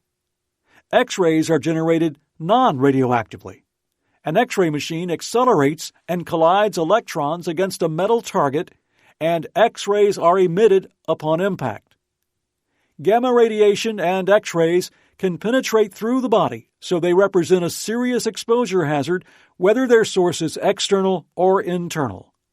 Internal exposure can come from being ingested, inhaled, or absorbed. Iodine-125 is an example of an isotope that emits gamma rays. Gamma rays are often produced during the emission of alpha and beta particles. Thick, dense shielding, often made of lead, is used to protect the body from gamma radiation and X-rays. Radioisotopes are not stable. They decay or disintegrate with time. As a radioactive atom decays, the release of radiation transforms it into another element, which may or may not be stable. Most radioisotopes used in research undergo a single decay, and the resulting atom is not radioactive. The rate of decay is a fixed rate called a half-life. The half-life of a radioisotope describes how long it takes for half of the atoms in a given mass to decay. The decay half-life varies among radioisotopes. Some isotopes decay very rapidly, while others decay at a much slower rate. The half-life of a radioactive element is the time required for half the initial number of radioactive atoms to have decayed. For example, if you have 16 grams of an isotope that has a half-life of 10 years, here's what will happen during a 10 and 20-year time span. In 10 years, half of the 16 grams, or 8 grams, will remain radioactive. The other 8 grams will be non-radioactive and therefore will not emit any radiation.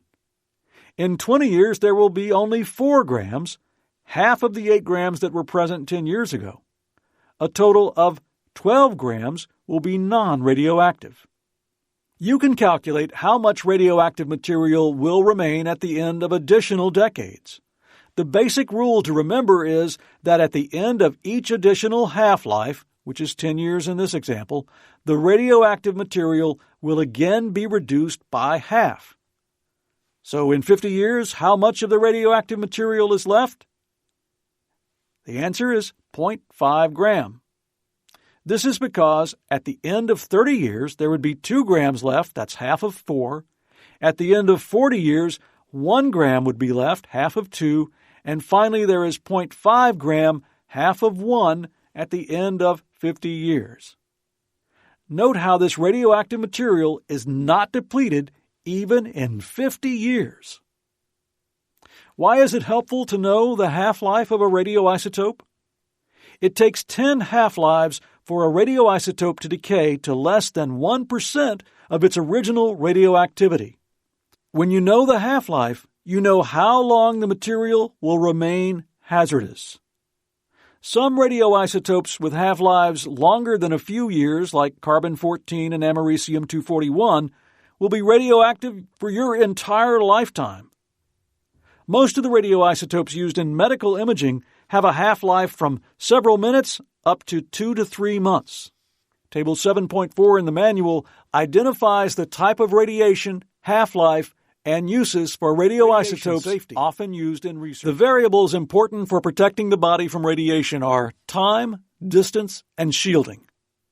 Minimize your duration of exposure, maximize your distance from the radiation source, and use proper shielding such as lead bricks, thyroid shields, and lead aprons. A common acronym in radiation safety is ALARA, A-L-A-R-A, which means as low as reasonably achievable. This refers to reducing human exposure from occupational sources of ionizing radiation.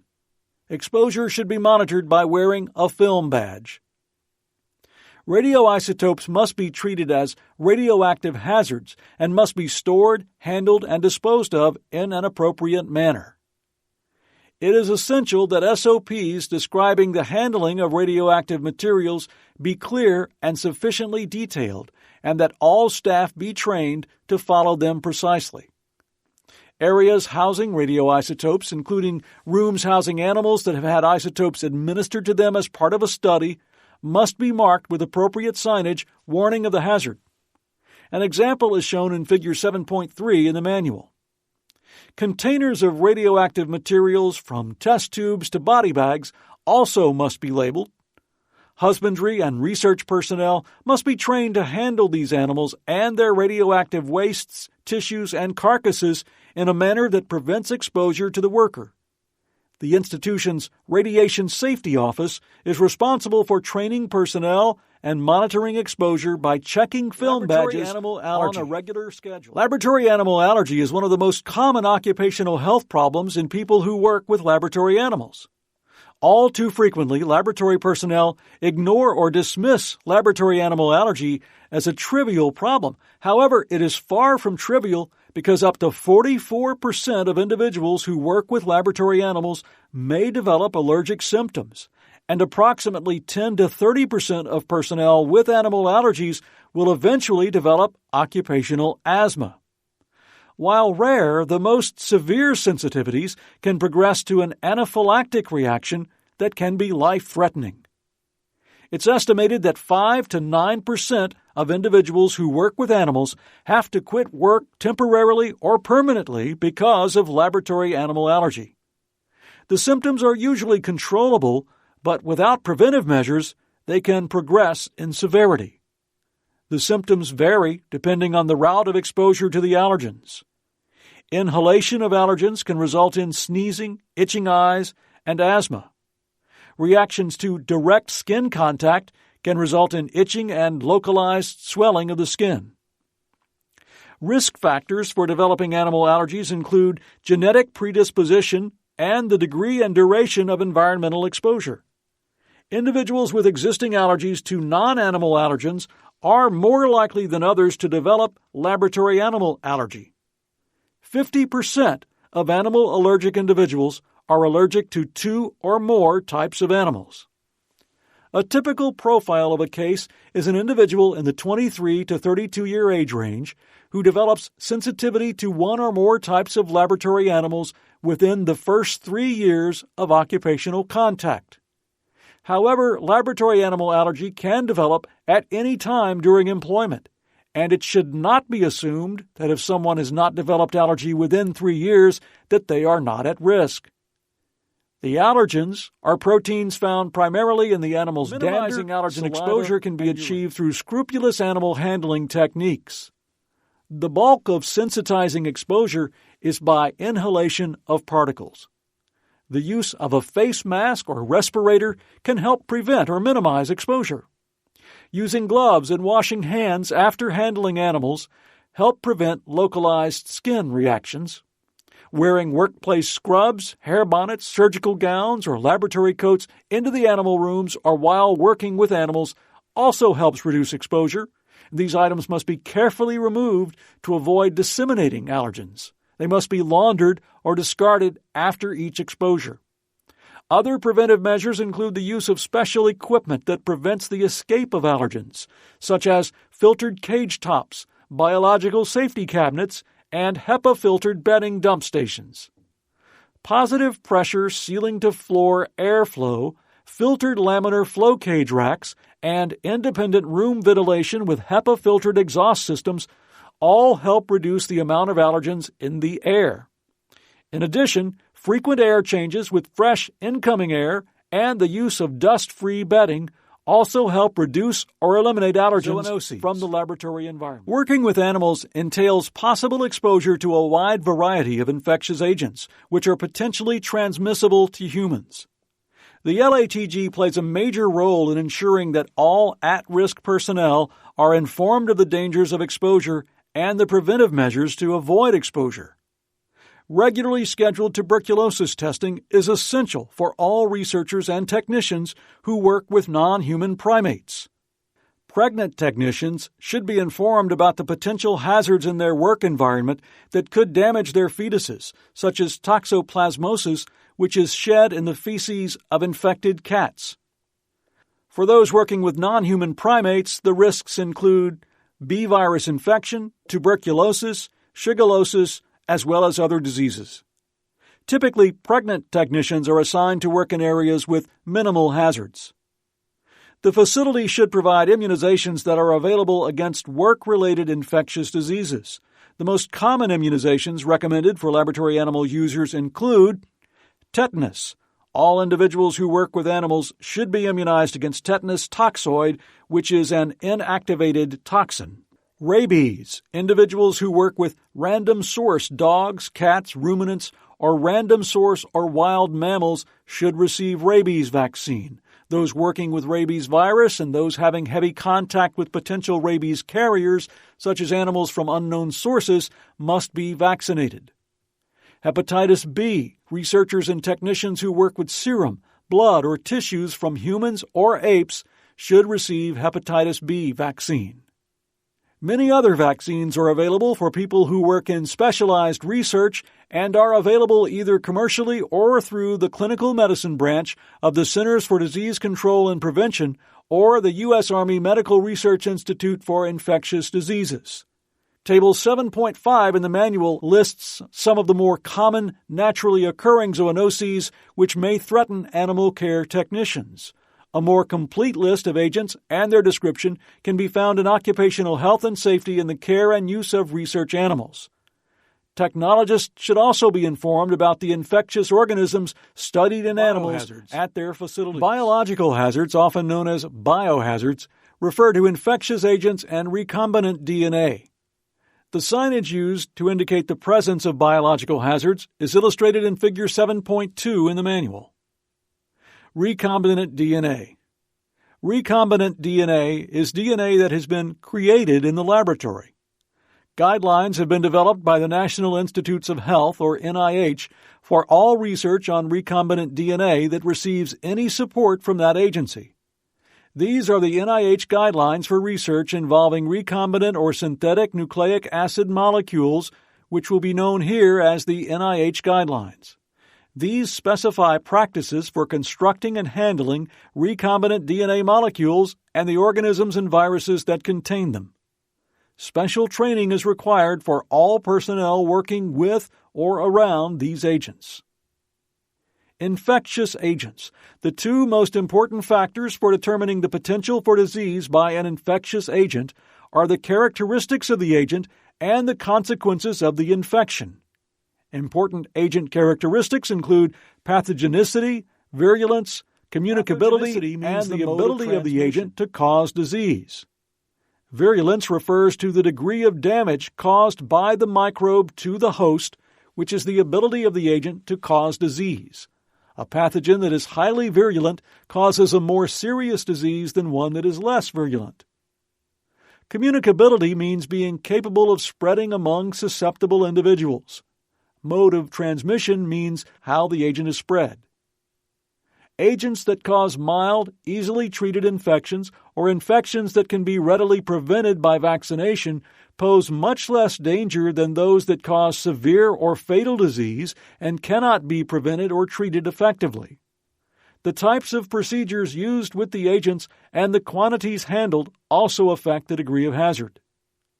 Recommended biosafety levels for infectious agents and infected animals, as well as agent summary statements, may be found in the publication Biosafety in Microbiological and Biomedical Laboratories, a BMBL. We'll provide a summary in a moment. When working with infectious materials, safety precautions aim at containment. Primary containment, or barrier, protects laboratory personnel and the environment from exposure through the use of good microbiological techniques and the appropriate safety equipment. Secondary barriers involve proper facility design combined with good operational practices to prevent the escape of hazardous agents into the external environment.